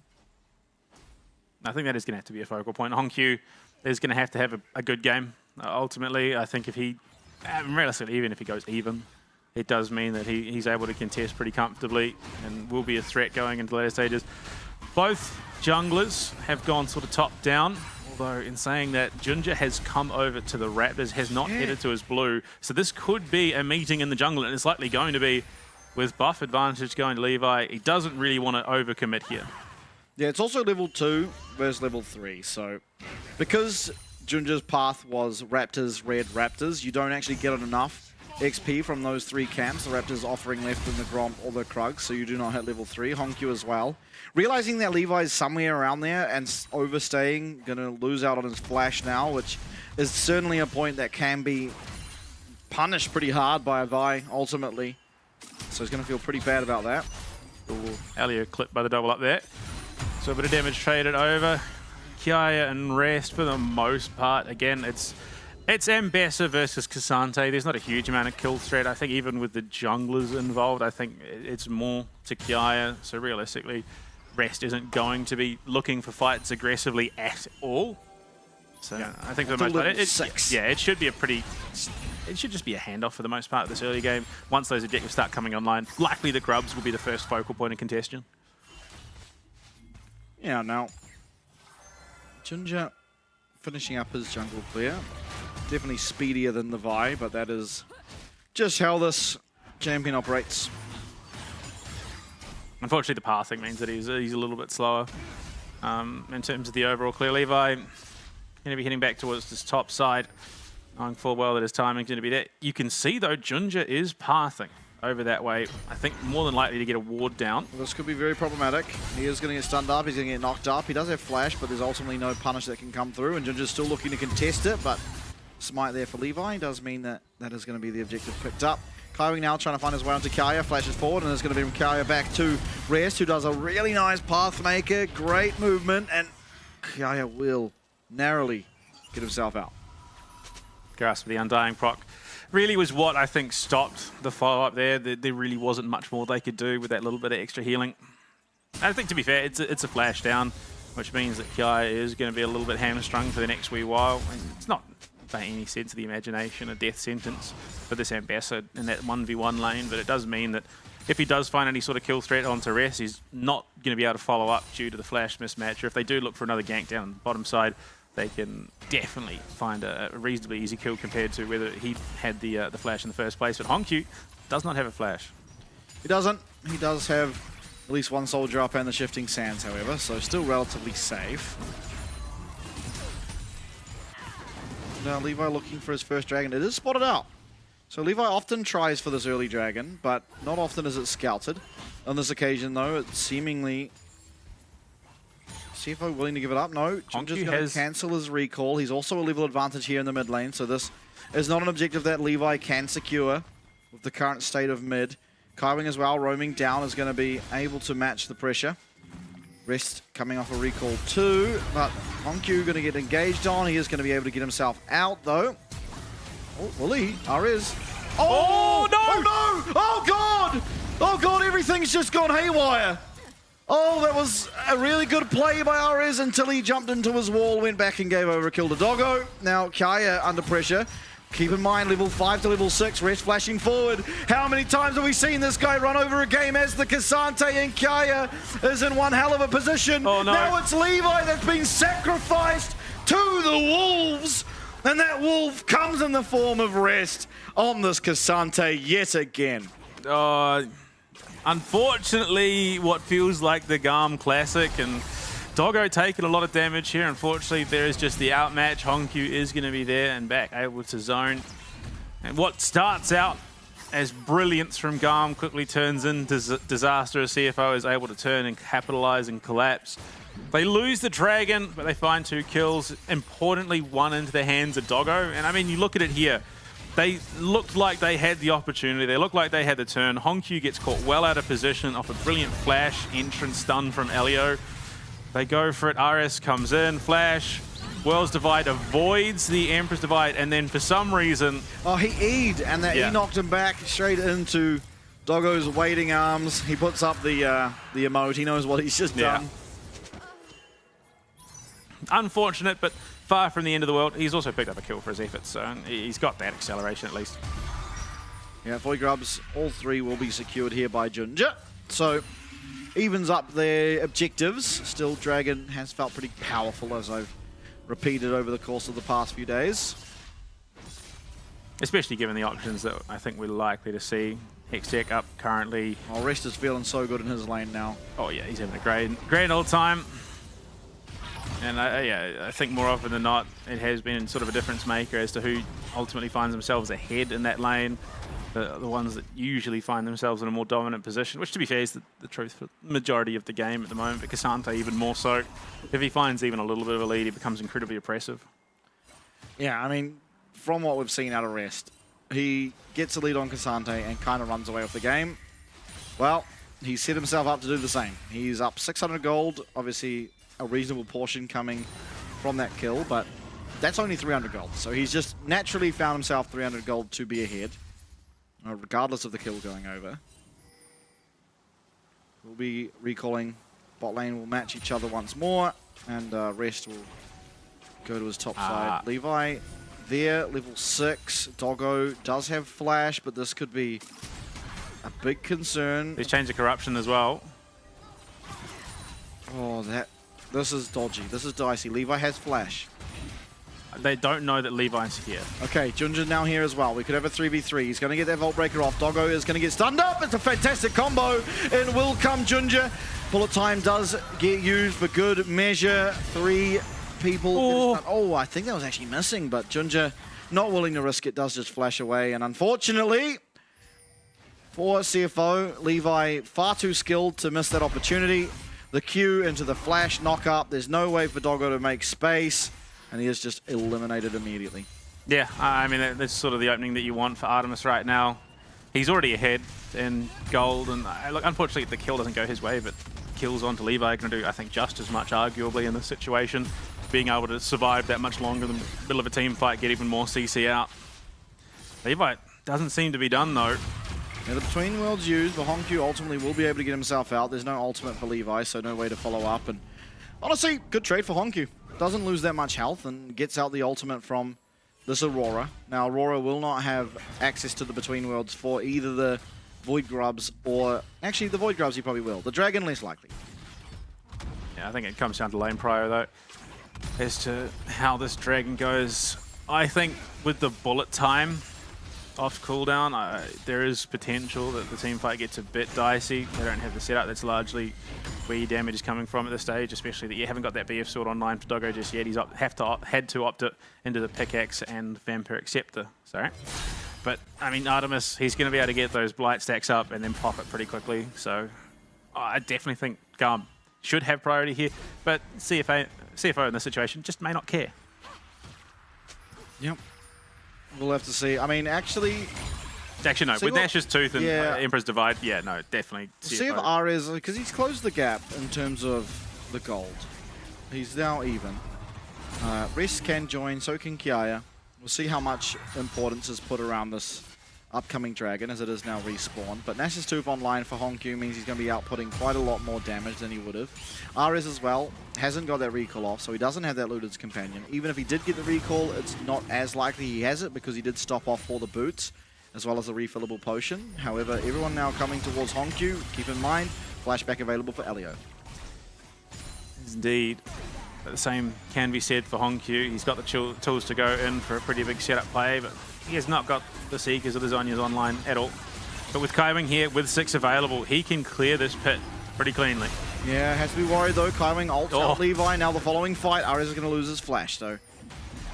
This is going to cost that mid lane's flash, but they do make out with the dragons, so 2 dragons to 0 now. CFO opting to head top, as would make sense, to try and pick themselves up the Void Grubs, and Rest will do his best to come down bot and collect the wave that is being pushed in by Artemis. So it should still be an even trade in terms of these neutrals, which would mean we're at 2 Monster Slayers and 2 Warfare. So the Noxian Blessing truly Rest. Well contested. Rest being looked at, but I think he should be tanky enough that he can't really be dove. In fact, he's the one aggressing. Yeah, unfortunately, you sort of hit that critical mass point for Rest at the moment, where at least for the meanwhile, he should be all right. Kiaya, unfortunately, the same cannot be said. Although with them walking out to the tower, Kiaya has an important decision to make. Does he try and salvage this tower and deny that feed away, or look, okay, clearly the threat's there with the public execution that they aren't going to be able to comfortably take this tower. But that was a sizable amount of damage done by Honkyu. And importantly, these towers will go down that much quicker now that 6 Void Grubs was collected. So any auto attacks on the tower hit just that much harder. It's like an additional 200 true damage that does befall. And here, Rest as well will be collecting himself another plate. That is a lot of damage. Artemis is enough of a threat, I think, just with the sheer amount of lockdown and burst damage that he has. They can't, Rest can't comfortably dive that tower. And the problem definitely feels to me that GAM are teetering on a Kai knife just used all of his abilities. He's going to have to use that public execution to make himself a pathway out. And now Kaiwing coming around has not got really any follow-up, so Kai will be fine. But that is the ultimate being used. It's not bad damage, but with Honky there as well. I think this tower is not long for the world, and unfortunately for GAM, there isn't really a good answer in terms of map pressure. Those Void Grubs doing a lot for the CFO team at the moment. No public execution means that Kiaya is gambling heavily here. Yeah, it's another plate going down, and Kiaya taking a lot of damage. On cue, playing perfectly around that tower range with these soldiers. Elio now joining his top laner, but again, more plates going down on the other side of things. Doggo's able to just stand in this mid wave. He has the ult if he wants to clear this out. Realizes that he is under a lot of pressure, but there's the bullet time. Wave cleared, and winning once again on the map are CFO. Unfortunately, yeah, teleport has to go. They're going to just use teleports that are up and available to GAM to rotate Kiaya topside and RS down to the bot lane to catch those waves and deny those towers being taken, which it feels insanely reactionary to me for GAM. We've both talked about the impact that the Noxian's blessings have. Yes, it would be nice, but it is far from the be-all and end-all in terms of power spikes. And it feels like they're committing a lot when you got Rift Hero come up in a minute 20, the next Drake's a minute 40 away, and with an Ocean Soul up for grabs, I think you'd probably want to play around that for GAM, which, to be fair, with RS down on the bot side, they have that ability to pivot, but it's still a wee way away. Okay, so one tower is taken out. Still, I mean, ultimately GAM could now get a kill and an objective and still claim the blessing. Both teams teetering on being able to collect that for themselves. At least for CFO, they just have to get one or the other. So definitely at an advantage. I dare suggest this dragon will be that one that is deciding it. Sure, Rift Herald is spawning, but ultimately CFO can't really afford to give over a third dragon, considering the position they're in. They really want to be able to force the issue, push their lead. Yeah, and especially what we saw yesterday out of that Ocean Soul and how it made things very, very tough for the team that conceded it. I think, yeah, it's likely going to be the prior. We're starting to see those backs coming through as teams look to get those items up and available so they can return in time to contest this. Artemis does have the Blade of the Ruin King and finished boots, but Doggo with that BF sword, Kaiwing in the flank as well. There was potential for a collapse, but Artemis needs to play this very... Oh, no. He needs to be very, very careful with his positioning now. Not going to pull the trigger on the Lufting Lullaby. Levi is starting up this Rift Herald, and seemingly CFO willing to concede it to ensure they get themselves... Assuming that they know, which, I mean, pings are coming out. Though I think that is... They'll be aware. It's going to be a trade. Yeah, and I think correct decision by CFO. Ultimately, you could try and go for both, but you're spreading your resources thin. So just allow them to pick this Rift Herald up. It's not really any big issue. You get yourself a bot tower at the same time, you're going to be able to pick up this dragon. And as long as you're able to navigate the Rift Herald, things will be fine.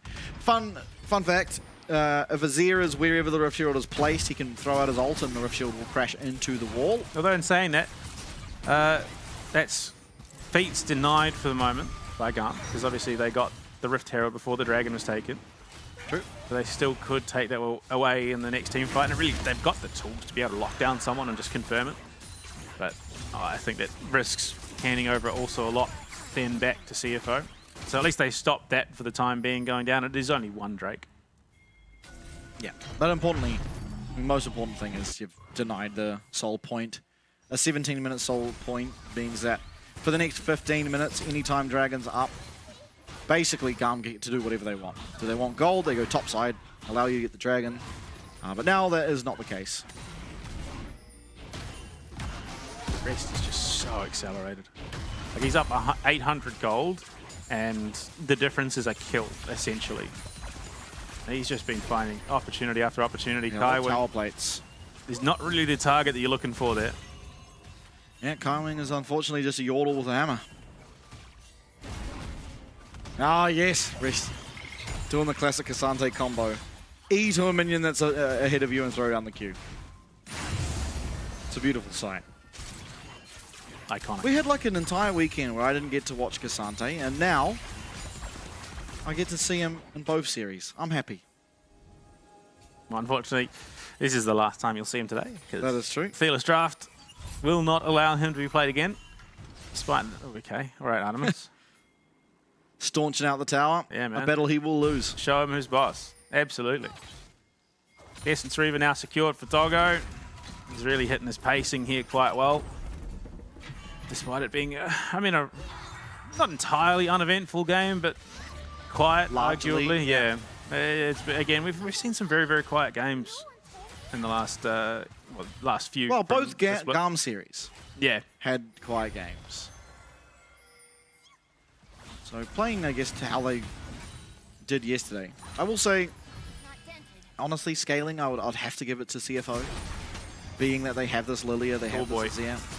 It is a little easy to build against, but they don't actually have really a tank on GAM, so there's not going to be the greatest options for magic resist coming through. I mean, the big issue is if a team fight is split, CFO, if they come in staggered, which we've seen a couple of times already, at least in the last few play days, you know, especially in that last one with Fofa being put out of position. As soon as that happens, GAM can quite easily front to back. Rest is going to do a lot, yes, but he only does so much if a primary damage dealer isn't there behind him to help. He's not quite the UD, he's not going to be sort of running through a team ramp, at least soloing. While he can do it for the most part, he just doesn't have the sustain. All right. GAM CFO, it's time for a battle. Actually, it's not. Artican's 15 seconds away, so even then... It's going to be the Ocean Dragon, more than likely, if there were to be one. Yeah, Rift Herald coming up. They're going to look to try and crack this mid tower if they can. Unfortunately, won't be able to. No minion wave. It's just outside the threshold. I think it was likely going to be coming up anyway. Unfortunately, having to use it or just unfortunately having it spawn somewhere in the jungle. You opt for the mid lane. It sets you up for another push if mispositioning occurs from the side of CFO. They can then look to collapse and break that mid tower and then open up the map a little bit. Oh, good, Honkyu. Oh, good. So many people ignore the flowers and Honkyu is actively making sure he gets them. They're just free stats. They are literally free stats. It costs nothing. You get yourself an adaptive force and some XP. Why not click them? So many people don't. Yeah, sometimes it's the poor support's job to go and mop them up for the team. At this stage, I'm not completely surprised that we're seeing a bit of plateauing here. Both teams realise the stakes of this matchup. They aren't going to be looking to force silly fights, which is not uncharacteristic from GAM, but they've definitely not been shy in looking for engagements throughout the regular season this time around. They definitely. I'm very curious as to what the difference is from regular season to playoffs. Whatever's been said, whatever the coaches have been working on, because GAM are looking very, very tight-knit, very well-oiled. They aren't making a lot of those big mistakes that they were making through the regular season, and they definitely feel like they're all on the same page. Yeah, I think in Vietnam, the playoffs, or for us it's the qualifiers, is actually affectionately known as GAM time. So that's what we find ourselves in, is GAM time. Now, can they make sure to win during GAM time? I mean, for the current state of Game 1, it's not looking the greatest, but it's also not looking horrendous by any stretch of the imagination. They try and see if Kaiwing's out of position, but quickly realize he does have reinforcements. Also important to note that Levi has lost one target. Oh, but he's gained a really big one here in the mid lane. Doggo is going to respect the fact that he became Levi's prime target there. Honku picked up the Zhonya's, is what I'm saying. Yeah. However. So any cease and desist used on him is just going to be met with a Zhonya. Oh, buddy, what are you doing? Bit of a position. That was a potentially very risky gambit from Elio, and they will ultimately concede over a second Ocean to CFO. And from there, CFO say, well, we could probably start up the Otacon. They're going to do just that. Honku hits pretty quickly. Lilia's going to do a great job of just diving in and out with Kaiwing there in assistance. This is going to be given over for free. GAM just cannot contest now. Yeah, I mean, they're going to know now, but this is very, very low. Levi's going to struggle to get in the pit with Kaiwing sitting there. And I think if I just went flying past our studio. And she may have landed on the roof there, actually. But, I mean, a rough oversight, given how cleanly GAM have been playing the last wee while, that just to not have vision, to just accept that, oh, they'll likely just back off after the Drake was a poor call, especially given that Honky's now hit 2 items. Yeah, 1.2k gold ahead just randomly. I mean, yeah, it's all been tower plates. It is. It's just insane money plus the 2 towers anyway, on top of things. Elio has been a phenomenal support, but this game it definitely feels like he's a little bit lackluster, purely because there just hasn't been any good positioning for him to find. Looking for rest. Probably the last person they want to be looking for, because I do not believe they have the damage to take him out, and in the meanwhile, Doggo is just claiming himself a mid tower. It might not go over just yet, but still, you see the Void Grubs burning away at the health, and Hongyu now on the top side is, again, going to threaten another tower as Kiai is going to recall. Demolish there. This is a lost tower just for nothing. Yeah, I mean, with a minute away to Baron, it does allow them to set up that vision control, which definitely feels a little bit lackluster on the side of GAM. Allows them to potentially force the issue. Ares might be jumped on here with Kaiwing in the back. They've just got to concede another tower because they don't have the position to hold this, and Rest is coming in on the backside. Levi has to get himself out. This is just insanity. Flash over, the bullet time, but ultimately Rest does a really good job, and he finds the way to get Levi back into the team fight. And shut down. Kind of out of nowhere, but Rest once again playing really well. He does flash to make that happen. But still, it's Levi now off the map. It's another Demolish proc onto this tower. It's a Shurima shuffle in this one, and Elio does flash away, trying to make something happen, but unfortunately, all he's made happen is his AD gets taken out. He gets taken out. Honku goes golden. Kaya tries to find anything he can, and all he can find is a lot of damage back onto his mid laner. CFO are completely running away with this game out of nowhere. But yeah, it's just, it feels so bizarre and so off pace for the game that we've been witnessing. This, for the most part, has been a heavily contested game. GAM have been managing to match pace with CFO, and then suddenly what seems like a just complete lapse of awareness has resulted in... Nice range. Yeah, it was, but ultimately it means nothing because Artemis still goes down anyway, as well as Elio. But yeah, they were matching pace, an Ocean Drake gets taken, and Artican then follows up, and they just then go and mop the floor with GAM. It just seemed like they stopped thinking about what was going on there for a second. Yeah, they've completely broken open the map now. Ultimately, the next objective that will be up and available for CFO is going to be this Baron. They have the damage being that they have the Azir, they have the Lilia of Leandries, and a Misfortune, all champions that'll do a lot of damage. Ultimately, Levi has lost essentially another target. Strange build from Doggo, but it does mean now that this Vi champ feels pretty homeless in these team fights. Elio trying to find his way into Doggo, but Doggo's just too fast, and Rest now with that Pathmaker trying to find any angle he can, but he's very low. He is going to be able to just narrowly escape the Cassante way, low but not out. He does manage to find his team 2 kills. Kaya trying to dance around this fight. It's Ares who does manage to have a little bit of a chunk onto this Azir, but certainly nothing to speak about. And the Baron being started.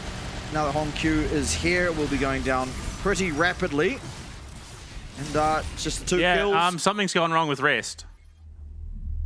Something was happening there. There's a bug. What has he done? I don't know, but the way that his champion was moving, he was like the champion was vibrating right next to the Baron, and it slid backwards and then just stopped moving. So something has happened there that has gone askew, as they would say. Yeah, well, hopefully we get an update as to what just occurred. Yeah, that's. I'm pretty sure that's what it was because you could hear it. Something. Yeah, something. Yeah, I heard that. Like something clipping into a wall. But yeah, no, I definitely think it was the Cassante that's gone wrong. We've seen similar things. I think it was an interaction with a Weaver's wall at the Talia. He jumped into it, the Talia's wall, came, clipped him, and then he just couldn't move again. I think that was actually the LCK, if I remember correctly, at the very, very early on in the regular season. Just trying to find any way to shut this Cassante down, implement a bunch of ways to stop him from moving whatsoever. Although, to be fair, that one was more self-inflicted than anything that GAM did in particular. Unfortunately, but yeah, I mean, you can see the faces of GAM. They're a little bit deflated. Yeah, this is for GAM the worst possible time to have a pause. Yeah, because you can't talk about anything. So you're not like this is the point of the game where they probably just need to be talking about next game.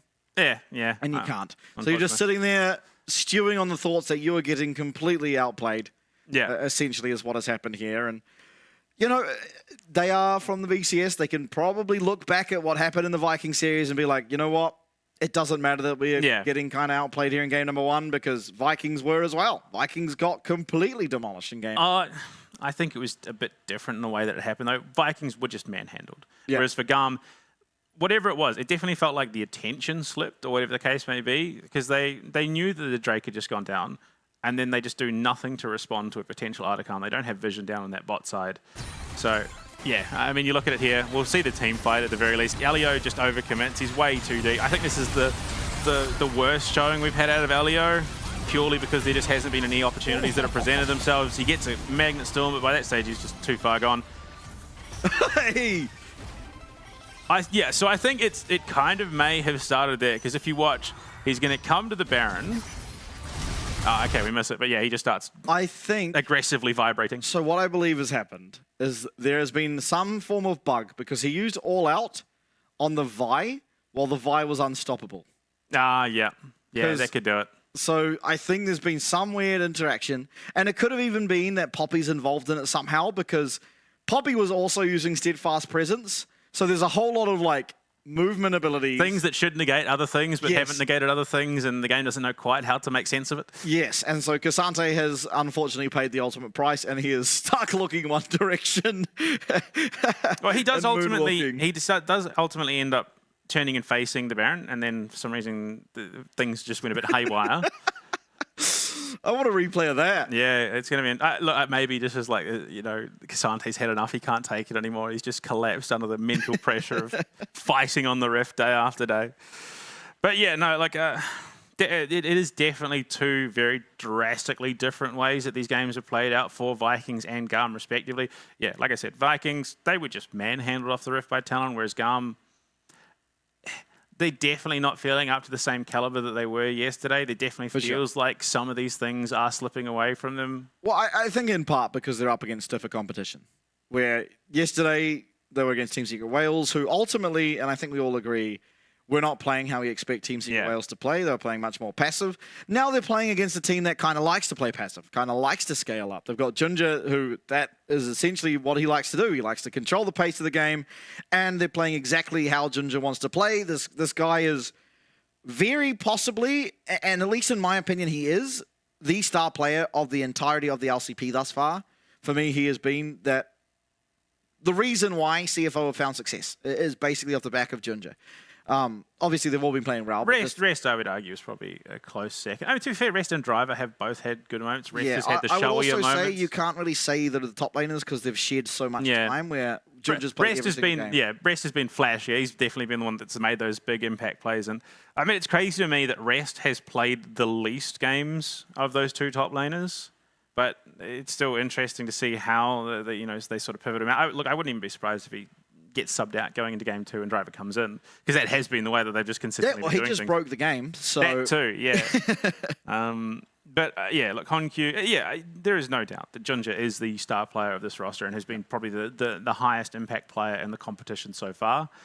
But it also does then allow the rest of the CFO roster to shine because Hongkyu's looked very, very good coming into the home stretch. Doggo and Kaiwing have looked brilliant. Sure, but my main point was the reason why GAM are looking a little bit flat-footed here is because they're playing exactly they're trying to play someone else's game. Yeah. Which, to be fair, they did start off playing their own game. They were looking a bit skirmishy. They were looking for fights. But then, unfortunately, they just fell into pace behind CFO, who are quite happy to slow things down, get some of those big items online, and now they've just been completely outpaced. And that's exactly what CFO wanted. They were just looking for their opportunity to create gap, and then from there, the game is essentially over. Yep. Hopefully, we are able to get back into the swing of things because I just look. All I'm saying is this wouldn't have happened with Jace, but purely because Jace wouldn't be in the same position that Rest is in currently. Yeah, that is true. Yeah. So once he was again, also banned, so it's largely irrelevant. It's an interesting spot to be in for sure for this CFO roster. I think this pretty much is par for the course for them at this stage. They should have been expected to be in this position. They are a slow burn team, much like Talon. And we've also got to be honest, if not for that secret win out of nowhere, CFO likely would have finished the split. In fact, they would have. They 100% would have finished the split in first place. So it's going to be interesting to see, obviously, as the bracket progresses, if we see more of these matches played out, and especially as we get to the best of 5, it's going to be very interesting to see which team joins what I'm imagining is going to likely be Talon CFO in that grand final, whether it's an all PCS final or, is it going to be VCS coming out of nowhere and taking a bit of an upset? Because going into the best of 5, there's going to be at least one VCS team there. I'm going to be interested to see just how they pace in terms of not just the draft, but in terms of overall stamina. For sure. Doggo looking zen. As what else are you supposed to do, really? Last time he was making crude remarks across the stage. Oh, that was some top quality banter, given that no one was allowed to talk. No, it was good.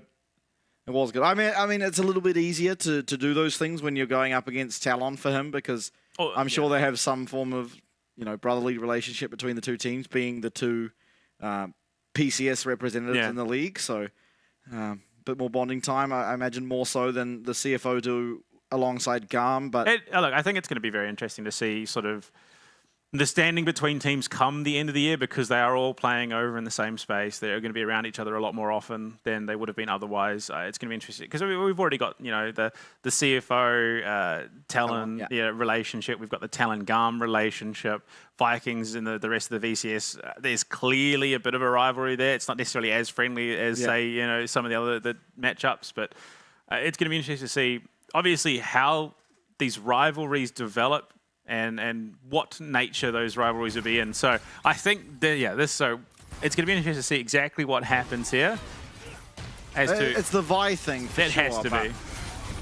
Okay, so playing well. Now he almost gets completely one shot, but doesn't. Levi, he presses R, and Rest does at the same time. Actually, I have no idea what's just occurred. Yeah, I'm not quite sure.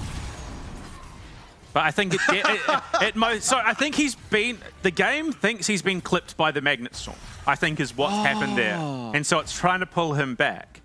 But because he hasn't, technically, the game is still trying to reconcile this with himself. And then you see he comes over here, jumps it, he's still sliding, he starts just completely freaking out. Yeah, so I think this is off the back of Elio's Magnet Storm has broken the game and Cassante.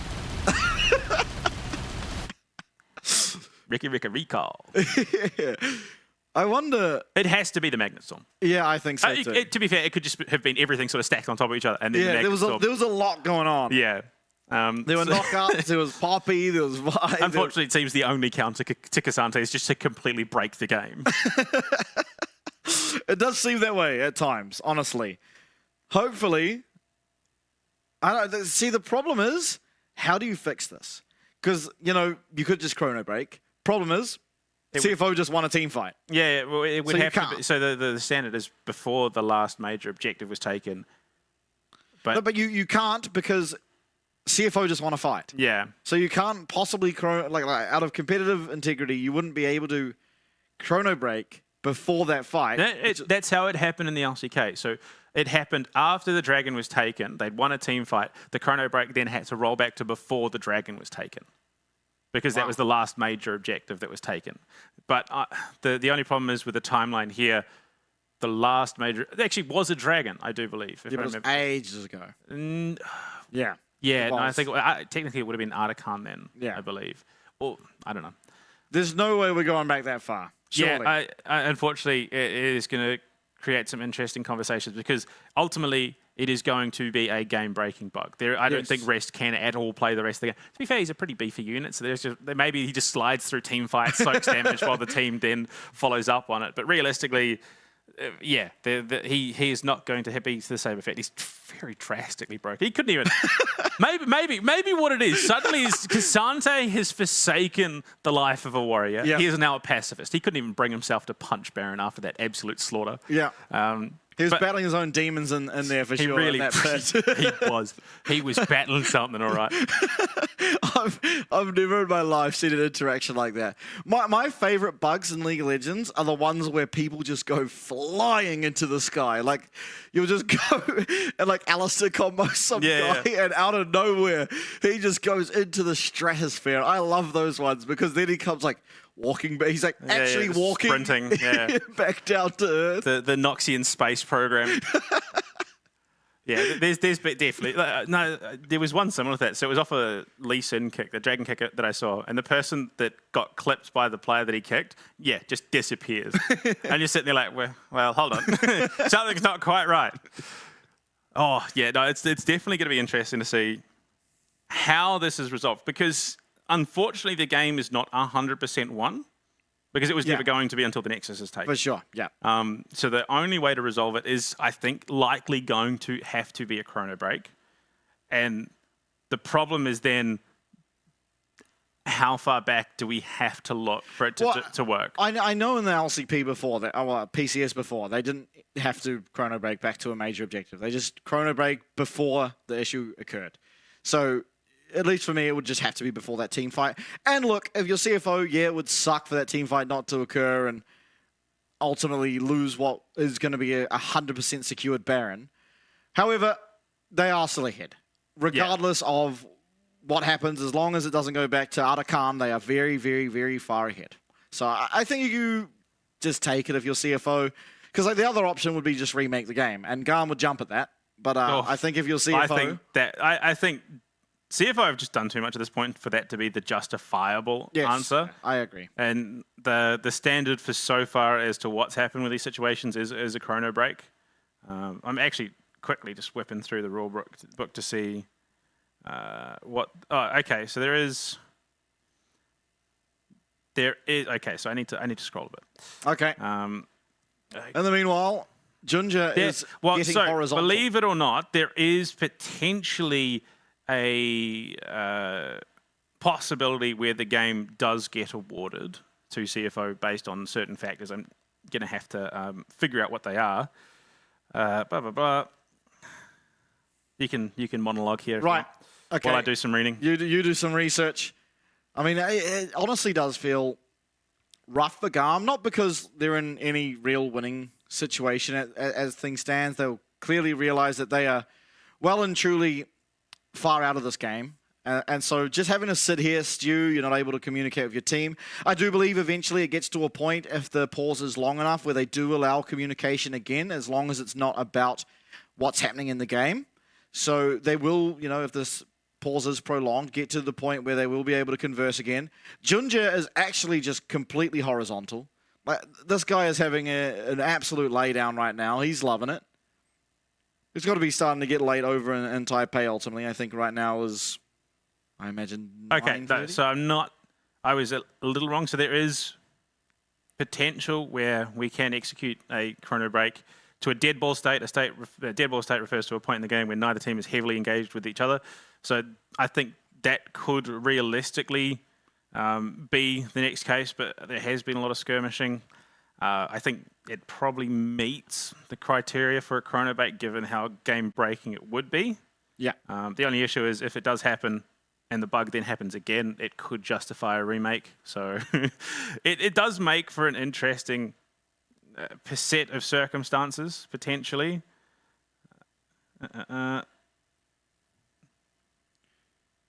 Well, okay. There is okay. In cases where the game state is irrecoverable or a restart or remake is not feasible, there may be a game victory awarded, but I think we're probably not there. It has to have processed more than 15 minutes, which we have. Comes down to gold differential. If one team has earned 57.5% or more of that gold, so if the gold differential is significant enough that one team is far ahead, which I think they might be there very could close be to.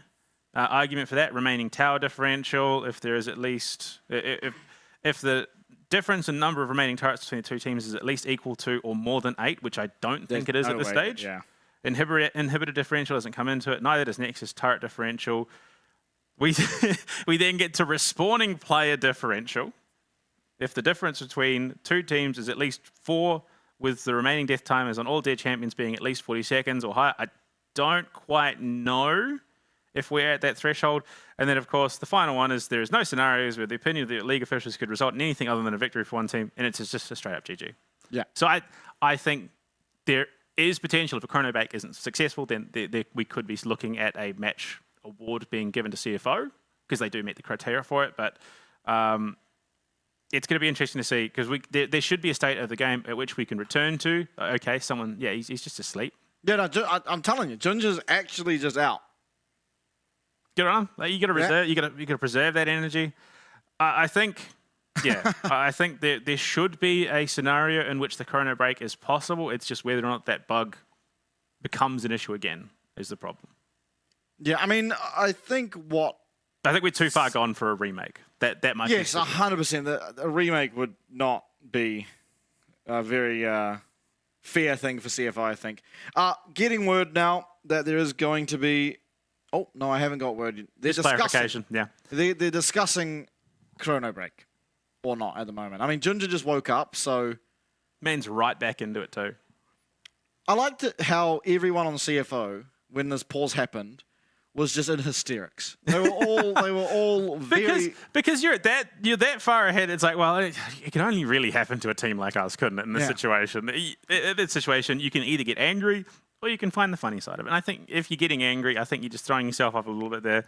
Realistically, even if things go a bit sideways, you're that far ahead that it's pretty easy to recover. But yeah, look, I think it is going to come down to whether or not the chrono bake is viable. If it is, then we likely just reset. I think it's probably a minute or so, minute and a half. Yes, ultimately CFO don't then win that fight, but they were that far ahead, like you said, that it ultimately won't matter. Hopefully. But there's always, if GAM do come back into this game, there's always just legitimately going to have to be that asterisk where, at least for my eyes, this was a pretty done deal. Yeah. That Baron was going over for free. They were up. We thought the same thing about Secret versus Talon, though, and I'd argue these two competitors are on a similar standing to those two. Sure, but the team that you'd expect to win is the one that's ahead. Yeah. Is the big difference. So, yeah, I mean, people now are rising, notably. Hopefully that means whatever's occurring in the game is being worked out. West even moving his mouse. Levi, however, definitely not. Yeah. Well, I mean, if it does go to a victory being awarded to CFO, ultimately, I don't think that's the end of the world for GAM. I think realistically that then allows them to sort of reset, go into game 2, looking into a more favourable draft. Plus, given so many of those champions that have been problems for them already won't be available due to the Fearless draft.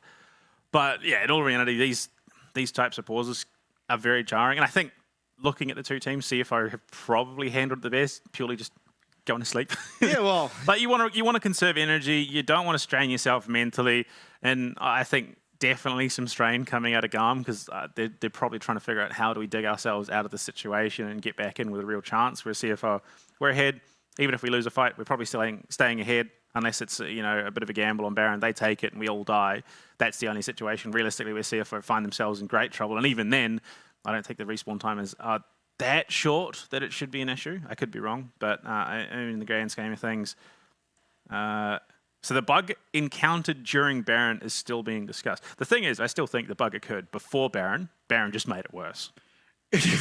I'm inclined to agree based on the fact that Rex was literally moonwalking. Yeah, I think what we do is probably start to break and come back when we know more. Yeah, sweet as. Sounds good to me. So Hopefully, this all does get resolved in the near future. So we are going to go to a quick break, but we will come back as soon as the action is close to being brought back to our screen. So I'll see you very shortly.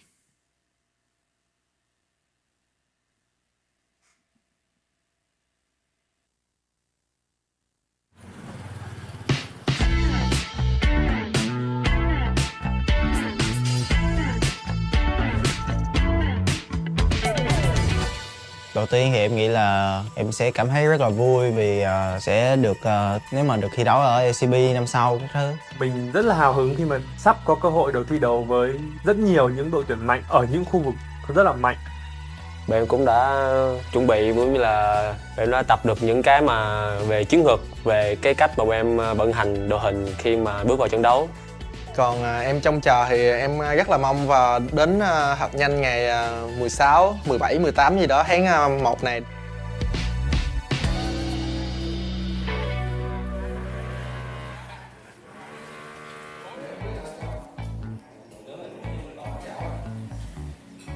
Hiện tại thì team của mình có 7 thành viên thi đấu chính thức tính cả mình. Em nói từ trên xuống dưới. Kia thì kiểu ngầu, chỗ dựa vững chắc. Giống như kiểu khi mà mình gặp khó khăn thì cứ nhìn về Kia thôi thì mọi thứ nó sẽ ổn hơn rất nhiều. Khi mà em khi mà đi đường với tới lên bên kia thì em rất là để ý và rất là kiểu quan trọng về cái việc đi lên và cũng như là tìm kiếm lợi thế trên lane đó, thì điều đó chứng tỏ việc em cũng rất muốn solo kill top lane bên họ. Kiểu đúng là chỗ dựa của team. Em thấy anh Khánh là một người đội trưởng khá là có tâm và có tầm, bởi vì anh ấy là một người luôn dẫn dắt đội, luôn có những cú call mà khá là hiệu quả và luôn đưa team tới chiến thắng. Emo thì đi mid.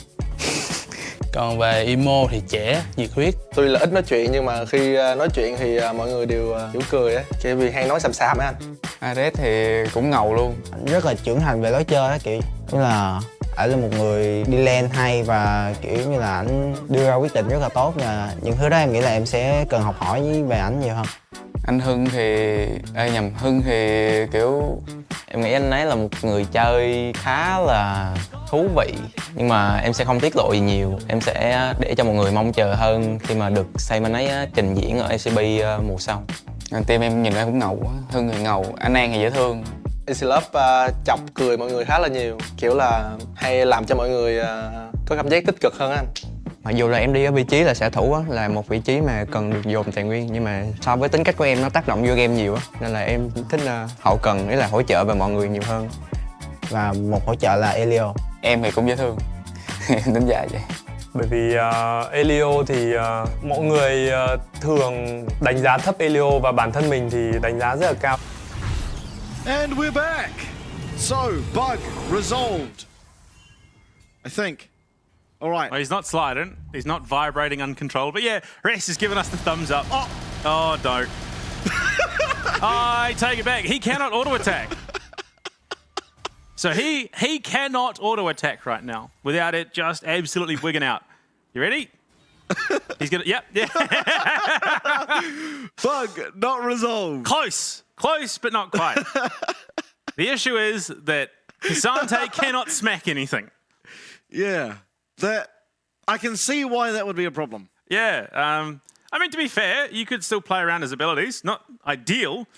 Yeah, look, his abilities also give him something that empowers his auto attack. I mean, to be fair, we don't even know if his abilities like work properly either. So true, he hasn't. He imagine dashed. he did. Oh, he did dash. He dashed. So his dash works. I think. I'm pretty sure we saw one, but yeah, close but no cigar. Which, so I don't know if we chrono broke. No, we didn't. Exactly. So I think that will be the next step. And if they can't do that, I think the game just goes to CFO. Because they've just got Baron. They're pretty far ahead. We really should have looked and seen just how far ahead they were. But either way, they're massively far ahead. Maybe we get lucky and they bring a replay up and we can probably see. But I mean, yeah, I think at that stage they were that far ahead. They've just taken Baron. They've just won a fight. At this point, barring the entirety of CFO running into GAM's Fountain, or either setting up the perfect team fight and allowing just absolute mayhem to reign, I think the reality is this is just going to be CFO systematically ending the game within the next 5 to 10 minutes, at most. Yeah, I'm inclined to agree. I think ultimately there doesn't seem to me like a realistic world in which GAM bring this one back. It would rely on a series of massive misplays. Yeah. Essentially. Which, unfortunately, is kind of how they ended up here. To the point that they are. I think realistically, your best bet is to go next if you are GAM. It actually might be beneficial for them too. Not just in terms of the current game state. That is a lot of energy to expend to try and even bring it back to even, let alone then go and win it. But it also allows you to reset. It does take a lot of champions off the board, especially that broken Cassante, literally. But then I think in terms of just mental fatigue and all the rest of it, I think your best bet is just go next. That is the funniest bug I've ever seen. He just clicks on the honey fruit and it's just like, yeah, dude, just getting an electric shock from the honey fruit. No, he's just powering up. What do you mean? I'll be real. This Cassante does not need any powering up in its current form. Yeah, no, like we're going to get back. The game won't even be resolved. He will have just finished powering up, and he's just going to punch someone clean into the fountain from mid lane. I mean, at least Rest is having a good time with it. You know, he's again. All you can do in this situation is laugh. Yeah, laugh. To be fair, a lot of the bugs that happen in League of Legends are pretty funny. They're like this is a harmful one, of course, because it just disallows him from playing his champ for the most part. He didn't queue the minion wave either, which makes me think that there's a good chance his Q doesn't work. Yeah. Because the only ability we've seen him use. And even then, I'm not 100% sold. I actually saw it. No, he definitely did. Yeah. When he was moonwalking away from the team fight while getting Magnet stormed in, he did eat. Yeah. No, but I think, he also then dashed towards the honey fruit and then started losing his darn mind again. Yeah. Yeah, to be fair, it's far from the most egregious bug I think we've seen. I mean, you just look back at Invisible Nunu, who was all of a sudden snowballed into your lane and you had no idea what was going on. Yeah. That was a pretty rough time to be playing ranked. Yeah, there's been a few of them. But I have been informed we will be taking a break for about 5 minutes. But again, if we do come back into game, if things are resolved, we will, of course, jump straight back in. So don't go anywhere, but we will see you very shortly.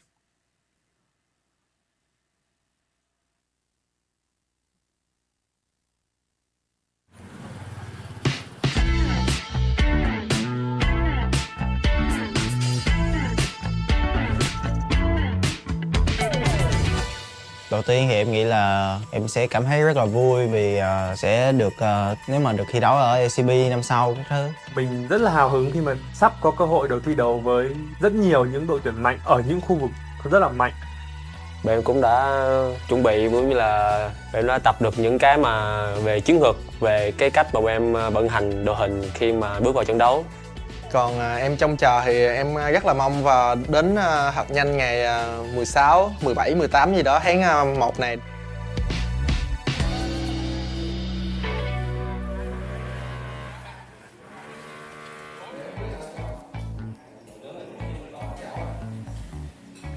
Hiện tại thì team của mình có 7 thành viên thi đấu chính thức tính cả mình. Em nói từ trên xuống dưới. Kia thì kiểu ngầu. Chỗ dựa vững chắc.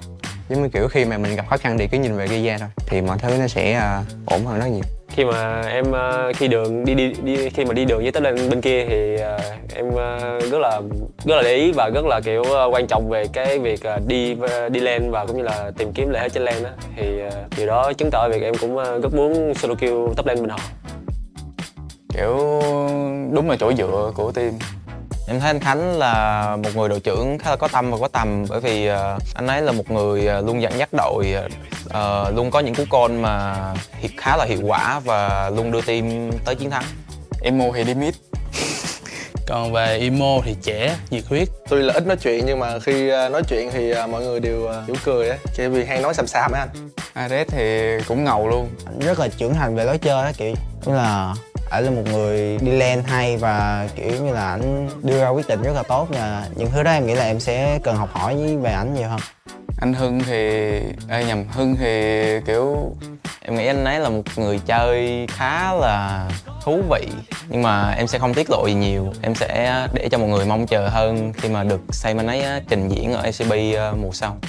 Team em nhìn em cũng ngầu quá, Hưng thì ngầu, anh An thì dễ thương. AC Love chọc cười mọi người khá là nhiều, kiểu là hay làm cho mọi người có cảm giác tích cực hơn anh. Mặc dù là em đi ở vị trí là xạ thủ á, là một vị trí mà cần được dồn tài nguyên, nhưng mà so với tính cách của em nó tác động vô game nhiều á, nên là em thích hậu cần, ý là hỗ trợ về mọi người nhiều hơn. Và một hỗ trợ là Elio. Em thì cũng dễ thương. Em đánh giá vậy. Bởi vì Elio thì mọi người thường đánh giá thấp Elio, và bản thân mình thì đánh giá rất là cao Elio, cũng như là mình tin rằng Elio sẽ làm được điều bất ngờ đến cho các bạn fan hâm mộ. Đối với fan GAM thì anh nghĩ là khi một đội tuyển thành công thì đối với họ là những cái người mà cổ vũ họ giống như fan GAM Farm á, thì rất là quan trọng đối với GAM. Thế là khi mà em đang cảm thấy là được nhiều thứ như vậy á, thì em sẽ cảm thấy thi đấu nó rất là tự tin á. Em sẽ cảm thấy là kiểu như mình không có gì đã mất hết, mình có nhiều tài nguyên như vậy thì lý do gì mà mình không chiến thắng những đội tuyển khác. Và ở LCP sắp tới là một cơ hội để khiến cho các đội Việt Nam có thể chứng minh cho mọi người thấy như vậy. Hy vọng là mọi người sẽ vững tin vào GAM và mình tin rằng GAM sẽ giành được chức vô địch tại mùa giải năm nay. Cảm ơn các bạn.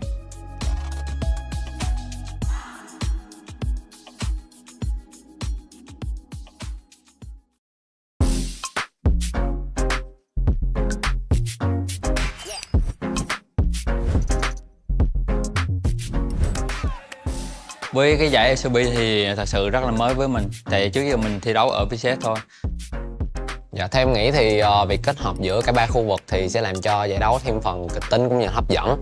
Nên tụi mình sẽ cố gắng để tích lũy thêm kinh nghiệm cũng như là trải nghiệm để trước khi ra đấu trường quốc tế. Hiện tại đội tuyển Vikings Esports là có 9 thành viên và nổi trội nhất đó là vị trí của KT, đội trưởng của đội tuyển Vikings Esports. Anh KT trong game rất là hot. Đội trưởng team em là một người trong game thì luôn là điểm dựa cho mọi người.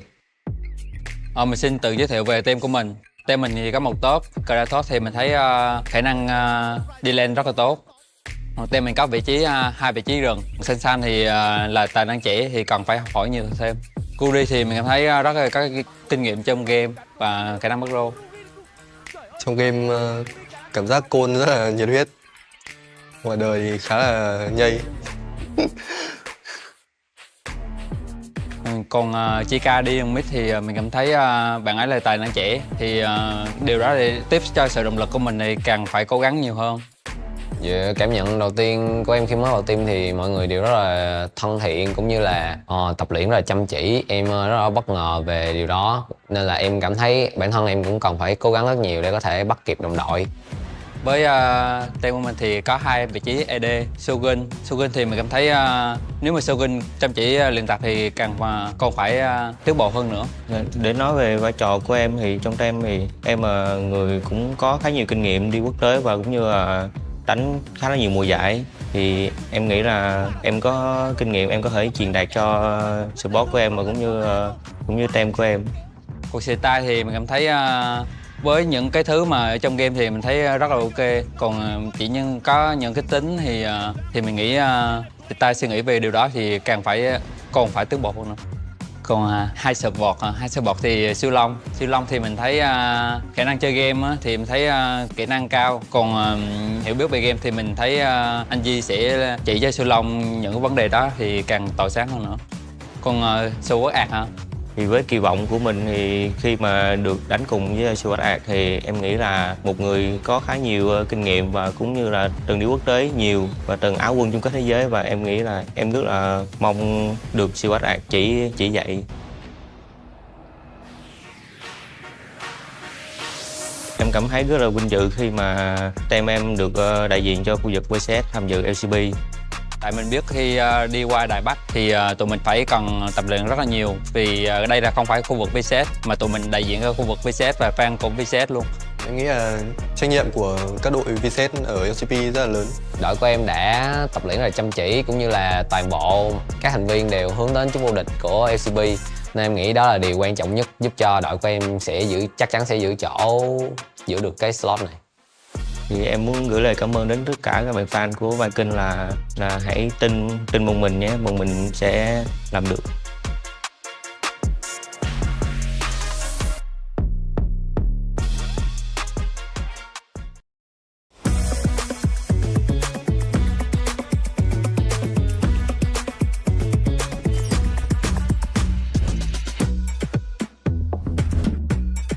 在今年 LCP 是一个完整的新赛区，然后也包括很多就是越南、日本，还有我们自己。我觉得在这种赛区的话，就是会非常有竞争性嘛，而且喜新程度应该会拉得挺满。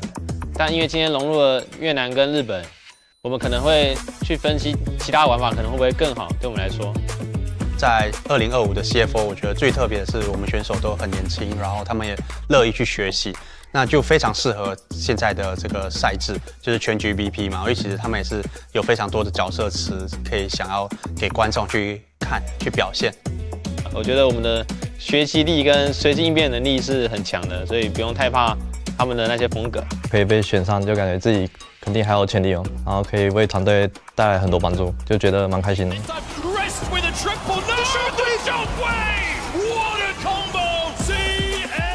我加入 CFO 之后，就发现跟他们相处其实是蛮有趣的，因为他们平常都会讲一些有趣的话，然后蛮欢乐的。红 Q 是一个新选手嘛，那很年轻，17岁。那我们其实会教他非常多东西，那就是看他在比赛场上有没有办法发挥出来。大家都说他是未来的超新星。我希望带给粉丝们一个激进、敢打、敢操作的风格，不保守，就是打得比较进攻性一点。那凯运的话，今年也已经是他第10年在 LoL 圈了。那我相信他的经验是非常丰富，也可以带领我们队伍有一个很好的方向。比较像领导者，因为凯文比较常拉我们队员一起去沟通讨论游戏，所以有这个角色挺重要的。上路4节的话，可能就游戏内，我觉得话也算蛮多的，就是然后操作也蛮好的。我会说我自己应该是算是老大哥吧，就有点牺牲自己，比较团队，然后因为我是上路位置嘛，我可以自己顾好我自己。那 Dogo 的话，他自己本身在 LoL 打了1年，就打出很好的成绩，然后就已经去 LPL 那边就是拼了好几年。这次回来的话，我相信他已经进步了非常多。自己在团练看到他的表现，还有他的操作，我觉得他非常那种明星的，还有领袖的气质，我觉得。车长就是游戏态度很好吧，会很积极的沟通他的想法之类的。因为我能留在竞争力那么强的赛区，就代表自己有一定的竞争力。俊佳是一个经验非常丰富的选手，也去过很多国际赛，就很开心能跟其他赛区的对手交手吧，然后希望可以在比赛中就进步更多吧。今年我觉得我们 CFO 应该会是一个稳中带狠吧，就是要狠的时候狠，然后会乖乖的时候就乖乖的，不会想要去乱打架，然后顺利的拿下比赛。如果能够在第1赛季的常规赛里面快速进步的话，我觉得3个国际赛我们都是能去的。那我这边就先说一下，我们一定能去世界赛。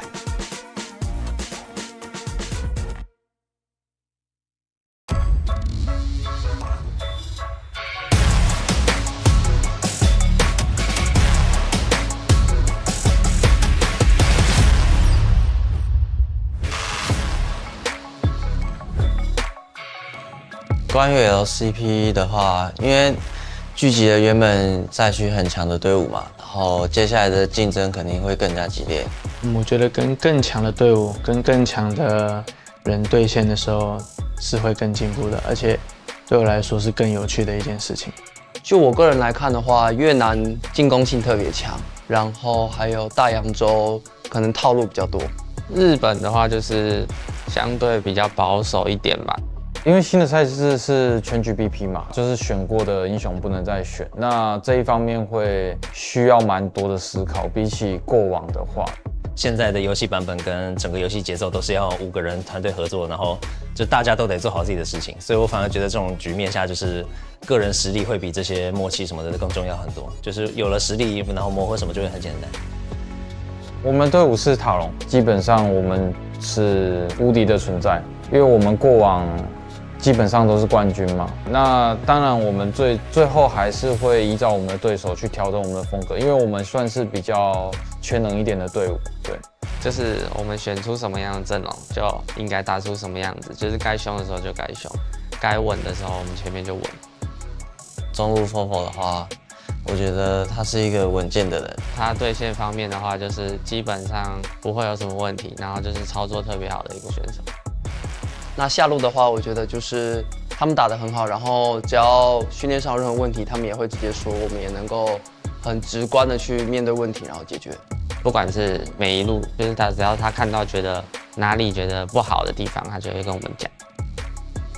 我觉得我们现在队里比较搞笑担当应该是我们上路吧，阿志，对他会有蛮多让我们觉得他蛮有趣的地方，对。他很喜欢玩那些上路射手嘛，然后去选一些特别的英雄把人家打爆。卡萨的话就是人挺好的吧，然后常常为队友着想，不管在游戏上啊，一直想着怎么帮助队友。我们的辅助是无敌。其实辅助位在今年这个赛制下面的话，我觉得辅助会冒出很多不一样的英雄。那刚好无敌会的蛮多的，那我觉得他可能会玩得更好一点。对。我觉得今年塔隆会拿很多的冠军。塔隆肯定是会参加所有的国际赛事，然后希望可以在国际赛事拿到好成绩。然后不管任何的比赛，我们都是要突破，比以往成绩更好的。我就希望是一步一步来，然后我们把每个基础都打好，然后我们就可以走到更高的地方。今年的话，大家加油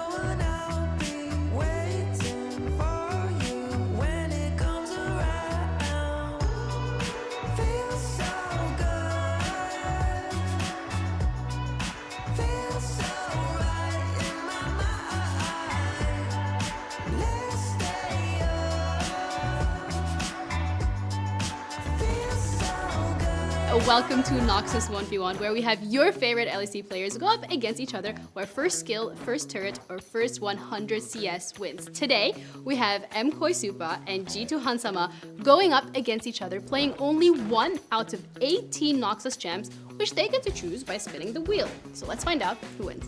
So let's see what we get. I hope we get a funny champion, not Rel, not Vladimir or something like that. Oh, we got Ambessa. Ambessa? I think it's okay. fine. I think it's fine. It's almost Vladimir, was so close. What? We have missed this. I lose my Q as well. What? Oh yeah, actually if you miss here, you miss it. Yeah, I didn't know. Oh shit. I forgot.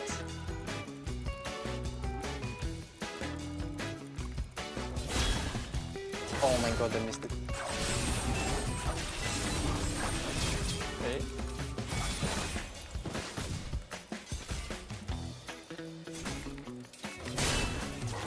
Oh.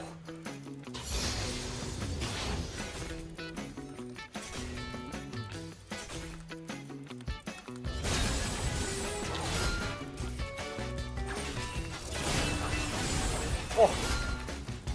Guys. I don't know what I'm doing, no, yo. But this champion looks so fun. No! But what is the damage? Actually, I don't know. Like, yeah. This champion is weird. I played into Ambessa in lane swap, and sometimes he can 1v2, it's crazy. Yeah, she can.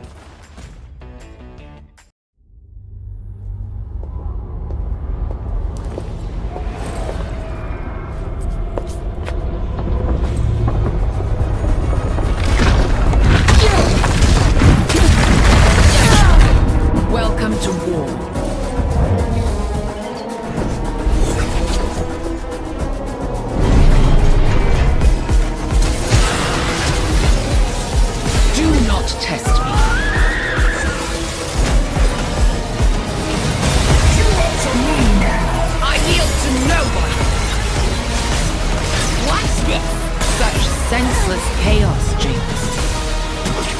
I hardly felt a thing.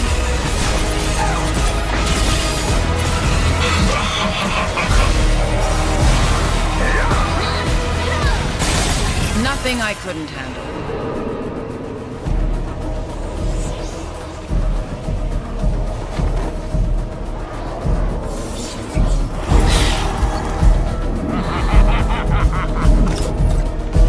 Oh, it is so on!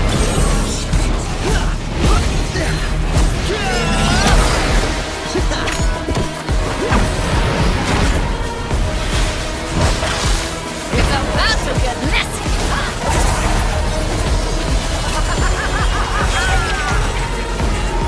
Let's dance.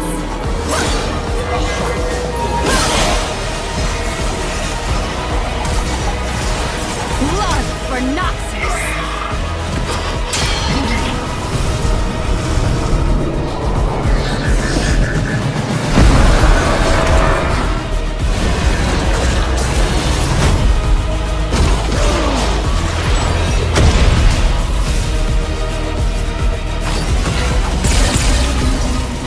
The wrath of Abaddon!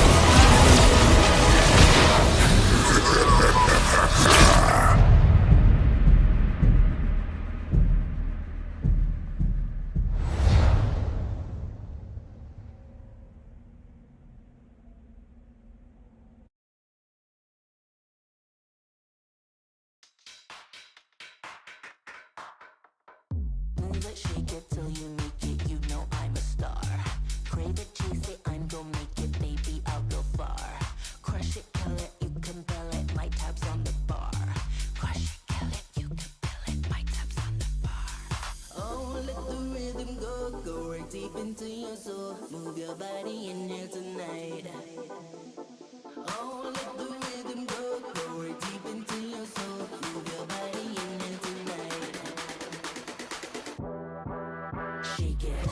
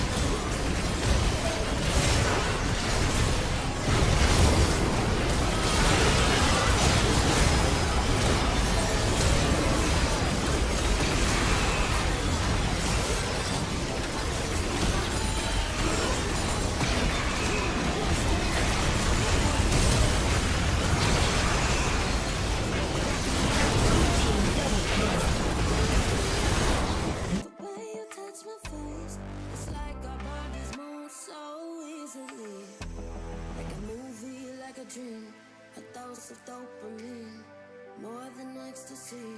Between you and me, like a movie, like a dream. A dose of dopamine, more than ecstasy. Between you and me, take me there like nobody else. It's so unfair, I get you all to myself. But I like it like that, yeah, yeah, yeah. I like it like that, yeah, yeah, yeah.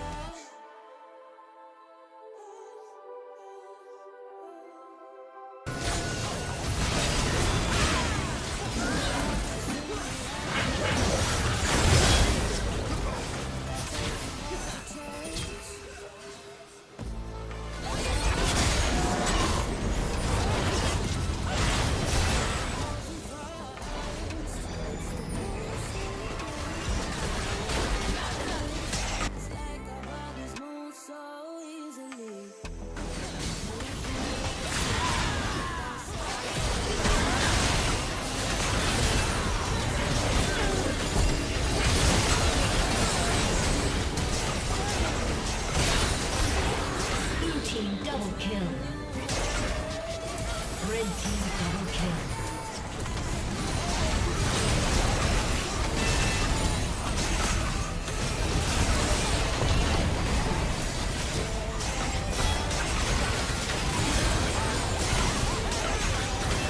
Red team has scored. Like nobody else. It's so unfair, I get you all to myself. But I like it like that, yeah, yeah, yeah. I like it like that, yeah, yeah, yeah.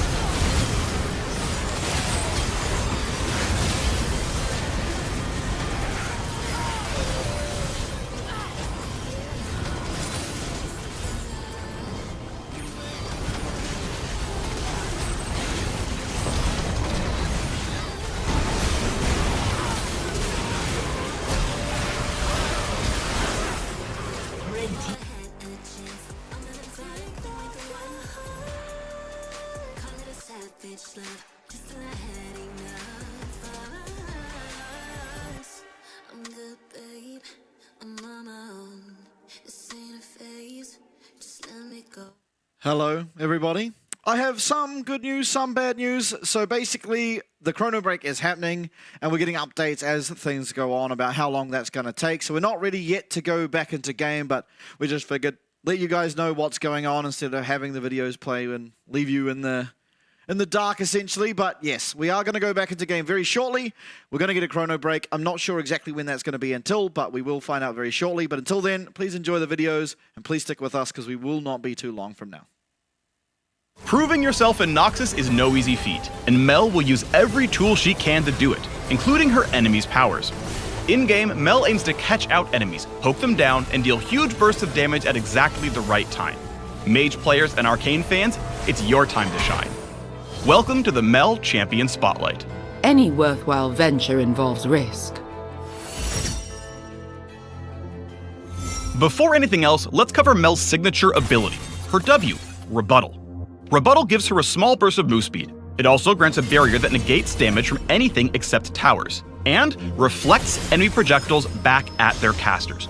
Auto attacks, waves, missiles, anything that would be blocked by Yasuo's Wind Wall gets reflected by Rebuttal. Reflected projectiles are converted into magic damage, but function as they normally would otherwise. Like this, and that, and this one, and that one. You get it. Now for Mel's passive, Searing Brilliance. Damaging an enemy with an attack or ability applies a stack of Overwhelm. You can stack Overwhelm infinitely, charging up potential damage. When this damage amount exceeds a target's current health and shields, Overwhelm detonates to execute them. Nothing I couldn't handle. Searing Brilliance also empowers Mel's next basic attack to fire 3 additional missiles after casting an ability. She can cast up to 3 abilities in a row to gain a max of 9 extra missiles on her next attack. Mel's Q is Radiant Volley. She unleashes a barrage of explosions in a target area. Each one deals a small amount of damage and stacks her passive. Her E is Solar Snare. Mel sends out an orb of unstable energy that files wildly as it travels. Enemies hit by the energy take damage over time and are slowed for the duration. Those who touch the orb itself are rooted. Lastly, Mel's ult is Golden Eclipse. Passively, it increases her damage from Overwhelm stacks. On cast, she unleashes her power on every target marked with Overwhelm, dealing tons of damage based on how many stacks they have. Golden Eclipse does not consume these stacks, so targets are still vulnerable to her passive if she brings them low enough for an execute. Feel my light. While this ability can hit monsters, it's only castable if an enemy champion is affected by Overwhelm. So plan your Baron steals accordingly. Mel's damage potential makes her a serious threat in extended fights, but if an opponent can burst her quickly or disengage to wait out the stacks from Searing Brilliance, they'll extinguish a lot of her power. And even though her passive is an execute, it respects magic resist. So bulk up if you don't want to get overwhelmed. The reflect on her W is pretty powerful, but only if an ability is worth reflecting. For example, champions with sticky engage tools like Amumu and Nautilus won't mind rebuttal one bit. As a backline mage, Mel will really shine for players who like to poke from safety, so give her a try if you play Xerath, Lux, Hwei, or any other artillery champions. Let's skip the rest of the pleasantries, shall we? Get ready to rise with Mel, the soul's reflection. The arcane is at my fingertips.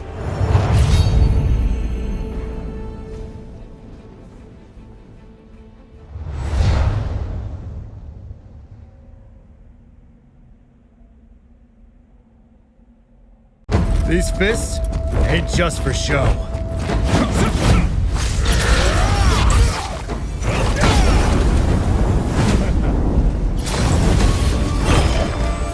Come on! Who's next?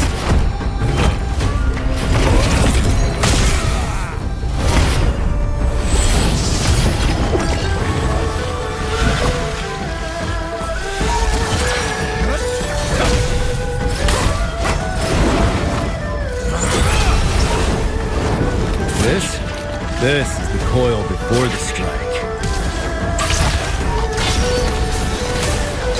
Let's settle the score. You'll want to get a close-up of this. Like the ivory serpent, I don't back down when it comes to family. You pick a fight with them, you pick a fight with me. Hometown hero coming through. Mom's fought for me since I was born. It's my turn now.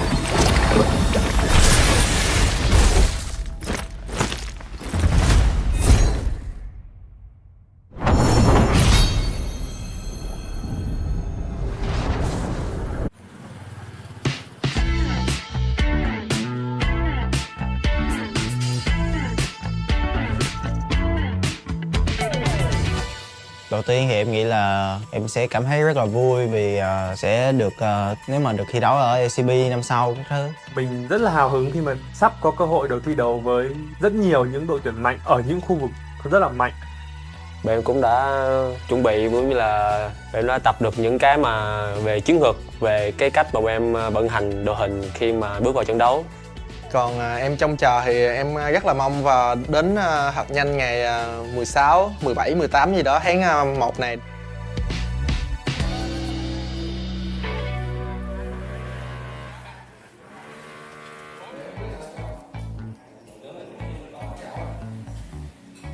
Hiện tại thì team của mình có 7 thành viên thi đấu chính thức tính cả mình. Em nói từ trên xuống dưới. Kia thì kiểu ngầu. Chỗ dựa vững chắc. Giống như kiểu khi mà mình gặp khó khăn thì cứ nhìn về Kia thôi thì mọi thứ nó sẽ ổn hơn rất nhiều. Khi mà em khi mà đi đường với tới lên bên kia thì em rất là để ý và rất là kiểu quan trọng về cái việc đi lên và cũng như là tìm kiếm lợi thế trên lane đó, thì điều đó chứng tỏ việc em cũng rất muốn solo kill top lane bên họ. Okay, well, update. So despite the fact Rest cannot auto-attack currently.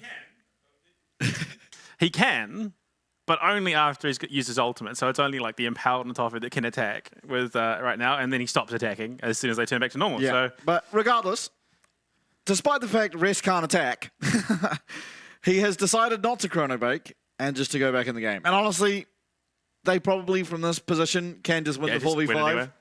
as long as his ult works. Because if he's able to ult, then maybe his abilities will start working again. A problem if they don't, but I guess we're going to find out. Anyway, regardless, he's decided that he will play it on. Now, if somehow, they then lose off the back of this, which realistically could happen. Yes, because Cassante, you can also see he's sliding around the map. So that hasn't been fixed. The auto attack issue hasn't been fixed. He's not going to be able to contribute to towers at all. So he's worthless in a side lane.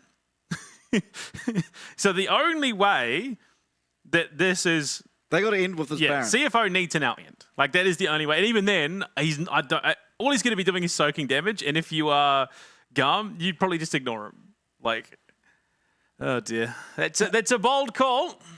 We'll see if it pays out for them. This is... As Jason Bateman once said, it's a bold strategy, Cotton. Yeah, well, I mean, yeah. So hopefully we do get into game very shortly, but I can't imagine wanting to do this because to me, I think they just want to get it done. I think CFO. I mean, realistically, I did look at it. So they are 6 towers, 7k gold ahead. I'm pretty sure every lane that they were playing was winning.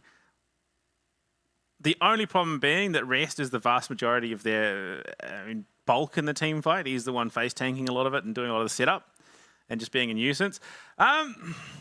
If CFO lose this game now and potentially find themselves in the lower bracket against, because I wouldn't be surprised if there was an actual argument to be made for them just being awarded the win because how far they were ahead. Yes, yeah. Because it was.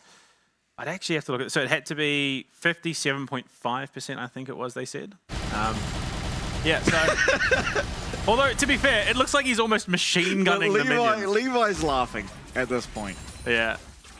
Okay, but like... Yeah, no, so it's a 10k gold lead now, after the back of that. No, it goes down a little bit.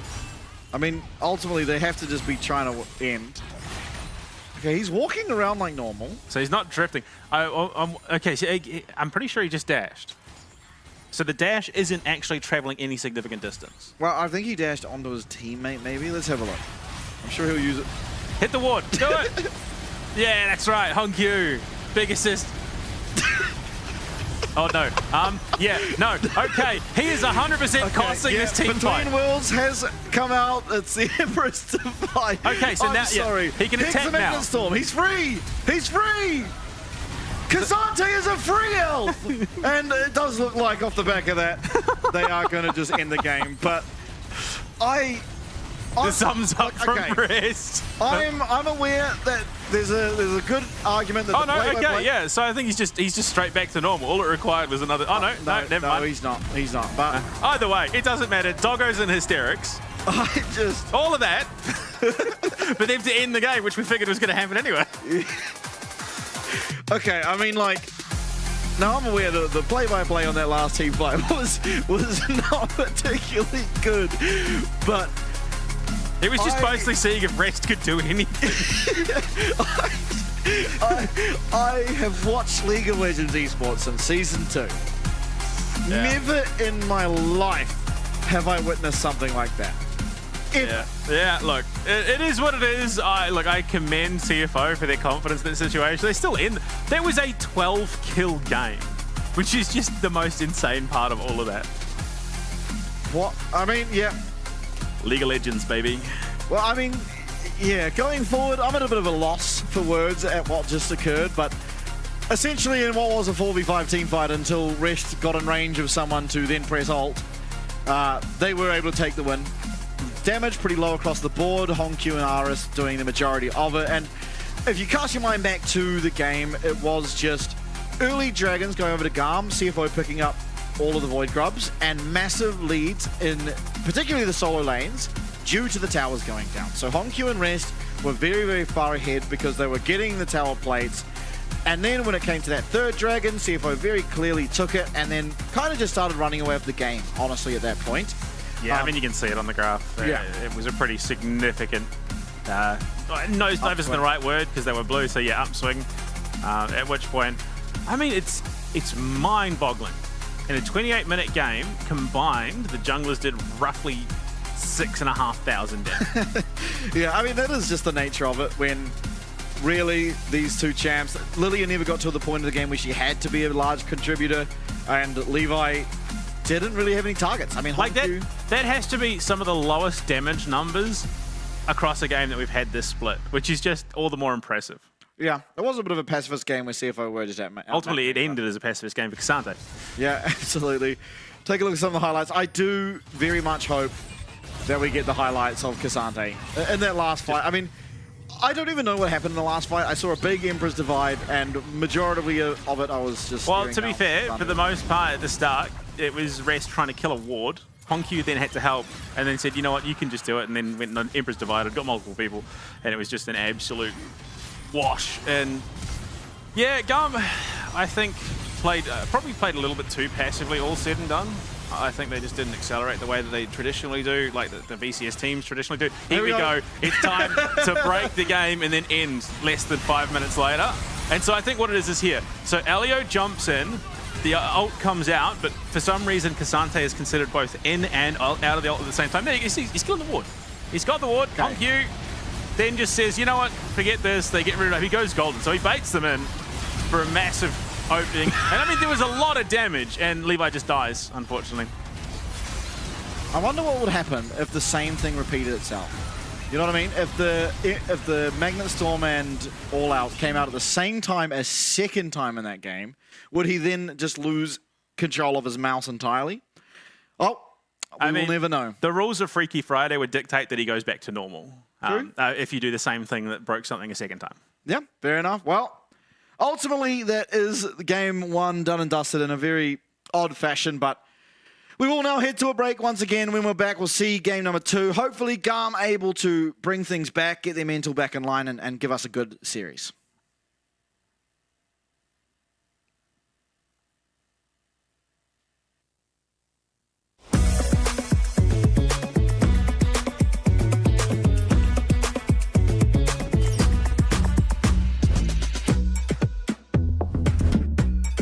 在今年 LCP 是一个完整的新赛区，然后也包括很多就是越南、日本，还有我们自己。我觉得在这种赛区的话，就是会非常有竞争性嘛，而且喜新程度应该会拉得挺满的。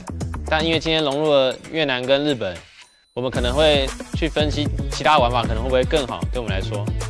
在2025的 CFO， 我觉得最特别的是我们选手都很年轻，然后他们也乐意去学习。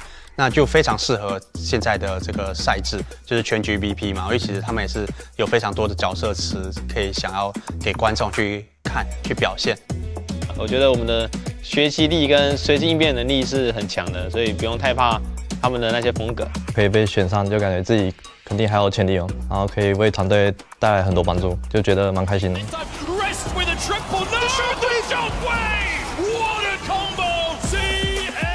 我加入 CFO 之后，就发现跟他们相处其实是蛮有趣的，因为他们平常都会讲一些有趣的话，然后蛮欢乐的。红 Q 是一个新选手嘛，那很年轻，17岁。那我们其实会教他非常多东西，那就是看他在比赛场上有没有办法发挥出来。大家都说他是未来的超新星。我希望带给粉丝们一个激进、敢打、敢操作的风格，不保守，就是打得比较进攻性一点。那凯运的话，今年也已经是他第10年在 LoL 圈了。那我相信他的经验是非常丰富，也可以带领我们队伍有一个很好的方向。比较像领导者，因为凯文比较常拉我们队员一起去沟通讨论游戏，所以有这个角色挺重要的。刚入4节的话，可能就游戏内我觉得话也算蛮多的，就是然后操作也蛮好的。我会说我自己应该是算是老大哥吧，就有点牺牲自己，比较团队，然后因为我是上路位置嘛，我可以自己顾好我自己。那Dogo的话，他自己本身在 LoL 打了1年，就打出很好的成绩，然后就已经去 LPL 那边就是拼了好几年。这次回来的话，我相信他已经进步了非常多。自己在团练看到他的表现，还有他的操作，我觉得他非常那种明星的，还有领袖的气质，我觉得。车长就是游戏态度很好吧，会很积极的沟通他的想法之类的。因为我能留在竞争力那么强的赛区，就代表自己有一定的竞争力。俊佳是一个经验非常丰富的选手，也去过很多国际赛，就很开心能跟其他赛区的对手交手吧，然后希望可以在比赛中就进步更多吧。今年我觉得我们 CFO 应该会是一个稳中带狠吧，就是要狠的时候狠，然后会乖乖的时候就乖乖的，不会想要去乱打架，然后顺利的拿下比赛。如果能够在第一赛季的常规赛里面快速进步的话，我觉得3个国际赛我们都是能去的。那我这边就先说一下，我们一定能去世界赛。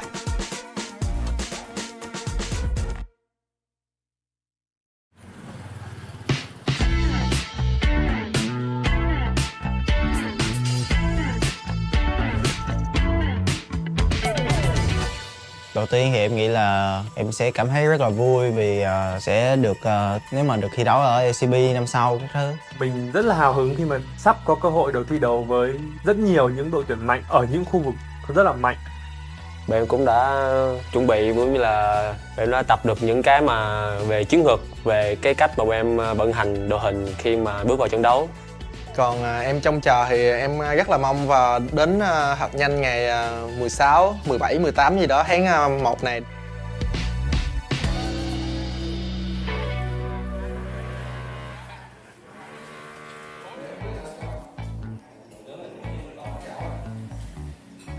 Hiện tại thì team của mình có 7 thành viên thi đấu chính thức tính cả mình. Em nói từ trên xuống dưới, Kia thì kiểu ngầu, chỗ dựa vững chắc. Giống như kiểu khi mà mình gặp khó khăn thì cứ nhìn về Kia thôi thì mọi thứ nó sẽ ổn hơn rất nhiều. Khi mà em khi mà đi đường với Talon bên kia thì em rất là để ý và rất là kiểu quan trọng về cái việc đi lane và cũng như là tìm kiếm lợi thế trên lane đó. Thì điều đó chứng tỏ việc em cũng rất muốn solo kill top lane bên họ. Kiểu đúng là chỗ dựa của team. Em thấy anh Khánh là một người đội trưởng khá là có tâm và có tầm, bởi vì anh ấy là một người luôn dẫn dắt đội, luôn có những cú call mà khá là hiệu quả và luôn đưa team tới chiến thắng. Emo thì đi mid. Còn về Emo thì trẻ, nhiệt huyết. Tuy là ít nói chuyện nhưng mà khi nói chuyện thì mọi người đều kiểu cười á, chỉ vì hay nói xàm xàm á anh. Ares thì cũng ngầu luôn. Anh rất là trưởng thành về lối chơi á, kiểu như là anh là một người đi lane hay và kiểu như là anh đưa ra quyết định rất là tốt, và những thứ đó em nghĩ là em sẽ cần học hỏi về ảnh nhiều hơn. Anh Hưng thì Hưng thì kiểu em nghĩ anh ấy là một người chơi khá là thú vị, nhưng mà em sẽ không tiết lộ gì nhiều, em sẽ để cho mọi người mong chờ hơn khi mà được xem anh ấy trình diễn ở LCP mùa sau. Team em nhìn em cũng ngầu quá, Hưng thì ngầu, anh An thì dễ thương. Love chọc cười mọi người khá là nhiều, kiểu là hay làm cho mọi người có cảm giác tích cực hơn anh. Mặc dù là em đi ở vị trí là xạ thủ á, là một vị trí mà cần được dồn tài nguyên, nhưng mà so với tính cách của em nó tác động vô game nhiều á, nên là em thích hậu cần, nghĩa là hỗ trợ về mọi người nhiều hơn. Và một hỗ trợ là Elio. Em thì cũng dễ thương. Em đánh giá vậy. Bởi vì Elio thì mọi người thường đánh giá thấp Elio, và bản thân mình thì đánh giá rất là cao Elio, cũng như là mình tin rằng Elio sẽ làm được điều bất ngờ đến cho các bạn fan hâm mộ. Đối với fan GAM thì anh nghĩ là khi một đội tuyển thành công thì đối với họ là những cái người mà cổ vũ họ, giống như fan GAM Farm á, thì rất là quan trọng đối với GAM. Thế là khi mà em đang cảm thấy là được nhiều thứ như vậy á, thì em sẽ cảm thấy thi đấu nó rất là tự tin á.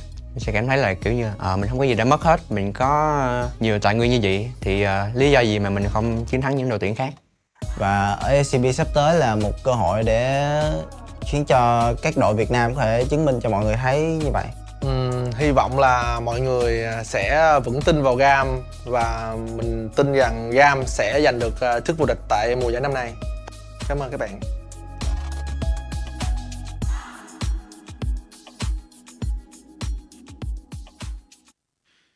And it's time for game number 2 very, very shortly. Rest is out. CFO are still struggling to hold it together after that game. You can see it on their faces.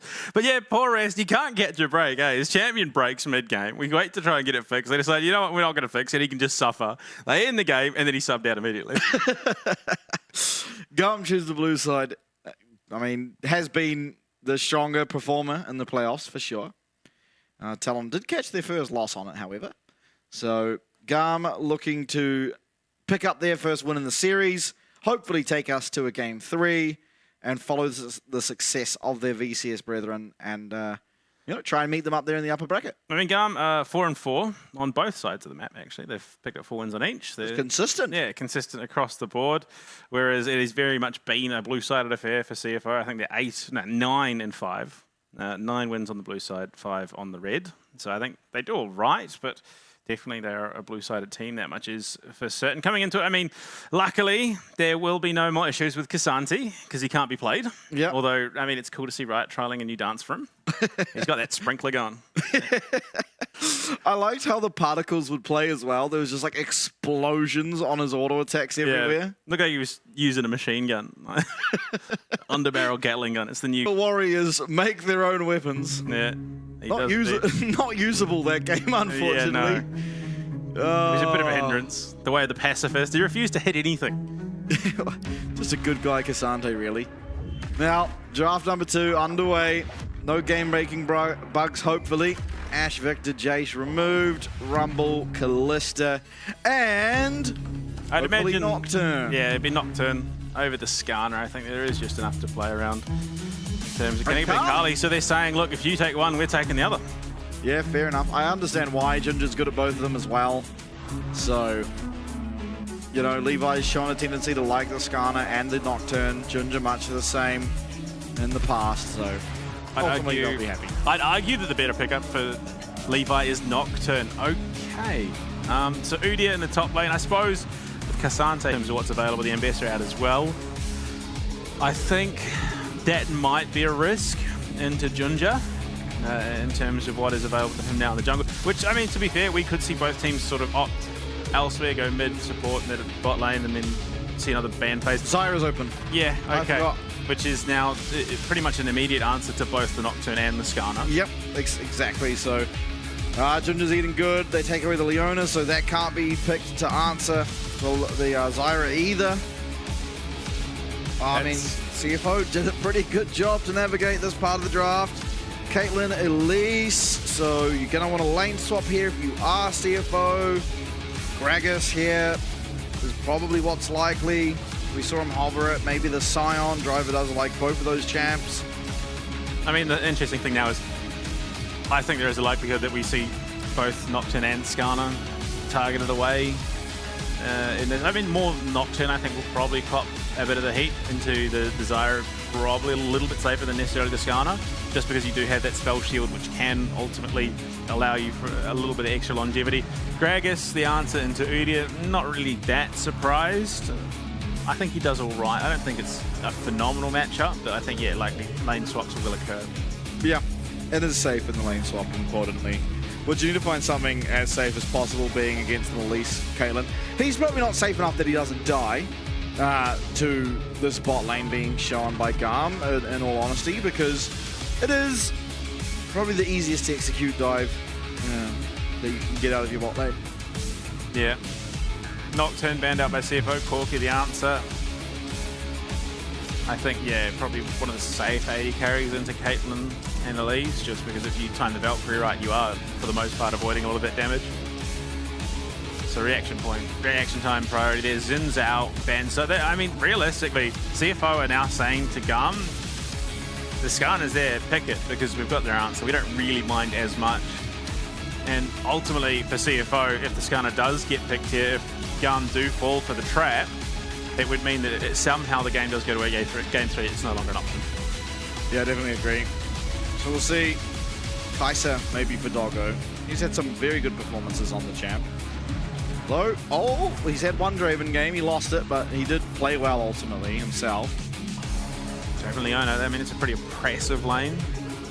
Jhin makes a lot more sense. I think ultimately you've got a lot of setup for the root. In just Junja alone, those plants, if they just connect even one attack, you're going to be able to set it up. Levi, going to completely forego the Skarner, it seems. He's hovering the Lee Sin, which isn't the worst pick. Viego as well gets some pretty decent resets here. I don't necessarily think it does phenomenally. And RS is going to be picking up the Talia, which again, don't think does amazing well. I mean, it's got a huge amount of catch potential, but into Doggo as a Jhin, you're going to be standing pretty far back anyway. Yeah. And Tristana as an answer as well. Smolder even. Either of those are going to be far enough away that you're going to struggle to catch the combo. Yeah, I think, honestly, regardless of if it is the Tristana or the Smolder locked in here for HongQ, that the team composition we're seeing from CFO, if they are able to weather the early game storm that is Elise, they are probably just surefire to win. Because the champions we are seeing from GAM play terribly into both the Leona, the Zyra, and even the Gragas, honestly. So I'm not really sure what the angle for GAM is outside of just heavy pressure early game with the Viego Elise and try and snowball that way. I wouldn't even be surprised if we're seeing GAM lean maybe a little bit into comfort in terms of what they like to play with what's available. I'm not totally against it, especially in the situation where there is that much fanned out and there is those stakes coming into a game like this, especially after the break we just had. Go for a little bit of comfort, something you're familiar with, something you're comfortable and confident that you can play well in. And look, I think it's not a terrible matchup for GAM by any stretch of the imagination. It will likely come down to tempo and pacing and whoever can find a lead. But I think the potential for an explosive lead to develop leans more on CFO's side. Yeah. Yeah, definitely agree. I think what GAM has put together here, while in isolation, isn't a bad comp against what we're seeing from CFO. It's pretty hard to play. Ultimately, Junja on the Zyra is going to be clearing his jungle at like double the speed nearly of a Viego, so he's going to have that early pressure. He's going to have the ability to control the pace of the game. And again, similar to what we saw in Game 1, when he gets that opportunity, he really thrives and he allows his team to thrive around him too. I mean, the only problem that I'm seeing ultimately is, for CFO at least, is if GAM does snowball, they do have the potential to snowball really hard. And so there is a potential that if GAM get an early lead, they can run away with it. If Kiaya has a good game, he's going to be applying a lot of pressure around the map. More than anything, this is not a skirmish comp though for GAM. They are looking for the picks. They want to be taking fights where they outnumber their opponents because, I mean, a head-to-head 5-man fight, I think CFO does incredibly well with 280 carries and the Zyra as well. Oh, Elio throwing up the Talon emote. Talon Kai'Sa from Worlds. Actually, from your individual region, but there's also a CFO one. It's Tom Kench eating an oyster. Oh, yeah? Yeah, I got all the PCS ones last year. Support my region, you know how it is. All right, well, I have to do that now, I suppose. No, definitely, of course. So far, the LCP has been an absolute experience, and it makes me excited for what they've got in the year to come with all the changes. They tried to do something sneaky, but Junja, too wise to their antics, will be starting the top side of his jungle, and will be able to clear out his jungle in about the amount of time you'd expect. Now, no lane swap coming through. This early game is going to be very difficult to navigate for Doggo and Kailing. But it does mean there's no opportunity to dive a Gragas, so as long as they are playing safely, they should be okay. Pushing in the wave early is a little bit scary for them though. And as you're seeing now, getting walked away from the minions, and the lane's not going to be in a particularly good position for them. Yeah, I mean, I think in limited trades, it's not the worst situation, but definitely sustained fighting, Artemis and Elio are going to have the advantage, and just sheer damage out alone. Oh my god! Yeah, nothing like 6 plants clearing the red buff for you. I've never seen that. Well, Junja even looking for an early gank. The flash, he's going to get RS's flash away from him too. And Junja, I mean, he's got nothing to go down to his bot side for, unfortunately. Oh, there is a Gromp, but Not how you'd want to start the game as a Zyra. Yeah, I mean, potentially getting 3 buffed here, but Ares might be dead. Flash and auto, and perfectly played by Honku. Yeah, I mean, a solo kill seemingly out of nowhere, honestly, but without that flash, RS is just free farm. There's only so much you can do in that situation. An early lead for your Tristana in the mid lane does not bode particularly well. Unfortunately, unfortunately for Junja, he's not going to get his blue buff, but for a jungler that farms as hard as Zyra does, I think there's definitely ways to get back into this. And poor Junja's just looking for anything at this moment, and there's nothing for him to even steal away. Yeah, unfortunately, that's the situation he finds himself in. Maybe an incorrect read on Levi's pathing. Oh dear, Ares is dead again. Yeah, he is. There's no way out. Junja claims himself another, so you know why? He is not happy about the farm situation, as Levi will have a substantial advantage over him. He is exceedingly happy about the fact that he's now killed the opposing team's mid laner twice before he's even hit level 3. So that was the first kill. It was simple as can be. Honku just jumps forward and kills him.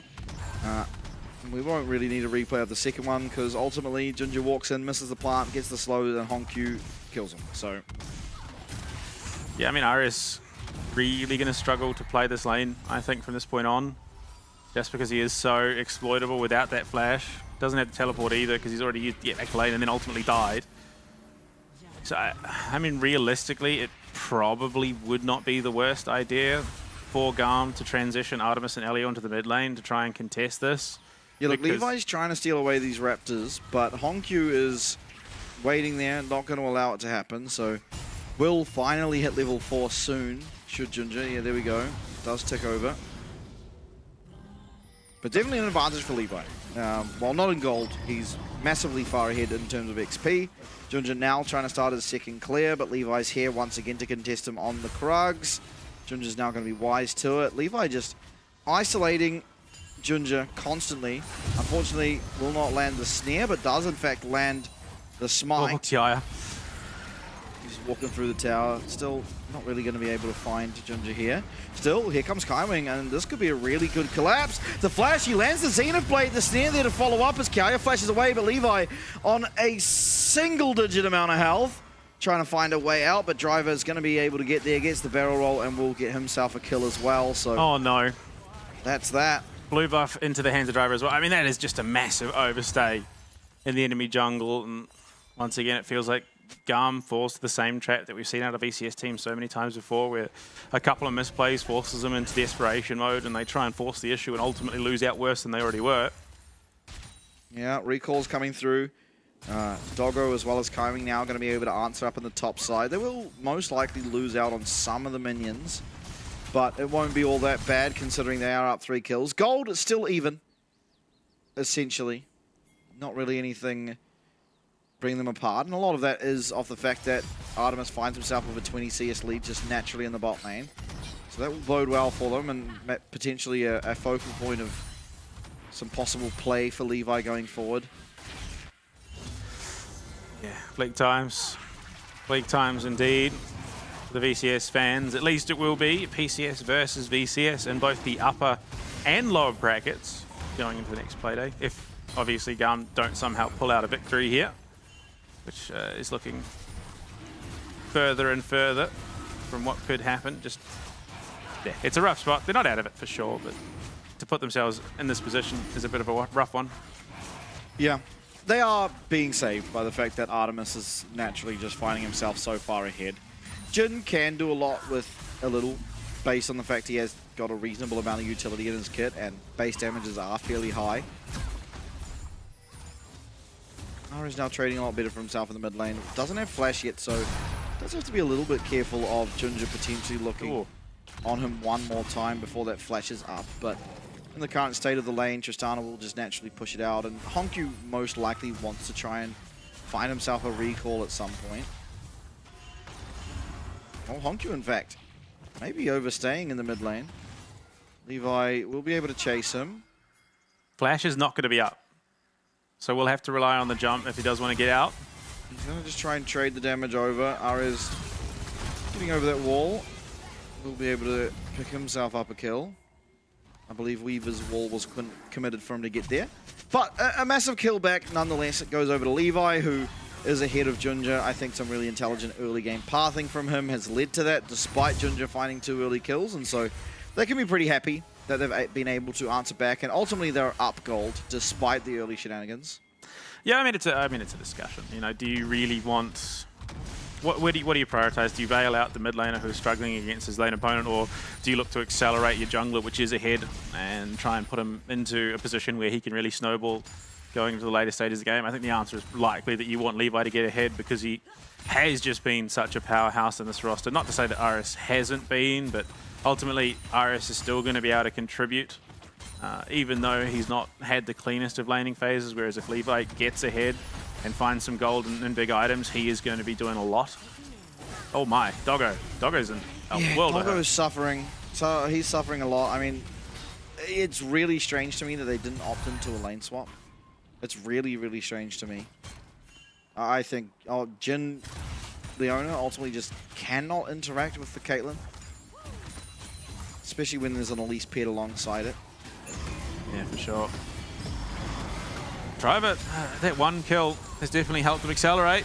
That's the repel being used by Elio for a solar flare, so again, an amazing trade, really, all things considered. But once again, Junja on the rat through this GAM jungle. If Iris is not careful, he'll find himself dying in much the same way he did earlier. It does have the flash this time, so it's a little bit less secure, but it does mean that if it is blown, Honky has that priority in a 1v1. Yeah, and Honky trading well. Oh, nice buffer of that rocket jump. Looked a little dicey, but able to buffer that one out. Now, Driver fairly low here up in the top lane. He is trying to drink from that barrel, but he might just be taken out. The stun comes through, the follow-up as well. Oh. But Driver, he's tanky enough. He gets himself out. It's a good play by him. It's going to cost him his flash and ult, but Levi loses the same, and Junja's here to mop up this minion wave and won't be under any threat whatsoever. Yeah, look, best of a bad situation. Also, we'll finish up the Rod of Ages, so he is just going to keep scaling off the back of that. Just the inbuilt ramp up that item does possess. CFO, look, I don't think realistically Driver going down there would have been the end of the world, but it's gold that probably would have gone a long way to helping GAM just remain relevant, which is the issue they struggled with last game. They did have a bit of a plateau, failed to remain relevant, and ultimately just was slow bled out of the game. For sure. I mean, they are up 1.1k, which is, again, on Artemis, he's massively far ahead of Doggo. Unfortunately, just a terrible lane assignment means that, yep, Doggo's going to be suffering. Oh boy. Oh, this is dodgy. Okay, rocket jump's going to be there. Kaiwing's here as well, but Honkyu using his jump aggressively. And Junja's here. Aria is getting locked up. Honkyu might just go down to the ignite and probably will. There it is, the final ticket as a trade, however, and somehow Honkyu gets it. The bomb probably exploding, perfect timing. So it is a trade. It's Elio who picks up their kill. For Honkyu once again receiving another 2-2 now on this Tristana. CFO up here to contest these grubs. Without that power that is this Tristana, you can tell as well online, it doesn't feel particularly contestable. Artemis infinitely stronger than Doggo at this current stage of the game. Yeah. And look, it's not the end of the world that gold doesn't go into the pockets of Aris, because Elio does ultimately build some mage items on this Elise. Doggo jumping forward here was the craziest thing to happen in 2025 since Cassante wasn't able to use his abilities. Yeah. The fact that he still then turns around and gets the kill off the back of it. Yeah, the bomb just pops. What the ignite does onto Honkyu as well. Picture in picture, and Elio, who did just get the kill, unfortunately is taken out. What a fantastic blossom there. Oh, one more. Oh, blocked up by Levi. Very close. Doggo does make it away. I mean, Artemis rather makes it out with his life. He loses both summoners for it, however. And they did ultimately lose Elio as well, so it's a good trade. Ares in the meanwhile getting himself some much needed gold up here, some solo plates. It's going to be Driver now answering. Again, teleporting onto the minion means he's going to immediately be chunked out. Junja actually missed. Oh, he just takes a lot of damage from Junja. The slow, yeah. It then just allows the follow-up with the Zenith Blade from Kaiwing. Artemis can't really stay in that situation. He's good. He's doing well against Doggo, but more than that, he does struggle a little bit without support. And to be fair, it's not the end of the world. It's a 800 gold lead at the moment for GAM. CFO are again slowly working themselves back into this situation. They are looking for RS though. Yeah, RS doesn't have that Shattered Earth, and he is going to use his Weaver's Wall to get out for the time being. Xenoblade dodged away from, and even the Explosive Cask. I mean, RS with some fancy footwork, get him out of what was a very dire looking situation. Junja's here to help out his AD carry now, as he's going to get stunned up by that Cocoon and take a sizable chunk of damage on the back end of it. Levi is not spotted just yet. They are sitting in that bush. Trap will go off, so now they have to know. They're just going to have to play it safe, back right off. They can't be affording to take in this fight. But Hongkyu, meanwhile, is doing good damage onto that tower. He's gotten more plates for himself, just trying to keep that gold gap close. Tower should be dropping, though, on the bot side of the map, which will mean if they transition into the next global objective, they could take those Noxian Blessings for themselves. Unfortunately, 3 minutes 50 on that Drake and 2.5 minutes on the Rift Herald means it's not happening anytime soon. Absolutely. But that is going to be the tower going down. Another gold injection going towards Artemis, who is accelerating rapidly through this game and will be a key point for GAM going forward. They are ahead in gold. The one thing about being ahead in gold is, you know, you can notice it through items, only really from Doggo, but the players in game won't know exactly what the gold difference is. They'll see the kill score and they'll think probably game's relatively even. Whereas we are very well aware it isn't. Yeah. Look, it's going to be interesting. I think the next 5 minutes going into that Artican spawning are going to be incredibly telling. At the moment, RS is doing what he can to remain relevant, but he's definitely feeling the struggle. And of course, Caitlyn, if they can create the space for Artemis, Caitlyn can be a real problem. The only issue is they've got a Leona. They've got a Jhin who just sits at the back line. With the way his damage works as well on that fourth shot, he's going to scale up pretty well anyway and ultimately remain reasonably relevant because it's just percentage HP. Semi-execute damage coming out of a Jhin is rough. Yeah. For sure. It's another tower though for Artemis. So making his way towards an Infinity Edge and making his way towards this Infinity Edge in a ridiculously fast manner. Hongkyu trying to answer back some damage on this bot tower, but ultimately not able to do as much as he perhaps would want. Alio pressuring Doggo. This mid tower is all that really stands now for CFO. They are... I mean, both teams are being proactive, just in different ways. CFO have been looking for kills, while on the other side of the map, GAM have been just taking down objectives with this Caitlyn. And that's exactly how you want to play the Caitlyn.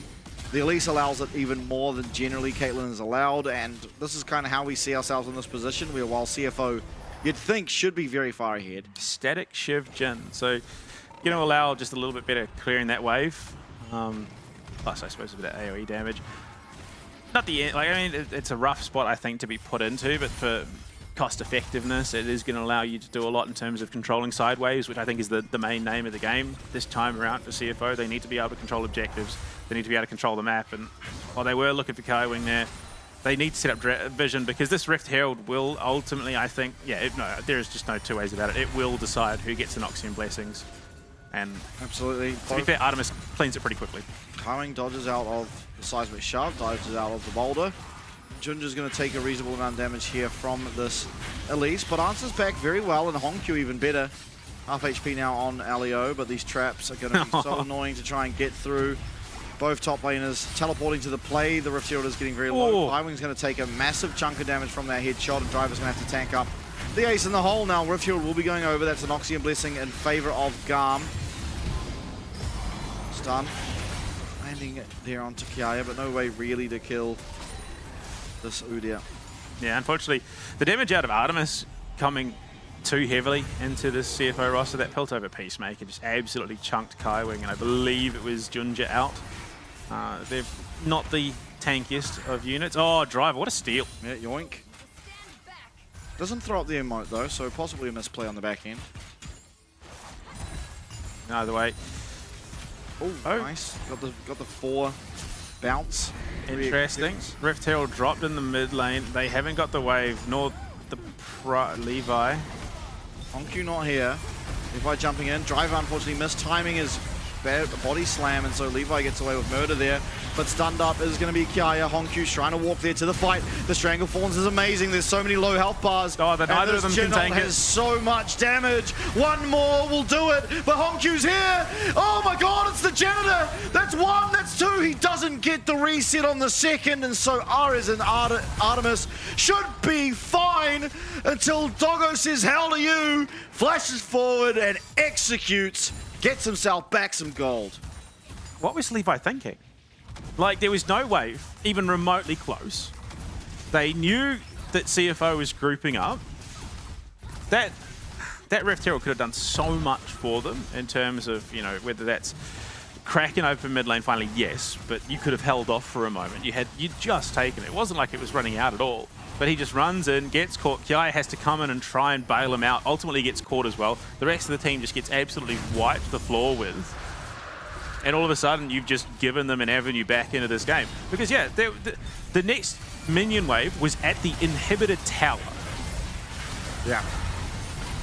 It's unfortunate. Kaya just gets locked up, and Jin, while not that impactful so far in the game, finds his impact here. He's slowing everyone up. They're able to buy enough time for Honku to get in. He gets his first reset. They're so lucky that he doesn't get a second one. Otherwise, this is even worse for them. And honestly, they're very lucky that Driver mistimes his body slam as well as misses his explosive cast, because they got completely wiped while so much went wrong for CFO. Yeah, I mean, that was just a ridiculous call for Levi to make, unfortunately. And they will now have to bear the consequences and try and recoup. They're still trying to fight here. The Weaver's Wall coming out. That tower's still alive. Taking a lot of damage, but stunned up will be Elio. He's very low on HP. Driver and Kaya joining the team, but Kaiwin goes down first. Levi going to be just able to get out, but it's a snipe on the back end. Doggo gets the lock up too, and Honku, who is so far accelerated in this game, gets himself yet another kill. That's going to be his fourth of the game, and he's feeling pretty good about things. As once again, another siege on this mid-wave. It goes awry, and CFO pick up the scraps. I am just so perplexed. So up until that moment where they run it into the mid lane tower, GAM were ahead. They were in a commanding position, and then for some reason, they decide to do the exact same thing again. And while it doesn't go nearly as bad as the last time, it still doesn't go any better. Really doesn't. Back to picture-in-picture, though. It looks like Driver might just be taken out. Kaiwin trying to peel for this Gragas, and he is buying a reasonable amount of time. He's living, he's living. He's got unending despair. He's back to about a quarter HP very shortly, as he does get some extra resistances from that barrel drink and the explosive cask. And the picture-in-picture looked pretty dire for Driver, but he's all right as Kiai tries to heal up, but he's got no damage. Down he will go. They will finally, at long last, secure themselves that mid tower, but again, it's going to be at the cost of two of their teammates. A rough spot, for sure, for GAM to be in. But CFO, realistically, should have at this stage in the game been in a lot worse spot due to the ability to them to capitalize on some poor play. They now find themselves in a position to pretty comfortably close out this series 2-0. I mean, for a situation where you are well up by a pretty decent margin, you are now sitting down 2k gold, and that gap is growing. You're down 10 kills in and of itself. You only have one winning lane, and that is Artemis right now. And the swing of it all is every other role is winning by at least 1k, and you are 2k ahead in the mid lane as we hit the 21-minute mark. For sure, and I think one thing you didn't mention is the Dragons, which CFO are on the sole point. Only 21.5 minutes in. After the 23-minute mark comes through, there will be a soul potential, and the Cloud Soul at that. For the side of CFO, which, you know, they're poised to be able to pick up. Ultimately, you found the effect you wanted out of this Elise Caitlyn, but just threw it away. And it has to be said, it's not the first time in the LCP that we've seen a jungler driving a Rift Shield into a mid tower. Calls despair. Okay. Now, Mears, you could understand as a bit of a mistake. Like, you could see the way that he was passing, he accidentally clicked on it. Levi 100% dropped that, 100% jumped into it, and then drifted his team into a 4-man wipe. It happens. Nope. 0-5. It shouldn't. RS is Oh, it's a dire place to be in. Hongq is that point of strength for CFO, and he is ultimately roughly even with Artemis, largely because of all the tower gold picked up. This is a game-ending fight. I'm sorry. Yeah, they're wise to it now. They see Ares on that minion wave. Teleport for Hongq available. They're going to be able to get here. There's the teleport to the top side. That's going to be Driver. Hongq on the bottom side of things. Solar Flare is fantastic. Here comes the curtain call. Junja makes his way in, and he steals it! If things couldn't go any worse, they just did! CFO, they get Junja in, they get the steal. Artemis, who hasn't died yet, is completely gone. 4 people taken out. Elio, yes, you survived, but what was the cost? It quite possibly was the game, as CFO with Arakan buff up, 4 members down, march down mid and top. Yeah, they're going to push that in. They're going to take the Dragon Soul. I have not seen a team flame out of a series as hard as I think I've just seen GAM flame out. Like, yes, I understand you're a bit under the pump now, purely because of the decisions that you've made. But there was a lot of security they were putting in those Yordle snap traps in the Weaver's wall. Look, yeah, I don't know. That is a decision and a half, and it is going to haunt them into that lower bracket. I think, to their credit, or maybe not credit's not the word. Hold up, we'll take a look at the replay. I mean, just Junja gets in. I mean, it was down to like 30 HP, but ultimately he does manage to pick it up, and there's just not the damage, unfortunately. Well, Artemis, yes, he offers the damage. No one is able to provide a window for him to actually find said damage. And so, unfortunately, it's just not going to be enough. I think ultimately, though, you know, GAM, it must have been... Oh, hold up, back to live. Withdrawal coming through, and Junja is here. The Stranglethorns is great. That's another one. Elio Hongq's going to get reset after reset. 1, 2, in he comes. That's a third, and Ares, unfortunately, bud, you're all that stands now between CFO and just marching down this bottom lane. Kaya trying to sway the side of CFO, but they're not going to falter. Down bot they'll go. That's going to be another inner tower. But as I was saying... This might even just be in-hip tower. Like, Hongq's just got so much damage. Ares should be able to clear the wave, but 2, you know, unfortunate situations here for GAM. The pause must have been really wrenching for them. It's a nice cocoon, and they do follow up on it, but unfortunately, all it gets them is 1 withdraw. There's no shutdown or anything, and it's just completely turned around upon. Fighting a Zyra and a choke will never do too well. And I mean, Hongq is just fed out of his mind. Yeah.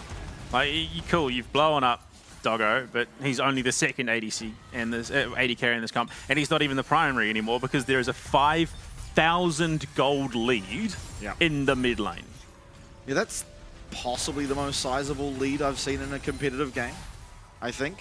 But as also, I mean, like, it must be hard to be GAM because ultimately you had about an hour-long pause that you knew you were coming out of and losing. And you just had to sit there and go through it. It's the kind of position that, I mean, it's always going to be really hard to bounce back from that. And honestly, I think the start of this game, they were shaping up to be able to do so, but unfortunately cracks in the armor, Driver going forward, Levi coming in from the side. The explosive cast is fantastic out of Driver. And finally, Hongq arrives, but he doesn't find the reset for now. Yes, the curtain call will. And that's going to be Kaya. He tried to dive out of all the damage. He won't be able to, and this is certainly barren for CFO. 21-3. But 6K now. Yeah, I don't get it because GAM were in a great spot. So they'd just gotten the Noxian blessings. Uh-oh.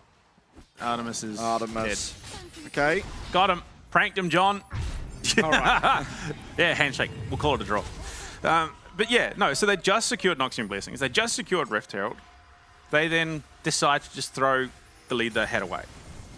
And I'd be very curious to know what the call was, because it wasn't like they lacked vision around the map to know that CFO were in that position. I mean, to be fair, Tristana, for the most part, actually relocates reasonably quickly with her kit.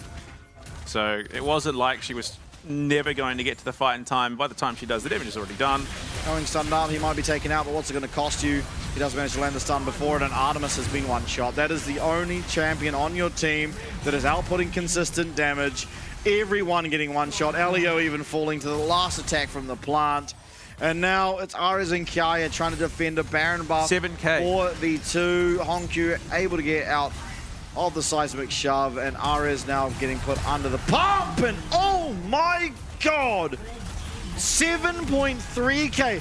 This might be the largest gold gap in an isolated solo lane that a major region has seen in years. I mean, there's Flame Horizon, and then there's what we've just witnessed in that mid lane going down from Hongkyu. I mean, coming in, his debut split, going from dying to Artican in his first game to now having a performance like that and securing his team a upper bracket final berth against Vikings.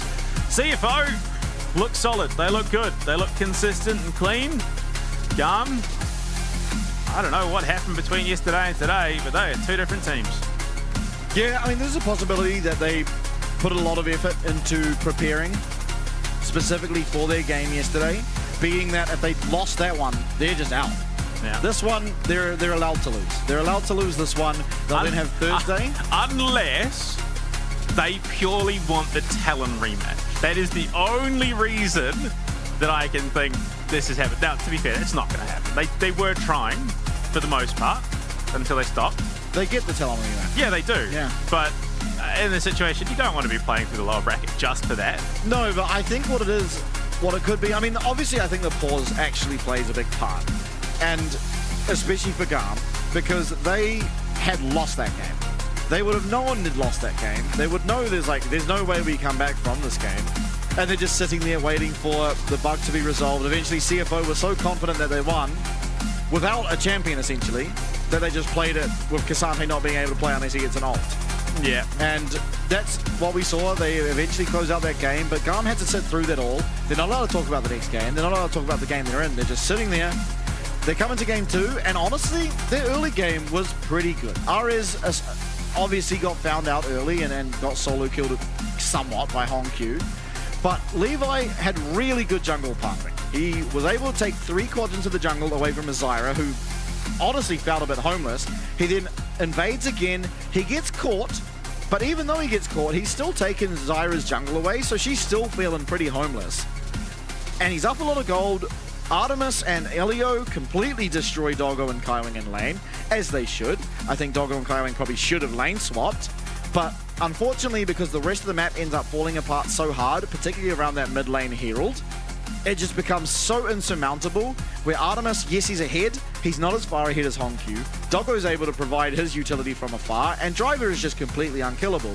So it doesn't matter how well Artemis played, everything went so poorly off the back of one single play that the game just fell apart. But the crazy thing is, Levi could have still got himself out of that situation.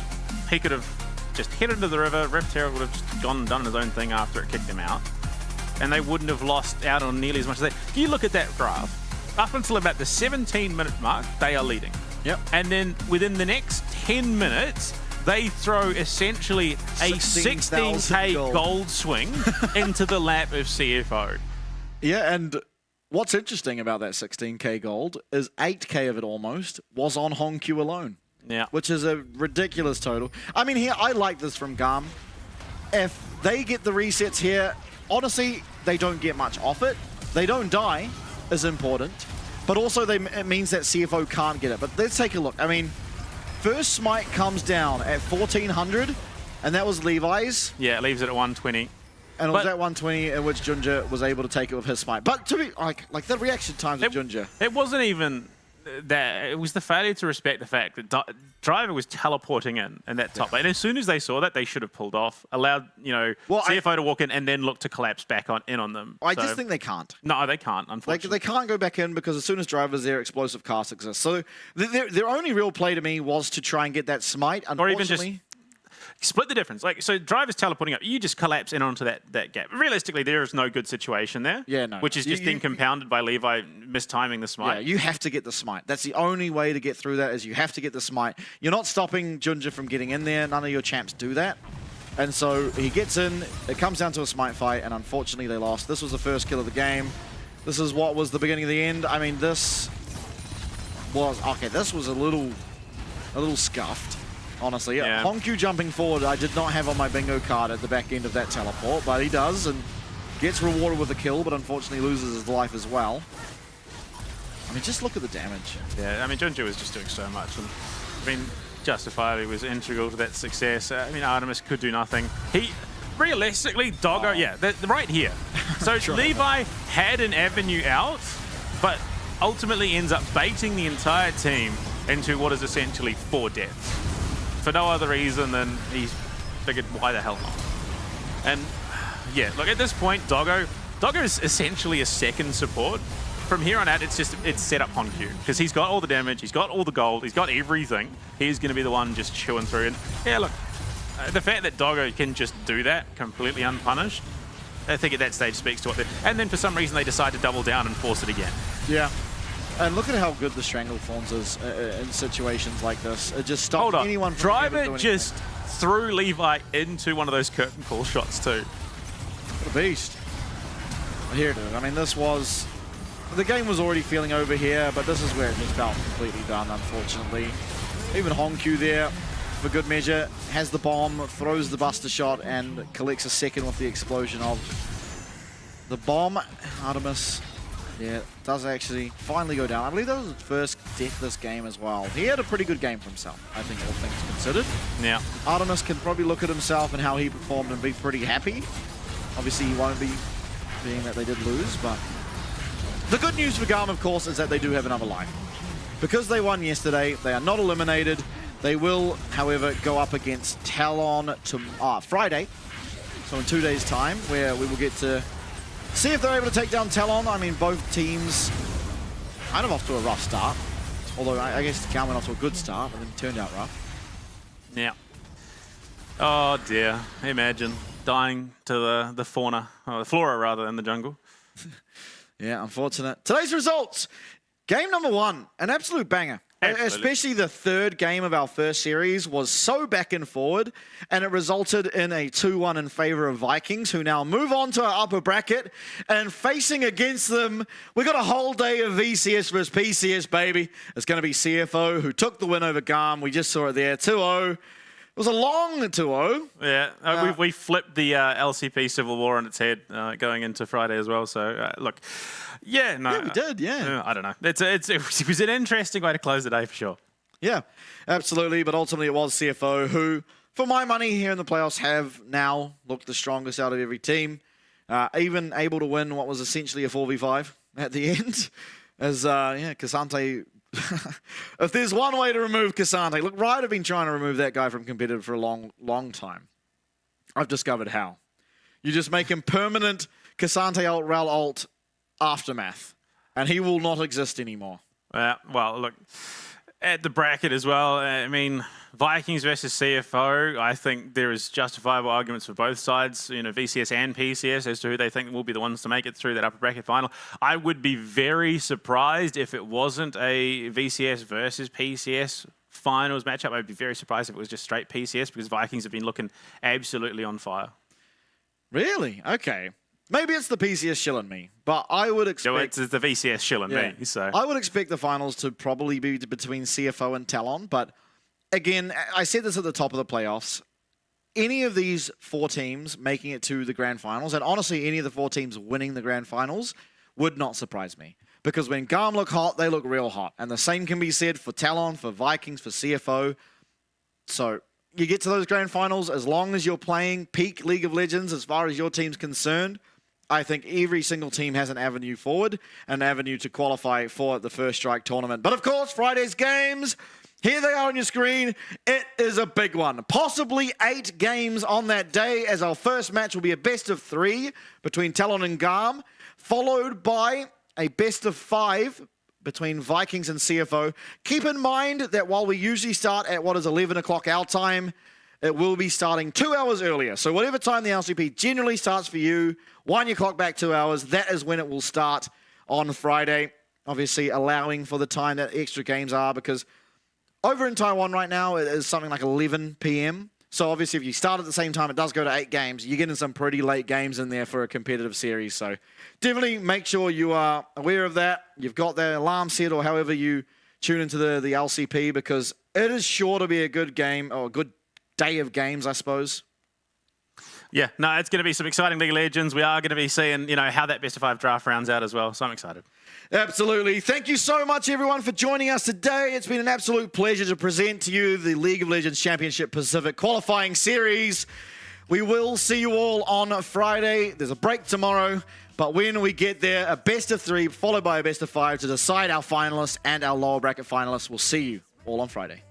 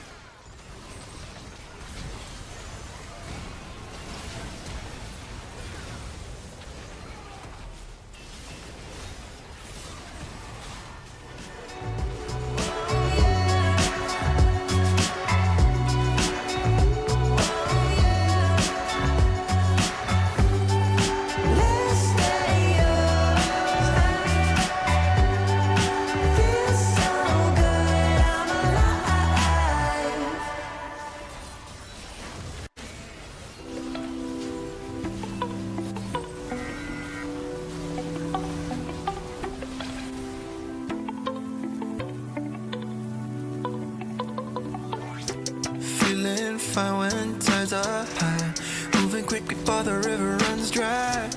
Ain't no start without an end. Knows that it's a heaven sent. Every cloud that's present, but can only rain for a while, so we keep holding on. All my good friends I used to know, all the houses on the road, they come and go, come and go.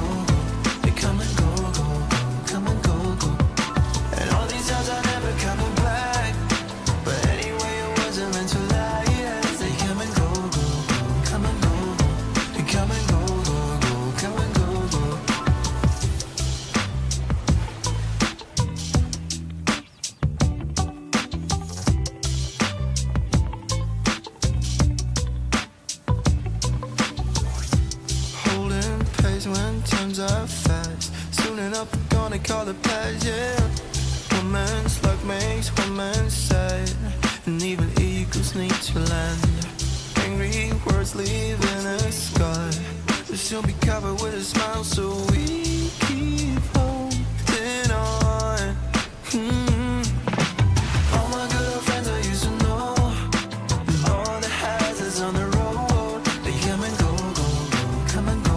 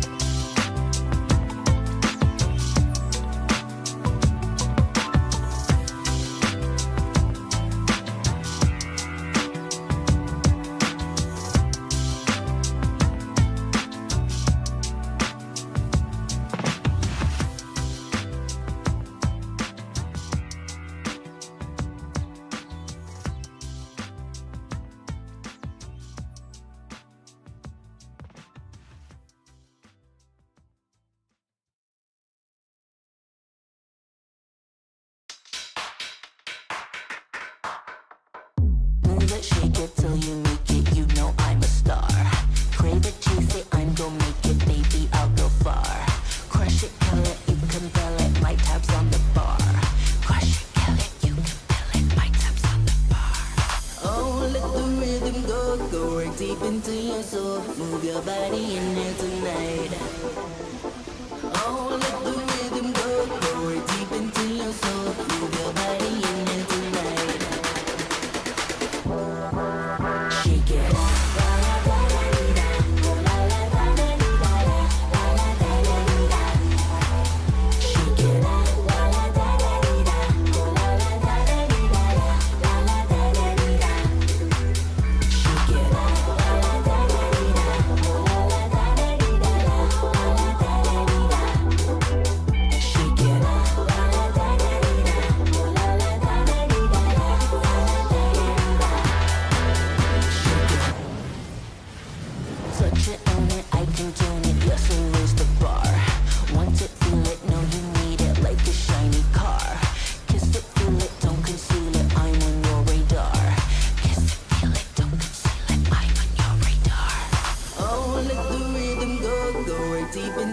so move your body and dance tonight.